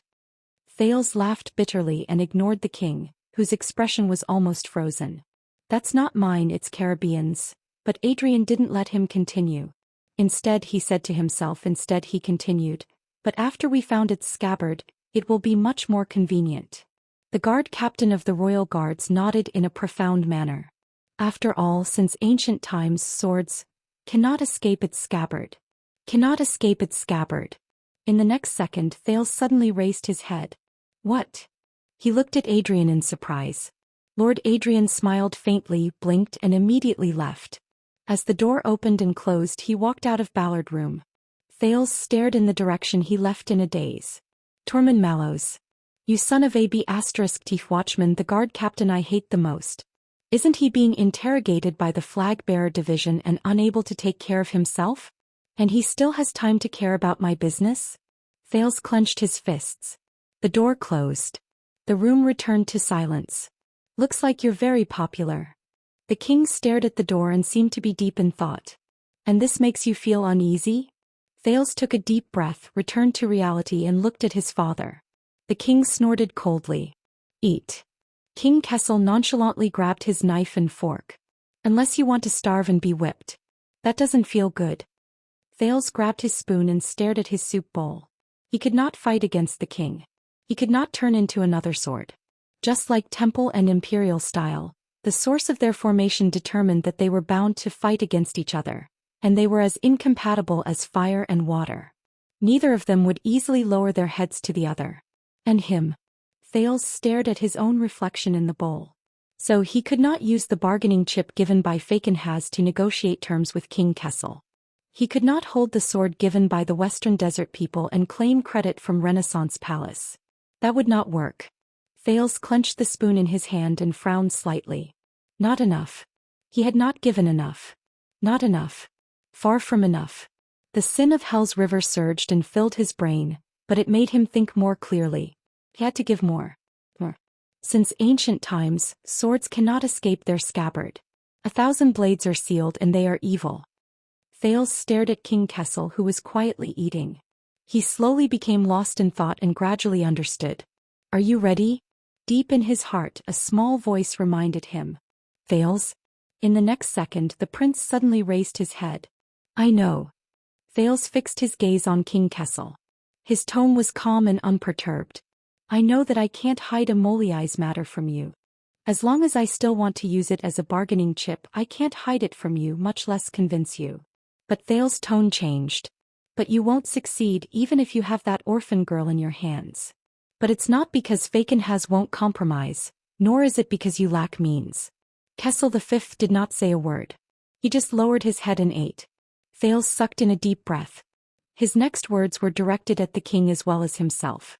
But because this is destined. The king responded to him with a cold snort. But Thales was not discouraged, nor was he impatient. He pierced a piece of what looked like a sausage with his spoon.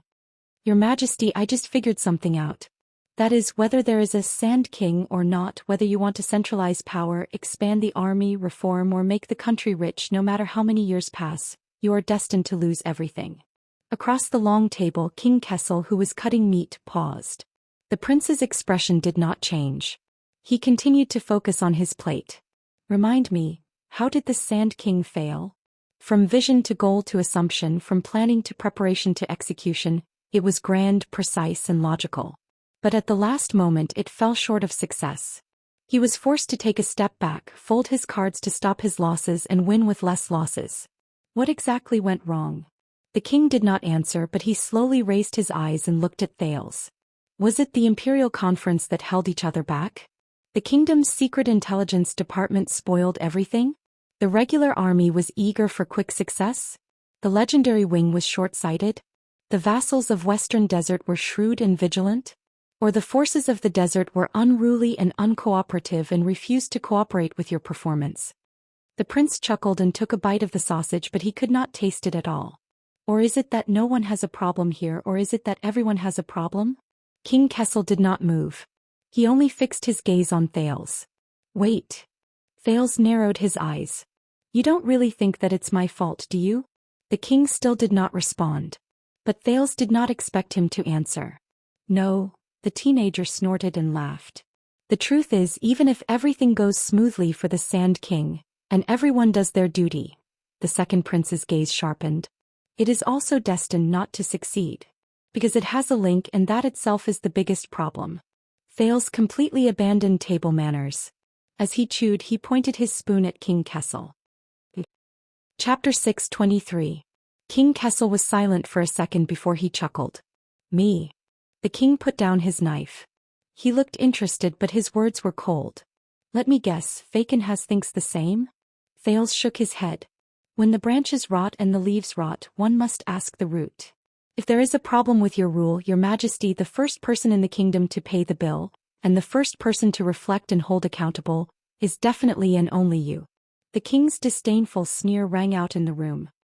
He lowered his head again and continued eating. Thales smiled as well, unperturbed. Yes, you probably think that if the kingdom's rule is unsatisfactory and there is a problem with Constellation's development, it must be due to the officials' deviation in execution and the poor governance of the lower ranks. Minor adjustments and corrections will not harm your grand strategy of ruling the country, nor will it harm the wisdom of the nobles before you, or the wisdom of your king. Just like the Sand King, in your eyes, how could it be wrong? It must be that the people who do things are not courageous, there must be mistakes in execution, the enemy is too cunning, there must be accidents that happen more frequently than expected, it must be that unlucky prince's problem. But, Thale's smile turned cold. Only the simplest and kindest of citizens would have such naive and beautiful fantasies. Only the most sinister and vicious scoundrels would say such slanderous words. Thales pointed at the king and said seriously, "No, the reason why the Sand King failed is because of you, your majesty." The sound of a knife clashing with a plate responded to him. Yes. Perhaps certain that victory was in his grasp, King Kessel did not even raise his head as he spoke perfunctorily. "I, the king of Constellation, am the kingdom's weakest link?" But Thales shook his head decisively. "On the contrary, your majesty Kessel." Thales smashed his spoon on the plate. "In fact, you are the strongest link in the center of the kingdom." King Kessel's knife cut the food in front of him into two. He raised his head slightly.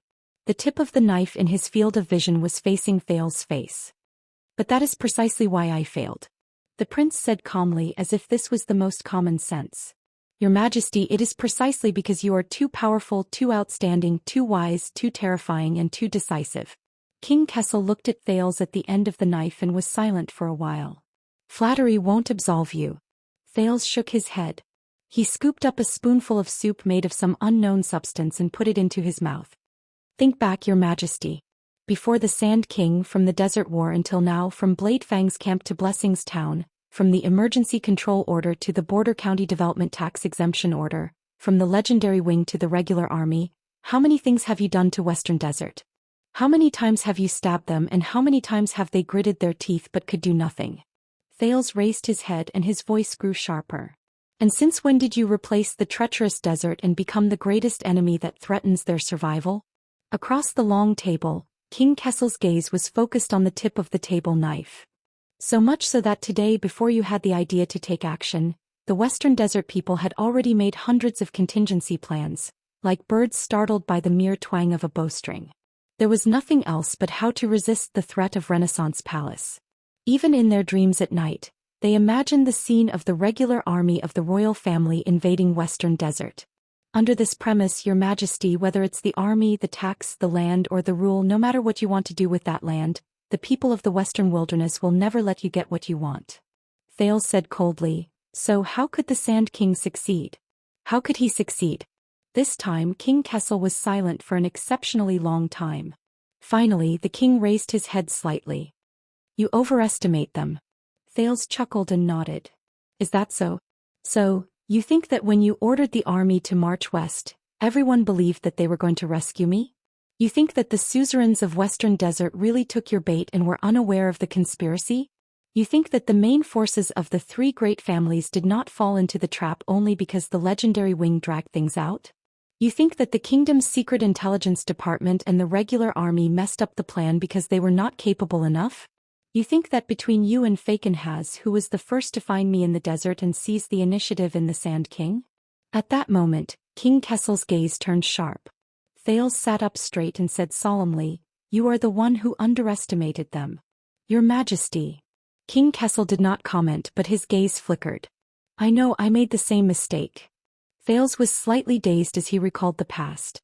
"Before the new year, when I escaped from Dragon Cloud City, I thought that my plan was flawless and that no one could see through it. With the help of the kingdom's secret intelligence department, such a complicated political situation, such a strange situation, and such a coincidental time, anyone would first suspect that Prince Thales was kidnapped by the forces of Dragon Cloud City and did not sneak away on his own." Thales heaved a deep sigh. "But I was still caught, on the first day I escaped from Dragon Cloud City." King Kessel's gaze shifted. Thales stretched out his left hand and rubbed an abnormal bone. He furrowed his eyebrows tightly as if he was feeling the pain of it cracking again.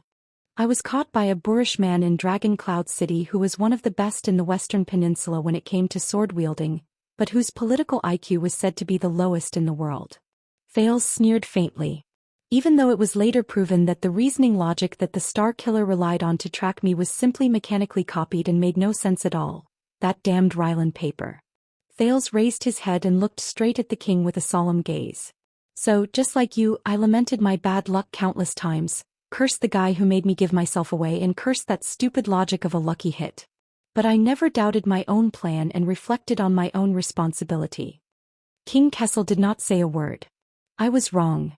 Thales sighed and said calmly and helplessly, because no matter how powerful my methods were or how brilliant my schemes were, he was destined to catch me at that time and that place. Because during the 6 years of good times in Dragon Cloud City, Thales clutched his left arm tightly and sullenly said, "Sorry, Nicholas, the Star Killer, regarded me as his greatest and most dangerous enemy. Sorry, Nicholas, the Star Killer. He treated me as his greatest and most dangerous enemy. If he ran into an accident, he would suspect me. If he was attacked, he would be wary of me. If he made a mistake, he would look at me. If I suddenly disappeared, he would still think of me." Even if one of the sewers in Heroic Spirit Palace was clogged, the prince sneered indignantly. In his eyes, I must be the one playing tricks behind the scenes. It was a shocking conspiracy that I had been planning for 6 years. So, I was caught and almost brought back to Dragon Cloud City. Thales looked into the distance which he could not see. And later, I understood that the reason why I was targeted by him was because I was caught in a trap of my own making.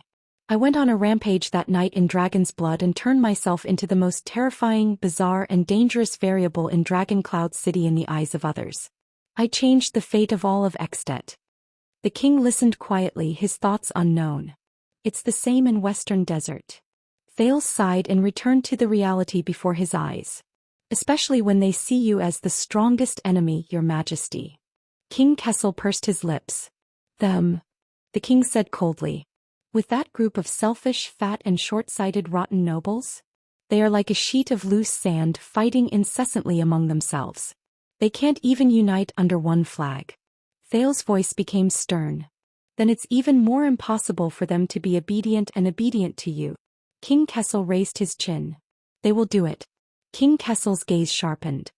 He also raised his voice, resolute and unquestionable. They have to do it. They have to. Thales smiled. Yes, just like how King Nuvan once thought that he could make the troubled citizens of the Alliance of Freedom bow their heads and obey Extet with just a bloody massacre and a little political maneuvering. That way they would never rebel against his granddaughter and shake up the entire political situation in Northland, he said sarcastically.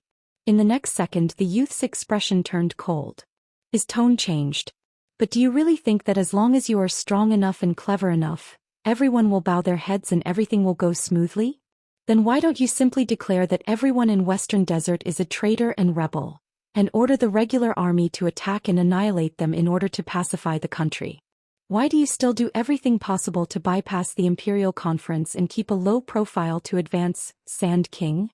Why do you still use me as a famous chess piece and bait? Thales paused, looked at the king and called him by his name. Because you also know this, Kessel. The king frowned. Looking at King Kessel's deep expression, Thales understood something. Unlike his previous opponents, this time he could not hold up a sharp sword and face the Iron-Hand King. In the face of a ruler, a person may cooperate, be loyal or obey. Thales recalled the conversation in his memory. But a large group of people? That is a giant beast with a bottomless appetite, an insatiable shark who will always respond to the ruler unexpectedly and catch you off guard. The youth pointed behind him. If you order Vanguard Mariko to whip me, I can guarantee that he won't even bat an eyelid. But what if your order is given to a group of people such as the entire Royal Guards? I can also guarantee that there will be people who hesitate, some who are doubtful, some who are uneasy, some who are troubled, some who shrink back, some who are secretly indignant, some who deal with the situation, and some who pretend to comply but secretly oppose. At that moment, Thales' thoughts returned to the prison of bones in Western Desert. He thought of the former group of guards. King Kessel did not speak. He just stared at Thales. The youth gulped, walked out of the past and continued, "When your army wreaked havoc in Western Desert, your majesty, would you have thought that a few months later one of the sons of a Western Desert noble would hide a sword, crash a banquet and commit murder, causing the entire kingdom to be in a mess and caught unprepared? When the Sand King failed and you were trapped in the royal court, did it ever occur to you that the master of the West Desert would bet on me crazily and riskily, offering a bargaining chip that was disadvantageous to himself in exchange for an alternative way out for you?" King Kessel still did not speak, but his expression became more and more tense. Thales leaned back in his chair and looked at the ceiling, feeling something in his heart. "As a ruler, your majesty, you have countless subjects, from the 3 great families who have high statuses to the criminals and prisoners in Bladefang's camp. But they will never obey your will step by step." The king narrowed his eyes. "These are not your own words." Thales lowered his head and met the king's eyes without flinching. But this is something you have to admit, something you can never control. Sand King is just one example, and this situation is not limited to Western Desert. Thales got up from the back of his chair, pushed away his plate and leaned back on the table again. It was like returning to the battlefield, to the place where he fell. Yes, Amoliai's orphan daughter, she may be able to help you solve your difficulties and awkwardness for a while, and the three noble families may humbly cooperate with you to avoid the fate of being ruined. But what then? What then? Thales' expression was solemn as he repeated, "What then? What about beyond Western Desert? What about Land of Cliffs, Eastern Sea, Blade Edge and the Northern Territory? After the military reform, when you become stronger and more powerful, what if you want to do more and more outrageous things and have no choice but to provoke more and more enemies?" Thales' expression was stern. "Are you hoping that there will be a second Fakenhaz, a second old man who is bold, adventurous and slippery, who will hand over the chips to you by accident and let you butcher them however you want?" The Iron Hand King still stared at Thales without saying a word, but the emotions in his eyes were different. As for this letter. Thales reached out and grabbed the Jade City's petition for servitude, which had been forgotten for a long time. He snickered. "Why, do you really think that the young Xian Covendier, the master of iris flowers, the guardian duke of South Coast, is really as elegant, easygoing and knowledgeable as he appears? And that this temporary inferior horse will successfully pull the chariot, starting from South Coast Hill, benefit the entire country and bring you the ending you want?" In the next second the king's gaze changed. Thales exerted force in his hands and tore the letter in half without hesitation. King Kessel finally spoke, unable to hide his shock and anger. But Thales' smile faded and he interrupted him. "Believe me, your majesty, even if you march the regular army into Jade City's Palace of Clarity, the crafty Xian, do you know what method he used to make the vampires catch up to me back then, can still cause you a lot of trouble, and it will not be any easier than in Western Desert. And this is only Western Desert, only South Coast, only the powerful feudal lords here disgust you, obstruct you and frustrate you. And next time, there will be other people in other places, countless people for the same reason and concern, who will use more and more complicated ways to disgust you, obstruct you and frustrate you." Thales was unusually determined. He tore the letter into pieces without hesitation. Not just the Sand King, not just the military, not just the suzerains and vassals, not just the Imperial Conference. Further away there's the National Conference 6 years ago, New Star, and Val Arund whom you defeated. Even closer, there's the accident at the royal banquet, and Xian's hypocritical petition that has buried countless holes in it. Thales spread his hands, letting the pieces of the letter fall to the ground. King Kessel stared at the pieces from afar, gripping the arm of his chair tightly. His eyes were filled with anger. Once their interests are harmed, their rule is in trouble and their living space is squeezed, Thales' voice continued, sounding cold and ruthless. Their first reaction will always be to resist and counterattack, and the first target they will fight against will always be Renaissance Palace. At that moment Thales' gaze was as sharp as a sword. Because to them the Iron Hand King is too powerful, too terrifying. So powerful that you can't do anything. As long as you're still sitting on the throne, you're already everyone's enemy. You're bound to encounter their instinctive vigilance and resistance, whether it's on the surface or in the dark. Because to them the Iron Hand King is too obvious, too special. Now that things have come to this, the excuse and convenience that the bloody year gave you to revive the kingdom have been used up. Your actions can no longer be hidden, and Renaissance Palace has long surpassed all threats without them realizing it, becoming their main enemy. King Kessel took a deep breath, suppressed his raging anger and closed his eyes. But Thales was not affected at all, as if everything was within his expectations. So when you look around there are enemies everywhere, and when you move forward every step is arduous. So from the inside to the outside, everything is not going well for you. From the top to the bottom nothing is going well for you. Thales shook his head gently. "No, your majesty. You can't do anything. Can't do anything." His voice was deep and sorrowful. "Can't do anything." In the next second, King Kessel suddenly opened his eyes. "Alarmist," he said coldly, "eloquent and eloquent." Thales hummed in agreement and spread his hands. "But there's nothing you can do." The youth's eyebrows gradually furrowed. "You can defeat them but you can't destroy them." Faced with a pile of loose sand and a mess, you are caught in a dilemma and don't know where to start. You don't even know where they will jump out to stop you or which part of the chain will go wrong. Throughout the Sand King, you looked awe-inspiring and took the initiative to attack, and no one dared to face you head-on. In fact, most of the time, you were just swinging your sword in vain and suffering from hidden losses. At that moment, King Kessel's expression became a little ferocious. But Thale's words continued, making him feel uneasy. And they are all over the kingdom at all levels, all over the world, north, south, east, west. They are hiding in every gap of interests, ambitions, desires, stances, and will. They are unexpected and unpredictable. They can change from cowardice to fearlessness at any moment, from meekness to zealotry, from indifference and selfishness to fury and desperation, and from conformism to boldness and aggressiveness. You can never see them. When you swing your sword to kill, the opponent is nowhere to be seen. But when you suddenly look back, you are shocked to find that enemies are everywhere. Thales thought of something and could not help but snort softly. It's just like a police officer on the streets of the capital. It's useless to only kill the most ferocious and vicious criminals, because he's facing the entire lower city district. His enemies are hiding in the unreachable corners and the most inconspicuous mediocrity. They are constantly sprouting and sprouting, leaving him overwhelmed and powerless. Thales raised his gaze and looked straight into the king's eyes. And you, your majesty, what you are facing is the entire constellation. At the end of the long table, the king sank his face into the darkness where the light could not reach. The enemy is weak, I am strong. The enemy is rotten, I am new. The enemy is scattered, I am one. Thales said in a low voice. That is your greatest and only advantage. But the enemy is divided and I gather. The enemy is hidden and I show. The enemy is in the dark and I am in the light. The enemy is confused and I am clear. The enemy is outnumbered and I am outnumbered. The enemy is strange and I am upright.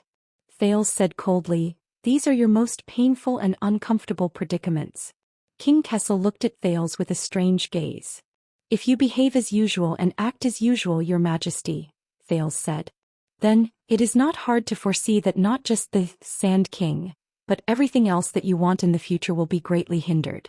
In the next moment, Thales' gaze turned fierce. You won't succeed, that's what I'm telling you. Be it military reform, land inspection, tax reform, centralization of power, or other bullshit. You won't succeed. Thales glared at King Kessel as if he wanted to use his gaze to cut open the other's skull and see the thoughts inside. Until the day you die with unfulfilled ambitions, your majesty, Roland said in a low voice. He repeated, emphasizing each word. You will not succeed. His voice fell. Ballard Room was dead silent. For a long time, Thales and the king faced each other in silence. Neither of them said a word. Finally, King Kessel moved. He reached out and grabbed the knife. Amidst the hissing, the king lowered his head and began to eat again. At the beginning you changed your address, King Kessel said calmly. You no longer call me father. Thales' gaze moved slightly. Yes. Because I am no longer sitting here as your son, your majesty. The prince remained calm, but his voice was steady and firm. In the name of the Duke of Star Lake, I attend the imperial conference to give my voice to the noble and wise King Kessel. The king stopped cutting the meat for a second. Interesting. King Kessel's expression was indecipherable, but he began to eat again. Then what's your suggestion? Thales took a deep breath and spoke cautiously. You know I'm right. You've always known. It's just that you're used to holding power. You're no longer willing to lower yourself and bow down, the prince said with a frown. To listen to different voices. King Kessel picked up a glass of wine, took a sip and snorted coldly.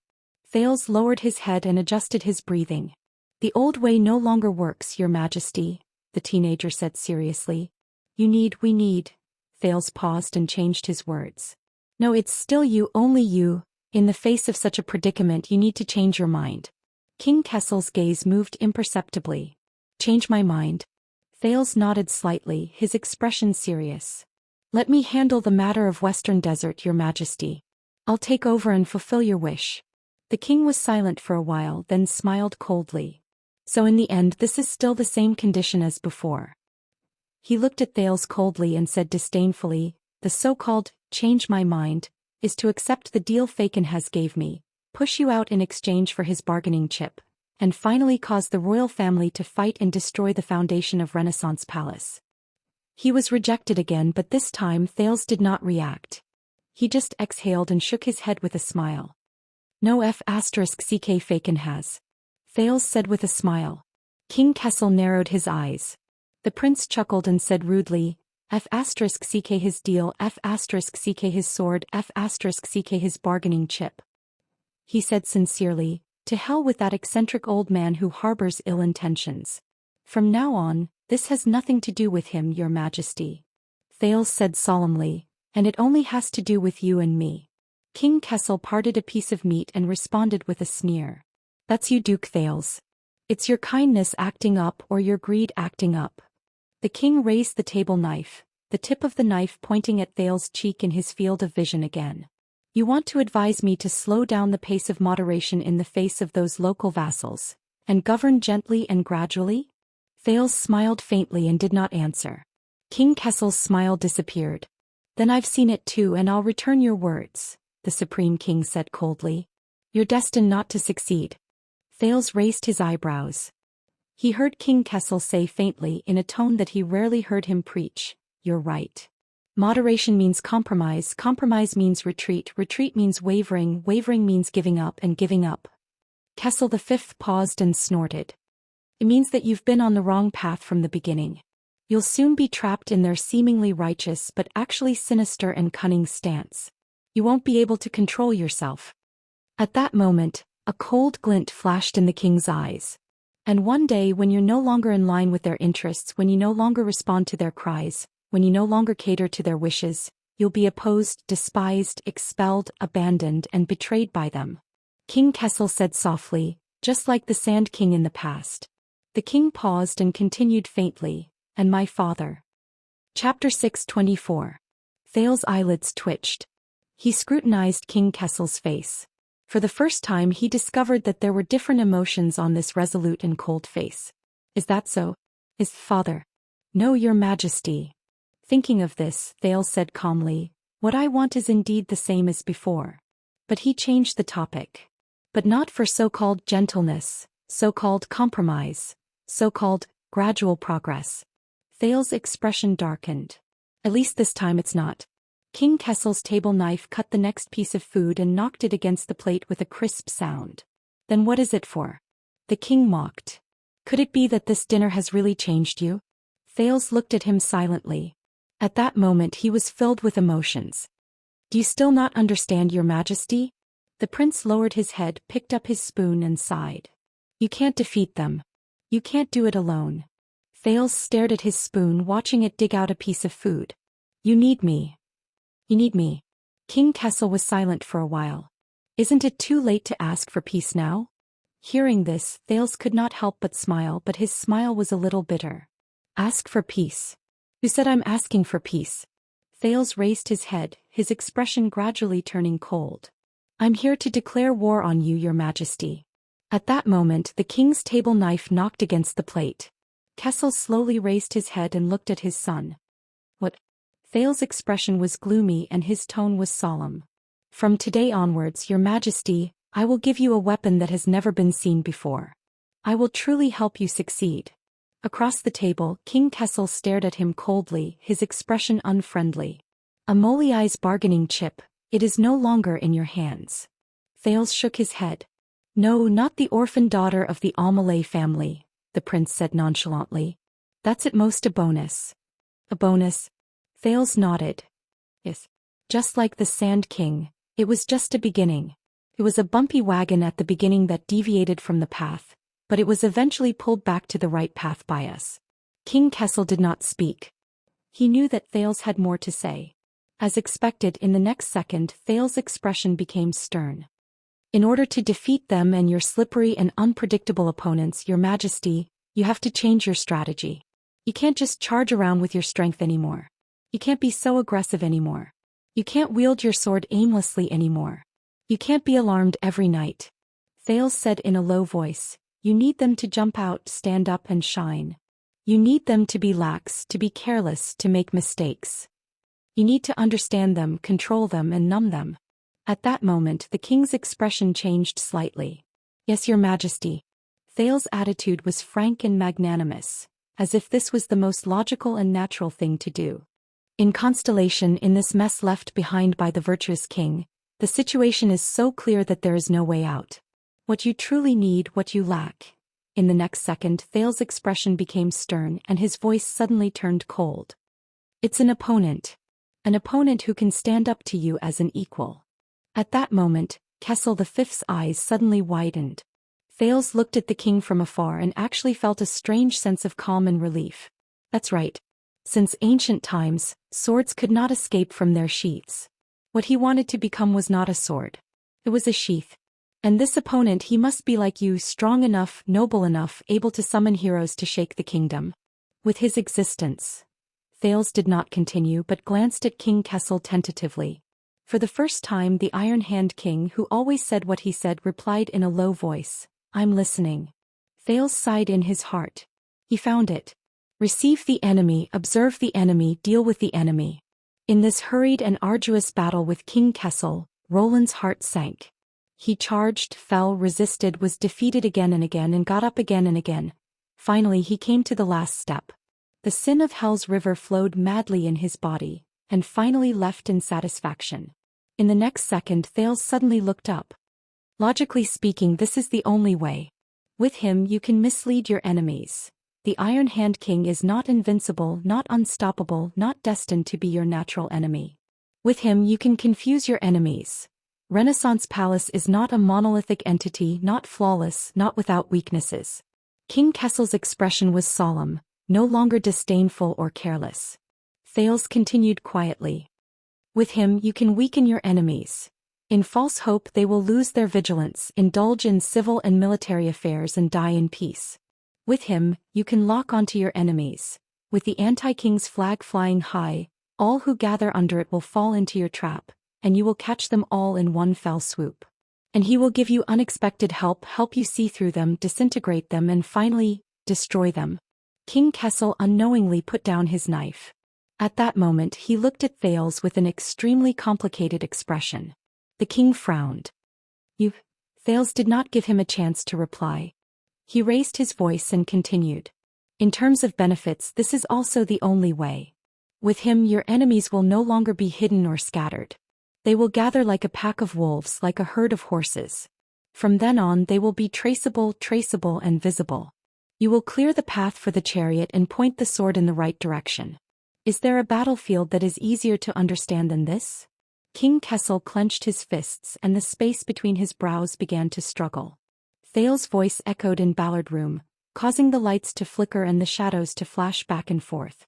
With him, you will have the most unfathomable undercover agent. As the enemy's leader, you will lurk deep in the enemy camp. No matter which chess player you face or what game you experience, you will have the other party's king firmly in your grasp. You will have the enemy in your palm and you will be able to do whatever you want. Is there a chess game that is more likely to win than this? At that moment the king gritted his teeth, his expression ferocious. And in reality this is also the only way. Thales stood up abruptly. Today I have committed treason, brought my sword to force the king to abdicate. I have done wrong and I have almost rebelled. Thales looked down at the king who was in disbelief across the long table. For the first time he felt that the king was hiding behind the long table. At this moment, no matter how much the Secret Intelligence Department tries to cover up any loopholes, the news has long spread throughout the capital, and will soon sweep through the entire country. No matter how kind and filial we are in the future, there will always be people who will remember the rift between the king and his heir, and the scene of our confrontation as ruler and subject. They will try to take advantage of the situation and make things difficult for us. Thales' voice became gloomy. Our relationship has long been irreparable. All the efforts you've made for the kindness of a father and a filial son have been wasted. They are meaningless. King Kessel's expression changed several times. He reached out and clasped the table tightly. If that's the case, Thales was expressionless and his tone was cold. Why not make the most of it, make use of this matter? Why not push the boat with the current and ride the wind and waves? Ride the waves? The Iron Hand King breathed with difficulty and squeezed out words through his teeth. So for the sake of reason, for the sake of interests and for the sake of reality, your majesty. Thales looked at him quietly, seemingly righteous but also cold and ruthless. I Thales Jadestar. I am destined to be your enemy. His voice faded away. The atmosphere in Ballard Room seemed to have returned to peace. It was incomparably quiet and comfortable. Comforting. After a few seconds, King Kessel recovered from his shock and questioned him in disbelief. Do you know what you're saying? Thales let out a long breath. Strange. He smiled slightly. More or less. No. The Iron Hand King interrupted him with suppressed anger. You don't know. King Kessel took a deep breath and adjusted his breathing. On the surface you want to break off all ties with me, clearly oppose and denounce me, stand as an equal with the Supreme King, walk into that sinister and greedy camp, become brothers with the enemies of the kingdom, speak up for them and become their flag and hope? Behind my back you are going to conspire with me. You are going to be my spy against your conscience. You are going to work with the tyrant. You are going to destroy your previous stance and foundation. You are going to sell your soul to the royal power. You are going to be at the king's beck and call, and you are going to stab me in the back countless times? The Iron Hand King gritted his teeth as if he was looking at the biggest bastard in the world. Do you know what this means? Why was he so surprised? Was he not the one who created this situation? Looking at King Kessel's expression, Thales chuckled. It was very strange. When this moment really came, the emotions he thought he would feel, resentment, grievance, indignation, sadness, loss, all disappeared without a trace. All he could feel was a boundless, deathly stillness. It's funny, I have a friend who taught me a lesson. Thales smiled, thinking of his former, old friend. He said wistfully, betrayal is the true meaning of an alliance. What was equally strange was that, in addition to the hatred and disdain, he suddenly missed that ugly woman a little at this moment. So this was how she felt. King Kessel's expression changed again. But this time he suppressed the excess emotions and tried his best to return to being the calm and rational king from before. Do you know the price and the worst consequences of this proposal of yours? The Iron Hand King's eyes were burning. If you take this as an expedient measure to brush me off, hoping that the two sides will waver, or even be fickle and gain from the middle, then you are gravely mistaken. Thales pursed his lips, feeling that the air in Ballard Room had finally begun to flow. You better understand. At this moment the king was extremely serious and there was a hint of threat in his words. This is not some chess game or game. This is a real war. Thales' eyelids twitched. And anyone, no matter what his name is, how high his position is, how much power he has, whether he is wise or brave, aggressive or gentle, if he thinks he is infallible and dares to stand in the middle of the battlefield. At that moment King Kessel's murderous intent was overflowing. They will all be crushed. Not to mention benefiting from both sides. Benefiting from it. At this second Thales' heart was empty. That's right, the scabbard. Thales silently said to himself, not only to face the wind and frost outside the scabbard, but also to endure the sharpness within the scabbard. This was the way to deal with the Iron Hand King. No matter how heavy the price was. Sealing 1,000 blades, how evil was that? The prince lowered his head and exhaled with difficulty. Yes, I know. When he looked up again his eyes were already serious. But as you said, I was born for constellation. King Kessel's gaze froze. Compared to the vast constellation and the mighty kingdom, Thales said calmly, our father-son relationship, gratitude and hatred and even our lives and fortunes, none of it is that important. At that moment, King Kessel's expression changed. He struggled several times but in the end he did not speak. Looking at the other's reaction, Thales smiled softly. Just like 500 years ago, the King of Ascension killed his son as a sacrifice to the gods. King Kessel was slightly shocked. Thales looked at the deep ceiling inside. Those who hear only know that this is a violation of the natural order, cruel and terrible. Those who know are the ones who walk. Only then will they know the inside story. It is sorrowful, heroic and generous. Recalling the story he had unearthed, Thales gradually became lost in thought. Ascension King Alan I bore the infamy and his prestige was destroyed. Alien, Prince Herman shed blood and sacrificed his life. Jadestar joined forces, father and son conspiring together, stirring the kingdom's blood to boil, inciting the anger of the subjects and people to crusade. Finally they knocked down Sunset Temple, which had dominated Constellation for 200 years, from its altar, causing it to split and decline, never to recover. At that moment the room was extremely bright and the words were powerful. And King Kessel's gaze changed. This version of the story has always been a royal secret. How did you know? Thales looked at him and smiled in relief but did not explain. Yes, outsiders do not know, but the Jadestar royal family knows. This is the truth and meaning of Ascension sacrifice. With the blood of the son and the grief of the father, strip the ribbon of divine power from the king's scepter. In the next second, Thales' expression became solemn. Let me show up, your majesty. Let me become your enemy. Your spy, your chess piece, your bargaining chip. Your sword. He placed his hands on the table and looked straight at the king. In this way I can help you achieve your wish. Not just Sand King, not just Western Desert, but all of the kingdom. At the end of the long table, King Kessel stared blankly at the teenager in front of him, swallowing several times. Perhaps the entrance and exit of the guard captain made the lights burn brighter. The chill in Ballard room gradually dissipated and warmth returned. As I said, father, when you are overwhelmed by the weight of the crown, you will not be able to breathe. At that moment the prince's gaze was aggressive. I have come to save you. For this I will stake my reputation, my life and my future. To help you achieve the unprecedented greatness of the kingdom. Thales clenched his fingers into a fist and punched his chest. The scar that was burned many years ago seemed to be heating up again. This is my real bargaining chip today. He looked at the speechless king and said in a low voice, It has already taken shape since I openly broke into the palace and rebelled under the eyes of the entire kingdom, and completely broke off relations with you at the imperial conference. And you have no reason to refuse. Thales punched his chest, his gaze cold. Accept it and you will gain unprecedented benefits.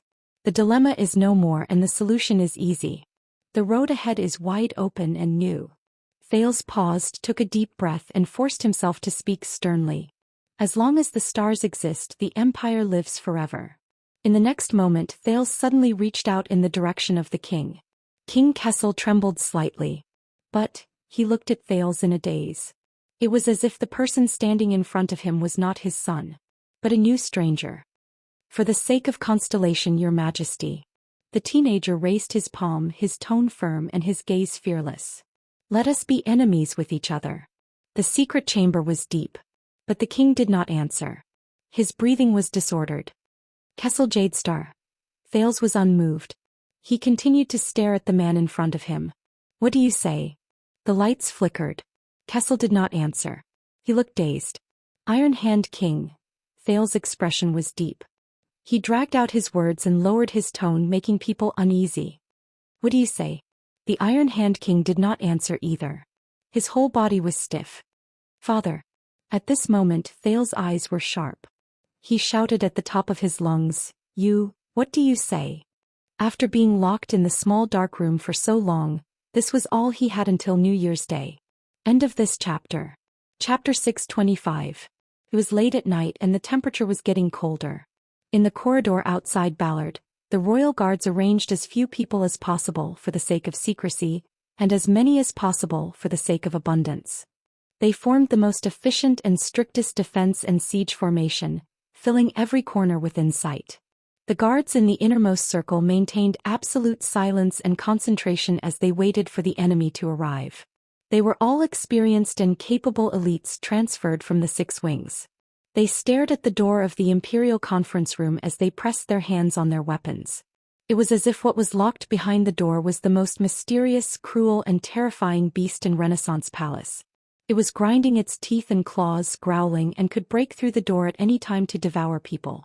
But they could not be timid, let alone retreat. They were the Emperor's Praetorian Guards. They had an oath that they would guard this door until the Emperor's order reappeared. Or the minister would rest. Lights flickered in the corridor. As time passed, anxiety spread in the air, and the fingers on the hilt of the swords became tighter and tighter. But the heavy stone door remained motionless and silent.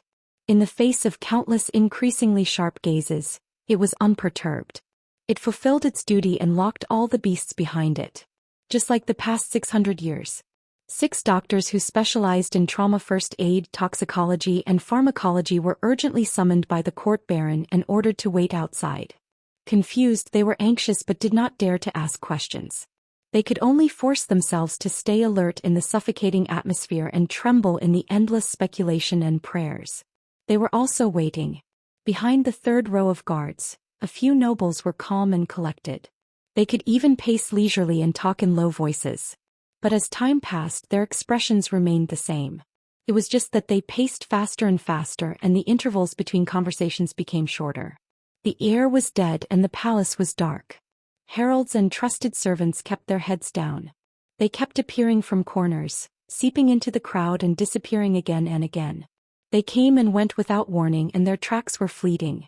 Only the whispers and shadows of ghosts could be heard in the ears of a few people and on the dimly lit walls. Time was probably still moving forward, but it seemed to be moving slower and slower. It stopped moving forward and admired the changes it brought to its surroundings. In the silence, the guards had never felt that their breathing was so heavy, to the extent that they could even raise 2 inches of dust in front of their noses. They had never realized that their hearing was so sensitive. Just the sound of their bones rubbing against each other was enough to make the muscles of the soldiers 2 feet away tense up. And their eyelids were so afraid of loneliness that they would bump up and down every once in a while to greet each other, for fear of being left alone. As for their hearts, they were so strong and powerful. As a result, when the heartbeats of hundreds of people in the palace gathered together and became faster and heavier, it felt as if a huge monster known as Renaissance Palace had just woken up from a long slumber and was slowly waking up. And that stone door, which everyone stared at with rapt attention, was the ferocious eye that was about to open. This made everyone tremble with fear. What happened? What would happen? What should they do? Should I swing my sword? Or should he back off? The political knowledge gained from years of guarding the palace allowed the royal guards to force themselves to remain calm, but at the same time, they could not help but feel uneasy. They wanted to turn their heads, look at each other, and exchange their emotions. At the very least, they could find some comfort in the same doubts.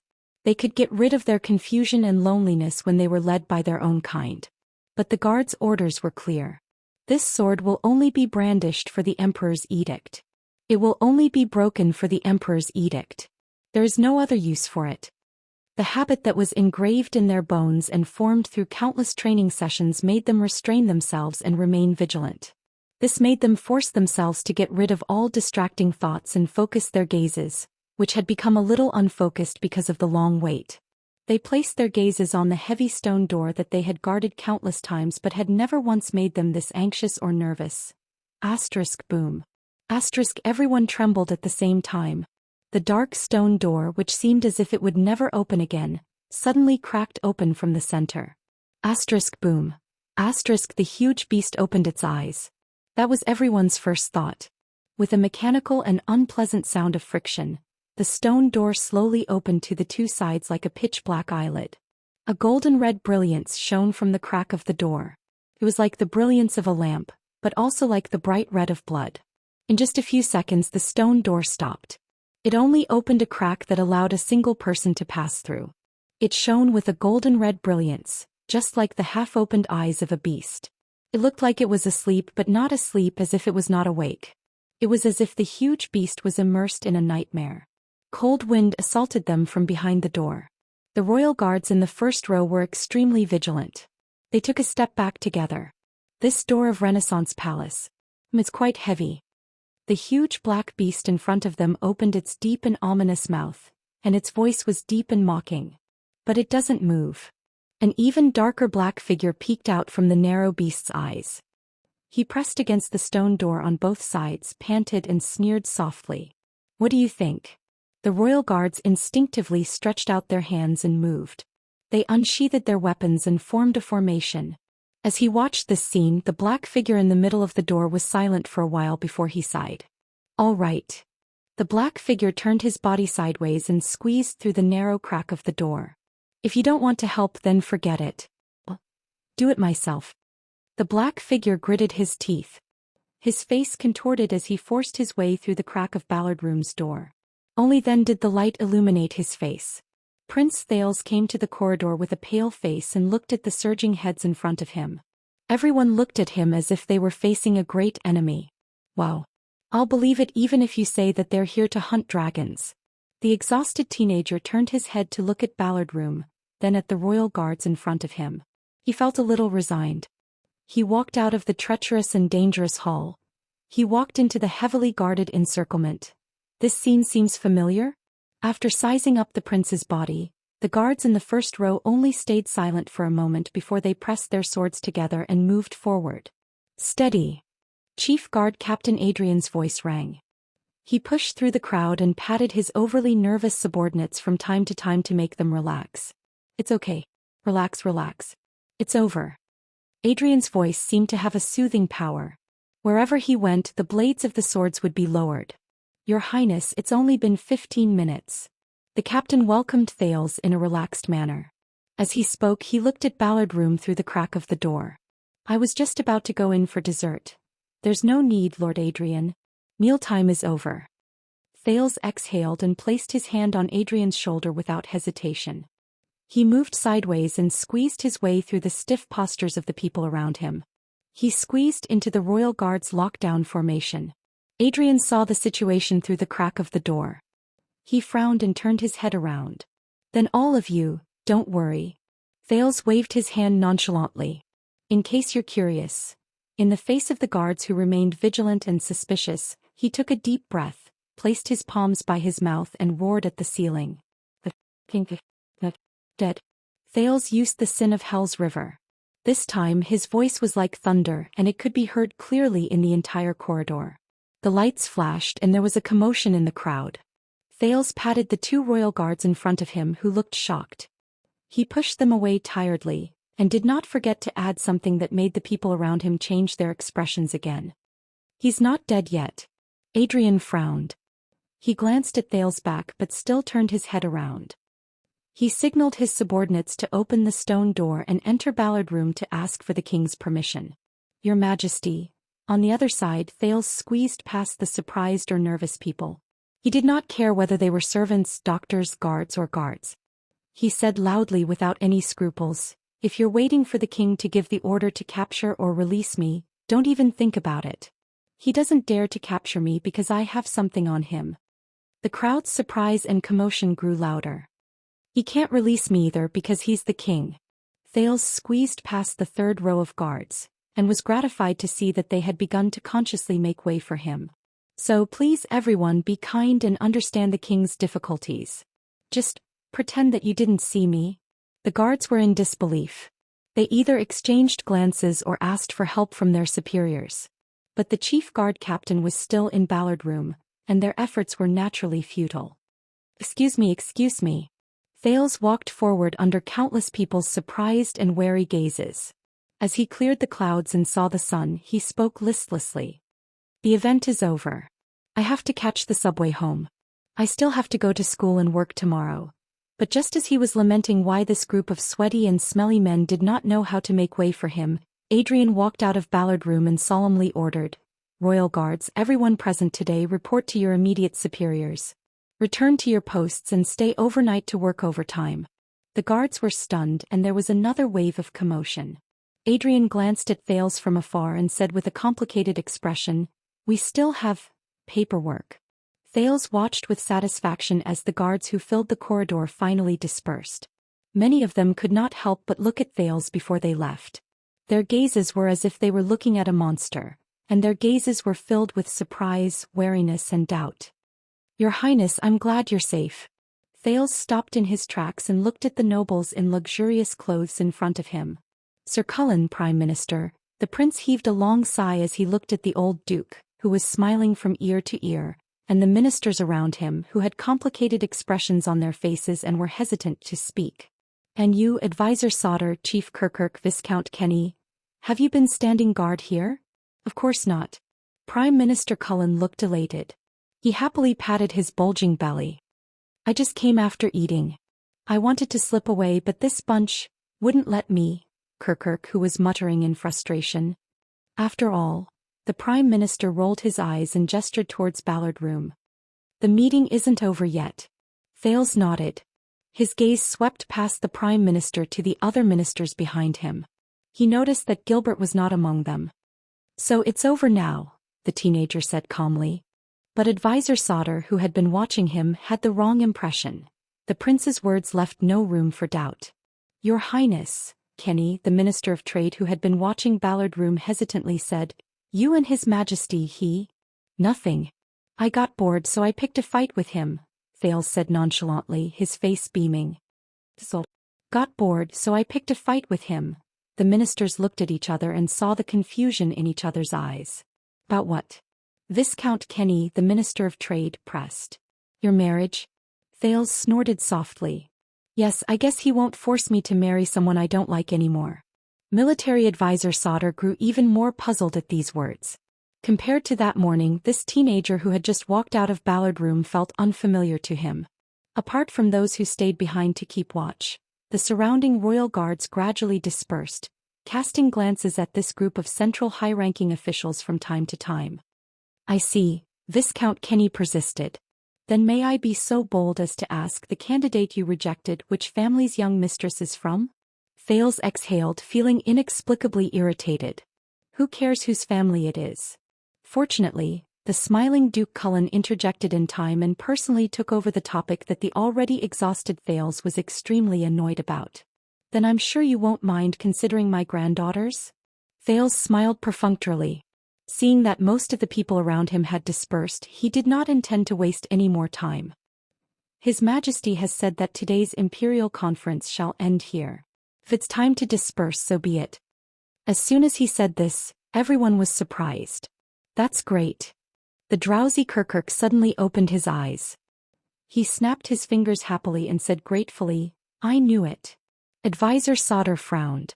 "But we still have business." "I know," Thales interrupted him with a wave of his hand and said impatiently, "There's still business to discuss, right?" Thales looked towards Ballard Room at the faintly discernible figure and sneered. "About substitute service, tax payment, Western Desert, the expansion of the regular army, the reduction of conscripts and so on." He spoke carelessly and without bothering to conceal his volume. This caused the expressions of all the officials, including Sauter, to change drastically.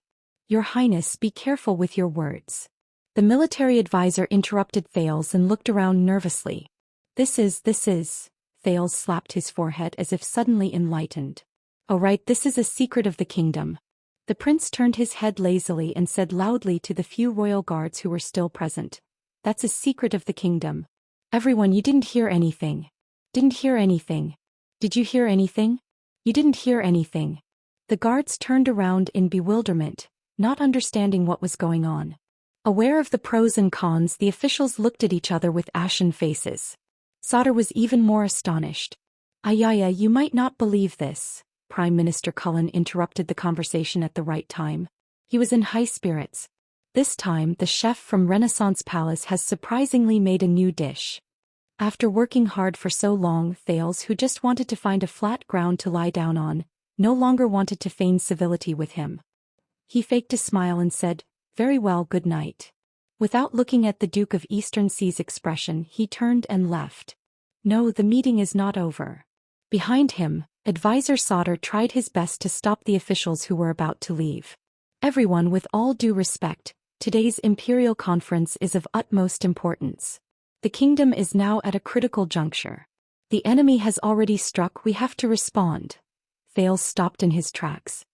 "Oh, he also wanted me to bring a message to you, my lords." Thales turned around and pointed his thumb in the direction of Ballard Room. He was all smiles. The kingdom's secret intelligence department acted in time. "That letter is safe." As soon as he said this, the officials were taken aback. "Letter?" Viscount Kenny recalled and asked suspiciously. "Oh, you mean the letter that just arrived today?" Advisor Sauter said in surprise. "And it's safe? What do you mean?" The chief of finance, Kirkuk, rolled his eyes and said without hesitation, "You mean the person who deliberately leaked Covendier's letter has been caught?" The officials shuddered in unison. Kirkuk. "Sorry, I spoke too quickly," Kirkuk said nonchalantly as he turned around. "But this person from the Secret Intelligence Department said they couldn't."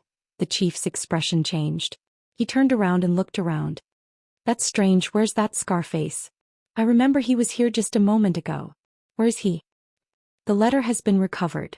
"That means," Viscount Kenny said solemnly, "we still have room to maneuver as long as we pretend that letter doesn't exist?"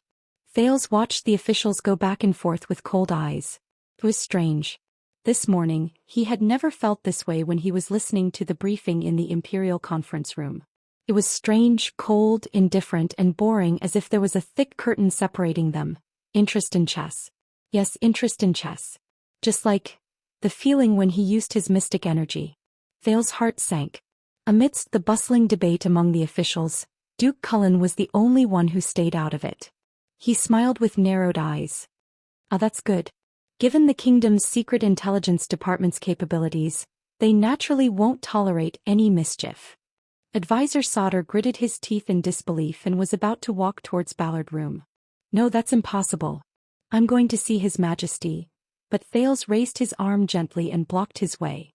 Please don't, Sir Sauter. I tore that letter in front of him just 10 minutes ago, the prince said casually. His Majesty is in a fit of anger right now. Thales' words, which were as light as a mosquito, silenced all the ministers. They looked at the young man in surprise. What? Sauter turned around in shock and disbelief. Letter, why you? Thales lowered his arm and nodded expressionlessly. Believe me, you don't want to see him now, much less mention this to him. Saldus' breathing quickened and his face flushed. He was silent for a second, then rushed towards Thales. You, soldiers. Take it easy. Take it easy. Kirkirk, who had a hunch, grabbed Saldus' waist from the side and used all his strength to stop him from moving forward. Calm down, that's the prince, the prince. It doesn't matter if the letter is gone, we're not going to use it anyway. Besides, it's not like it was leaked, we don't have to worry, what's the rush? The other officials came to their senses and hurriedly surrounded Sauter to dissuade him. Thales watched the scene coldly. The Prime Minister smiled and hummed a tune. But Advisor Sauter was still struggling and extremely angry. No, you don't understand, you don't understand. Do you know that's right, Thales replied calmly. That was paid for with my life. Covendier's letter of surrender. Sauter was taken aback and stopped. Oh, by the way, the next time you want to mobilize the regular army or check other people's accounts or something like that. Thales turned around slowly and smiled at the military advisor and the chief of finance, who were hugging each other. Tell me first, okay? He spread his hands helplessly. Otherwise, I'll have to do it again. The military advisor choked, closed his eyes and exhaled deeply. The officials looked at each other. I'd be more careful. Look, at your age, you're prone to diarrhea after eating a new dish. The Duke of Eastern Sea reached out to comfort him. Duke Thales, your highness. Sauter finally calmed down. He looked puzzled and pained. What happened? Thales shrugged. Nothing much, His Majesty changed his mind, that's all. But it shouldn't be like this. Sauter gritted his teeth. What did you do in the middle? What did I do? Thales' gaze froze. I just saved your lives. He looked at every official in front of him, his expression calm and unperturbed. You're welcome, my lords. Sauter looked at him in disbelief while Kirk frowned deeply. Some did not understand while others were deep in thought. Prime Minister Cullen, however, laughed. His plump abdomen dropped and he bowed. I am eternally grateful for your saving grace. Thales ignored him.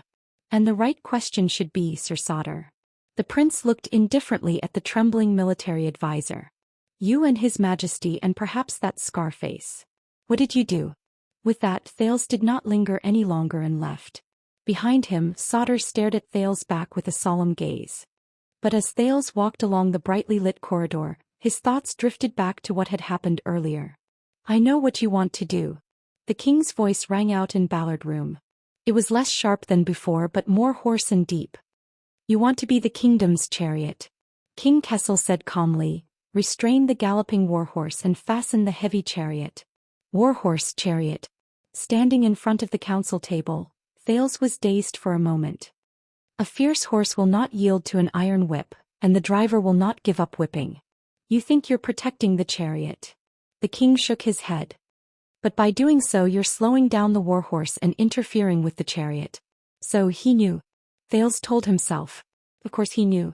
He always knew. He just didn't care. As you say, Your Majesty. Thales composed himself and slowly sat down.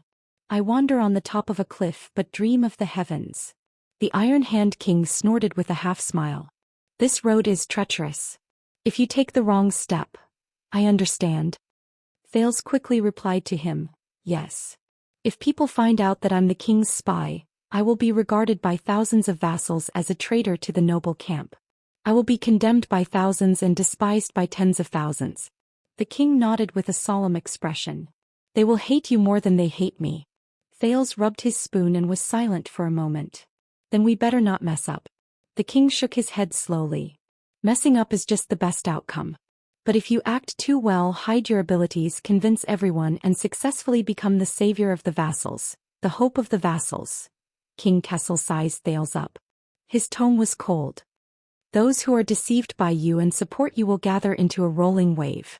They will use their reputations, stance, camp, interests, connections, situation, and everything else to force you to move forward. You will not be allowed to defend yourself, you will not be able to control it, and you will not be allowed to regret it. They will love you more than they hate me. Thales' smile slowly disappeared. The king's words became flat. When that time comes, you will have no choice. Even if you want to get off the chariot halfway, it will be too late. Fakenhas's words rang in his ears again. You have to know that when your vassals and subordinates are enraged and the will of the people is high, you will have no other choice but to go with the flow. Thales wanted to say something but stopped. And on the other hand, King Kessel looked at the door with a complicated expression. When you raise the war flag of rebellion against royal power, far more than just the feudal lords will unite. Under Renaissance Palace, the growing king's partisans, the ambitious new nobles, the opportunists who change their direction when the wind blows, and the people who once showed goodwill to you and treated you with friendliness will treat you as their political enemy and an unfilial son. In fact, they will not hesitate to make things difficult for you so that they can raise their status. Thales gritted his teeth. Gilbert Putre Sauter Kirkirk Viscountkenny. Many faces flashed before Thales' eyes. There were even a few seconds when the purple mask flashed before his eyes. From that moment on, the title of heir will no longer protect you. On the contrary, it will magnify the fear and scrutiny you face, and increase the price and pain you have to pay. In the eyes of many, the day of the new king's coronation will be the day of disaster. King Kessel narrowed his eyes. They will hate you more than they love me. Thales did not speak. He looked around and exhaled heavily. The night breeze caressed the windowsill. Their figures intertwined with the lights. Ballard Room was cold and quiet at night. The portraits of several famous ministers of the past on the wall. Wise Minister Halva, Oracle London, Hyena, Amber Tabark, Lumberjack Parramatta, silently watched the conversation between the father and son flickering in the light. This made Thales ponder. In history were the predecessors who guided the country in this meeting room, and the decisions they made as cold and cruel as this heavy palace? Then I can only pray, Thales said absent-mindedly. King Kessel did not say a word and only stared at the prince quietly. A few seconds later, Thales looked back at the king with a tranquil smile. Pray that they are not true love. Chapter 626. Thales walked alone in the long corridor of Renaissance Palace. The everlasting lamps flashed past him, illuminating his face and making it flicker between light and dark. Along the way, the guards and servants all had complicated expressions on their faces when they saw him, and they avoided him. But Thales did not care. He only took a step forward, pressed a floor tile under his feet, dragged it behind him, took another step forward and repeated the process. It was dark, cold, and narrow in front of him. And where should he go? Where should he go? Where? Your Highness. A familiar voice traveled into his ears. Thales stopped in his tracks.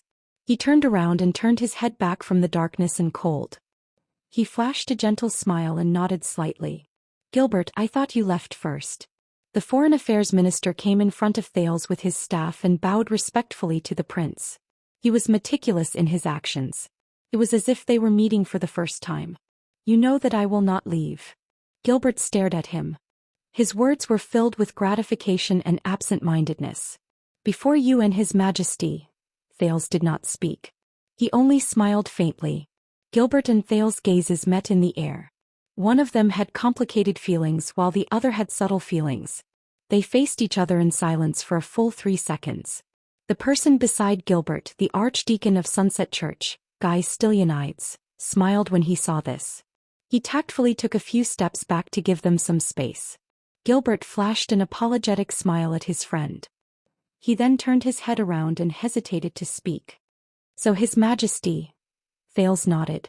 There was not a hint of emotion in his voice. He let me go. That's it? Gilbert looked surprised for a moment.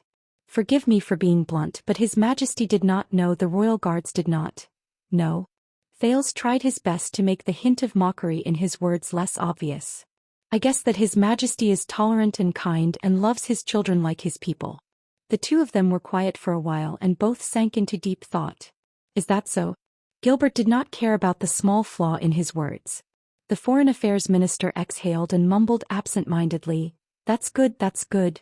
Thales did not say anything. At that moment he suddenly felt that the cunning fox of Constellation had aged a lot. However, the scene of Gilbert calmly driving the carriage with a lantern and bringing the dirty and pathetic child beggar into Mindy's hall felt like it was only yesterday. Right, it's quite a coincidence. Gilbert snapped out of his daze and smiled again. When you were having a heart-to-heart talk with His Majesty, I felt bored, so I went out of the palace for a walk. I happened to wander near Mindy's hall, so I took a look and casually asked around. Mindy's hall? A thought struck Thales and he said in surprise, Gilbert. The smile on Gilbert's face grew wider, just like his wrinkles.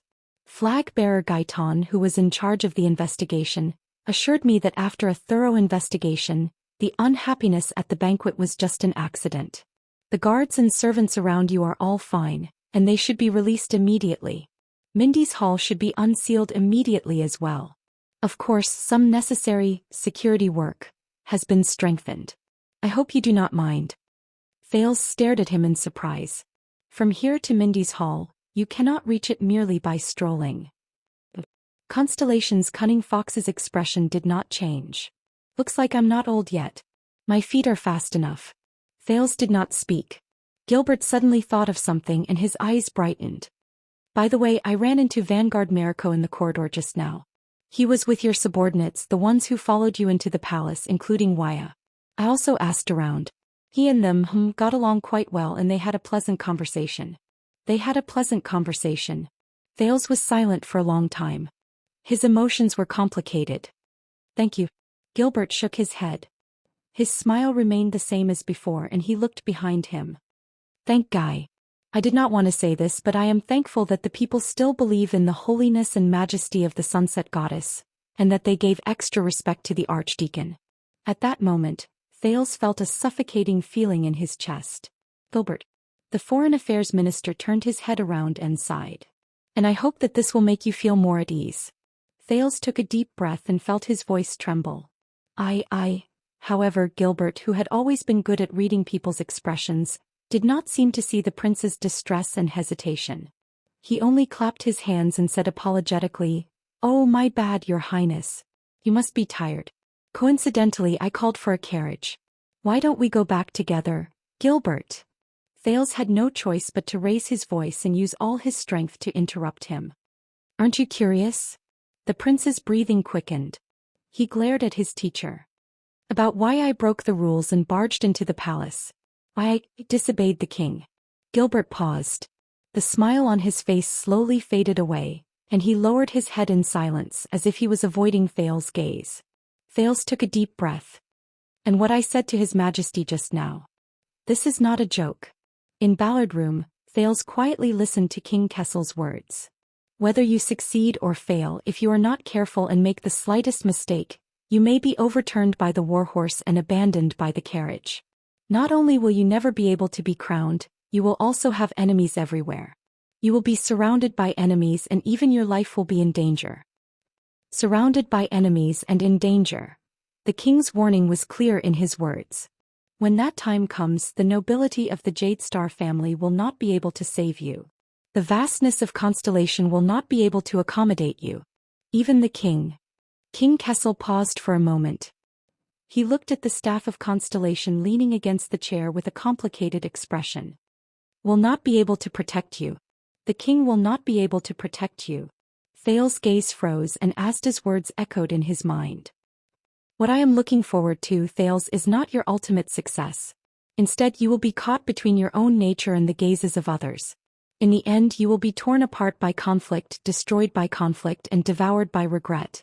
Then what if? After a few seconds, the teenager raised his gaze and his smile was a little stiff. Do you think Dragon Cloud City will accept political asylum? King Kessel did not respond to the joke. His gaze was profound and no one knew what he was thinking. All right. In the end, the teenager sighed and the relaxed and joking expression on his face disappeared. It seems that you really do not have a sense of humor. The king stared at him without saying a word. It was night and the lights were dim. Two shadows facing each other were cast on the stone floor and extended to the walls. They were dark and cold. Bottomless. That is for me, your majesty. The prince snorted softly and focused his gaze on the spoon in his hand. Please be healthy and live to a ripe old age. King Kessel's gaze flickered. At least finish the show, don't quit halfway and leave me alone on the stage unable to defend myself. At that moment Thales looked at King Kessel, but he thought of King Nuven. And his head that rolled in a pool of blood. Believe me, the feeling of a person's curtain call, Thales said emotionally with lingering fear in his heart. It's not that good. Kessel did not reply. Perhaps it was because it was late at night and the lights in the room became soft. The light and shadow between the two were no longer as sharp as the edge of a sword, and they were clearly separated. Instead they were one, and light and darkness coexisted. You know, King Kessel suddenly said, you could have not done this. Thales' gaze shifted. You could have behaved yourself, followed the rules, not revealed any attitude, not got involved in any trouble, and not acted impulsively like you did at the banquet and today. Your actions were shocking. Then you would have worn the 9-starred crown and ruled over the entire kingdom, the Iron Hand King said softly. It was only a matter of time. The 9-starred crown. Thales' breathing stopped. The word seemed to have magical power. It seeped into Thales' brain from the air and became a constantly growing thought. When that time comes, the whole of Constellation will be ruled by you. The whole of Constellation will be ruled by you. The king's voice was long and deep, with an indescribable meaning. The teenager tightened his grip on the spoon in his hand. It's too late. Thales shook his head, dispelling the thought that he should not have. I openly broke the ban and barged into the palace so that everyone could see it. It's too late to turn back now and put on a show of family harmony, fatherhood, and filial piety. The king did not care. That's not important. Thales shook his head. No, besides, if the kingdom falls before I'm crowned. But the Iron Hand King's voice drowned him out. That's not important. Kessel V leaned forward and his aura was oppressive. What's important is that at that time, you will no longer be held back and you will have nothing to worry about. You can overthrow the old system, set things right, push all the blame onto the Iron Hand King, use my mistakes to strengthen your rule, and use my brutality to set off your benevolence, just like the virtuous king after the Red King. Thales found that his breathing was speeding up. Then piece the kingdom together into what you want. The king's words were tempting. Where Constellation goes, it's all up to you. Do as you please and do as you please. No longer held back and I will have nothing to worry about. Do as you please. Thales gulped. In a daze he once again saw the young man with the crown facing the towering palace wall alone. That familiar yet unfamiliar back. But this time the young man stood behind King Kessel, dressed in a luxurious robe and had an extraordinary bearing. He looked down at the people in the capital outside the window as if he was examining a chessboard. His posture was calm, his expression indifferent. Thales' heart skipped a beat. But... He opened his mouth to speak, but it was difficult for him to speak. In the dead silence, King Kessel's voice reached his ears faintly. When I was young, my mother said this before. The blood of the emperor's bloodline can only be as dazzling as gold and endlessly majestic in two places. Dazzling as gold and endlessly majestic. King Kessel slowly raised his head and looked at the portraits of famous ministers in Ballard Room. Legends. The light was dim, but the historical figures in the portraits were still vivid, looking at them with burning eyes. Never faded. Never moved. Thales pursed his lips tightly. The Iron Hand King lowered his head and knocked on his chair in a daze. Throne. The night wind swept past the window. The everlasting lamp in the room trembled and leaned in the same direction. It was neat and uniform. There were no exceptions. Thales held his breath. 450 years ago, the alien star, who questioned the church's scriptures, became a legend. The King of Ascension ruled over Constellation and sat on his throne. In the cold wind, the king's gaze met Thales and his tone was cold. Which do you want to choose? I understand, your highness. Gilbert only closed his eyes gently, but this action seemed to have used up all his strength. Thales frowned. Really? You understand? Gilbert let out a long sigh. Yes. When he opened his eyes again, he seemed to have aged a great deal. Whether it was during the royal banquet or after the investigation of Mindy's Hall, you were young and impetuous. It was only natural that you felt indignant when you were wronged. Young and impetuous. It was only natural that you felt indignant when you were wronged. Thales listened quietly and subconsciously clenched his fists. Is this the meaning of Gilbert's actions today? Gilbert tried his best to put on a smile. Obviously, during the 6 years in Dragon Cloud City, you have gotten used to the way Northlanders interact with each other. That is why when you entered the palace you were so... I know I met King Nuvan before. The first time I met him he almost forced me to jump off the fortress wall. Northlanders, the way they express their opinions is always, very memorable. Thales did not speak. But the Foreign Affairs Minister only looked at him lovingly and kindly, as if he could tolerate all of his audacity. Gilbert, the prince said faintly, this morning I actually managed to attend the Imperial Conference in a dignified manner, even though I caused a huge disaster. I heard from my father that it was because of your suggestions and persistence. Gilbert was stunned for a moment before he smiled in a sentimental manner. You know, when I woke up this morning, I thought that there was nothing worse than a hangover, until I heard the news of you stepping forward bravely during the royal banquet last night. He sighed and said, Your Highness, I just feel that if there is any misunderstanding between you and His Majesty, there is no better way than to clarify it in person.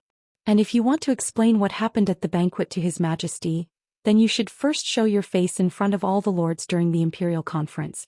They will more or less be of some help to you. Thales was silent for a long while before he forced out a sentence with great difficulty. Thank you. For all of this. Gilbert smiled in a gratified manner. He waved his hand. It is my duty. It is not worth mentioning. Thales felt complicated. He wanted to end the conversation and leave as soon as possible, but he could not help but blurt out, But you know, Gilbert, my actions today have consequences. Gilbert paused for a moment. Oh, listen to me, Your Highness. The Foreign Affairs Minister took a deep breath and said with a smile, Prince Thales yearns for freedom. He rebelled against the engagement and pursued true love, which is why he barged into the Forbidden Palace and interrupted the Imperial Conference. This is probably a classic love story that people are happy to see. It is romantic and bold, and it echoes with your experiences in Northland. He looked at Thales seriously. Everyone will understand. Thales frowned. But this is not what I wanted to say. Gilbert chuckled and raised his hand to stop him from speaking. But I do not suggest using the Lady of Blazing Blood as a cover. It will leave a bad impression, especially after she led the Northlanders to a great victory.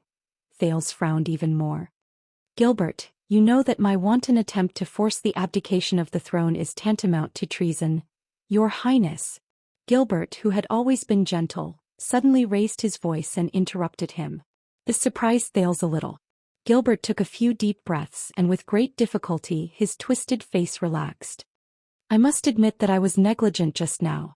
Gilbert forced a smile. It has been 6 years. Regardless of whether it is you, me, Eternal Star City, or even His Majesty, we have to go through a process of getting used to each other again. We should not be too hasty. But... Gilbert stared at him with eagerness and anticipation. Since you and His Majesty have cleared up the misunderstanding, then the biggest problem is solved, is it not? Thales stared back at him in a daze. He did not know how to answer. As for everything else, such as getting used to each other, we in the entire kingdom can take our time. Take our time. Unknowingly, there was a hint of a pleading look in Gilbert's eyes. Just like in the past. Just like in the past. This made Thales feel even more unfamiliar. He also felt guilty. What if it is not? Thales heard his own voice echoing in the palace. If I barged into the palace, it was not just because I felt wronged. He could not lie to him. What if His Majesty and I did not clear up the misunderstanding? He could not pretend that everything was fine as Gilbert wished. What if we cannot go back to the past? Gilbert became silent, and his eagerness disappeared along with it. Your Highness. The Foreign Affairs Minister sucked in a deep breath as if he wanted to use this action to muster up his courage. What happened? Thales forced a smile. Let me put it this way. My conversation with him did not go well. Gilbert did not answer immediately. He sized up Thales, and there were a few times when he wanted to say something, but he swallowed his words. No, I mean... After hesitating for a long time, Gilbert's voice trembled a little. What happened to you, Your Highness? Thales looked back at him and maintained his smile. What?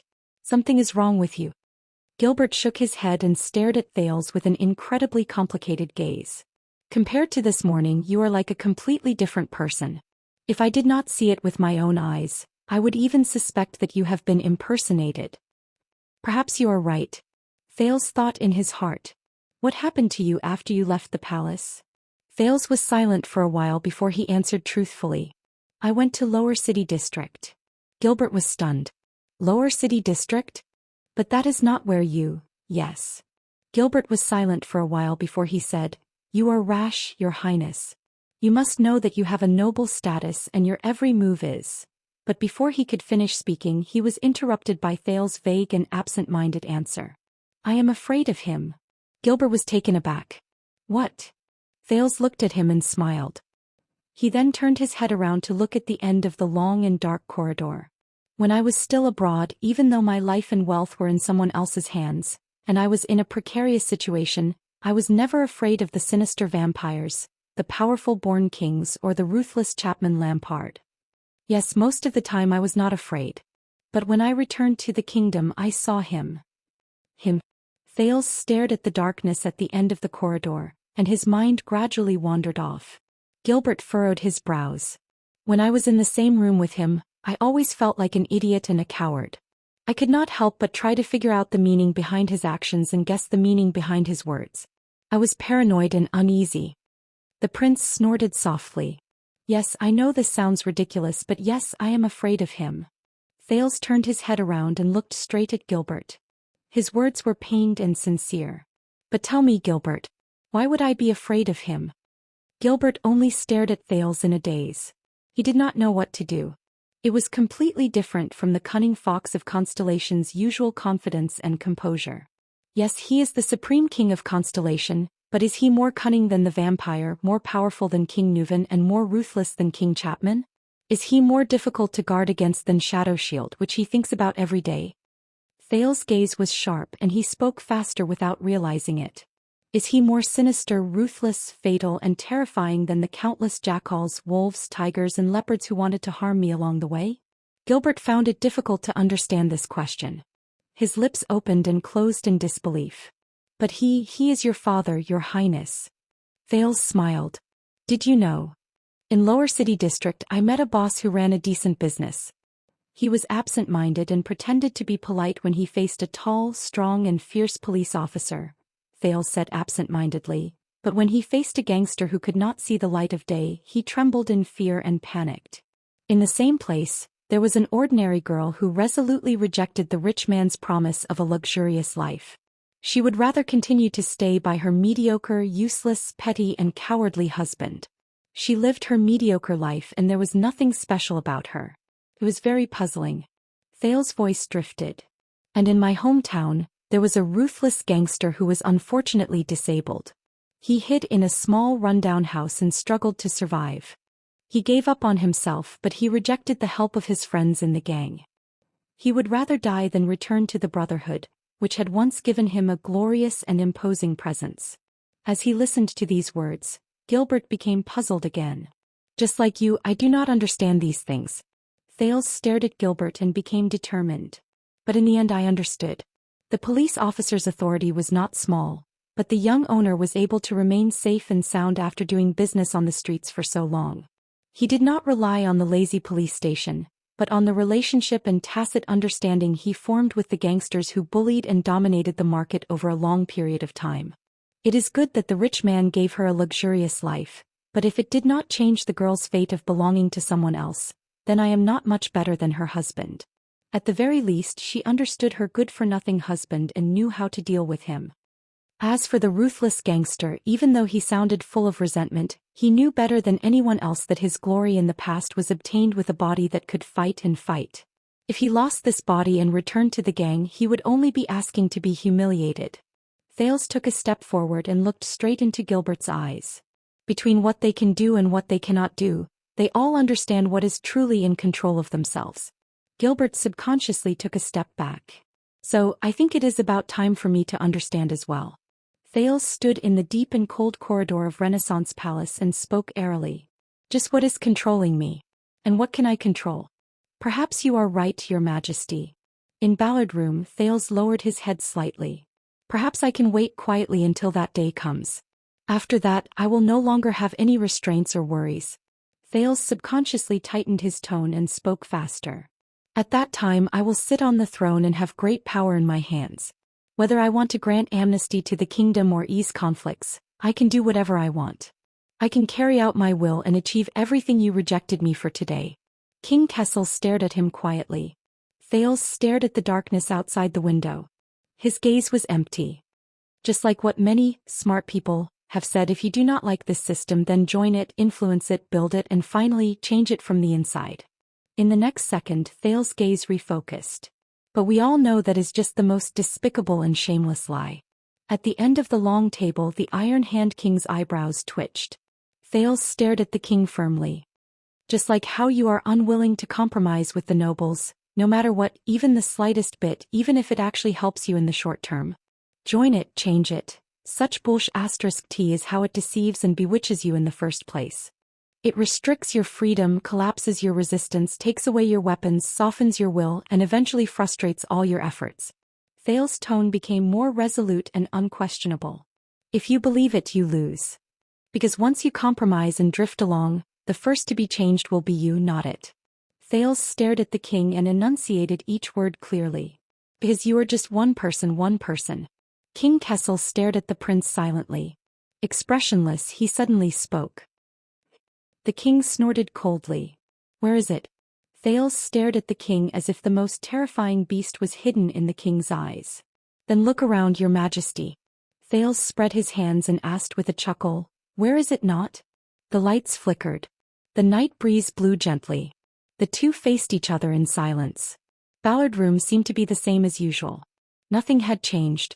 King Kessel did not look back, but he frowned deeply. But Thales did not notice his reaction. Instead, he leaned back in his chair and continued to speak. 6 years ago at Broken Dragon Fortress, that was the first time I saw the Archduke of Black Sand region. Thales gradually became lost in thought, as if he had returned to that winter 6 years ago. As expected of an ambitious and ruthless man of his generation. His vision was broad, his bearing extraordinary, and he could command the loyalty of countless heroes. The teenager paused and snorted softly. To be honest, he was much more charming than you. King Kessel's expression did not change. Thales became serious again.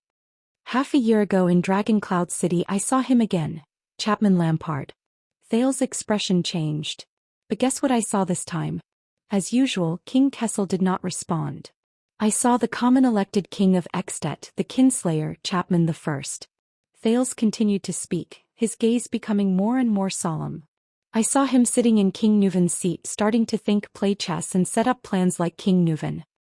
He began to enjoy the same pleasure as his uncle, entering the same perspective as him, walking the same path as him, encountering the same troubles as him, and falling into the same vicious cycle as him.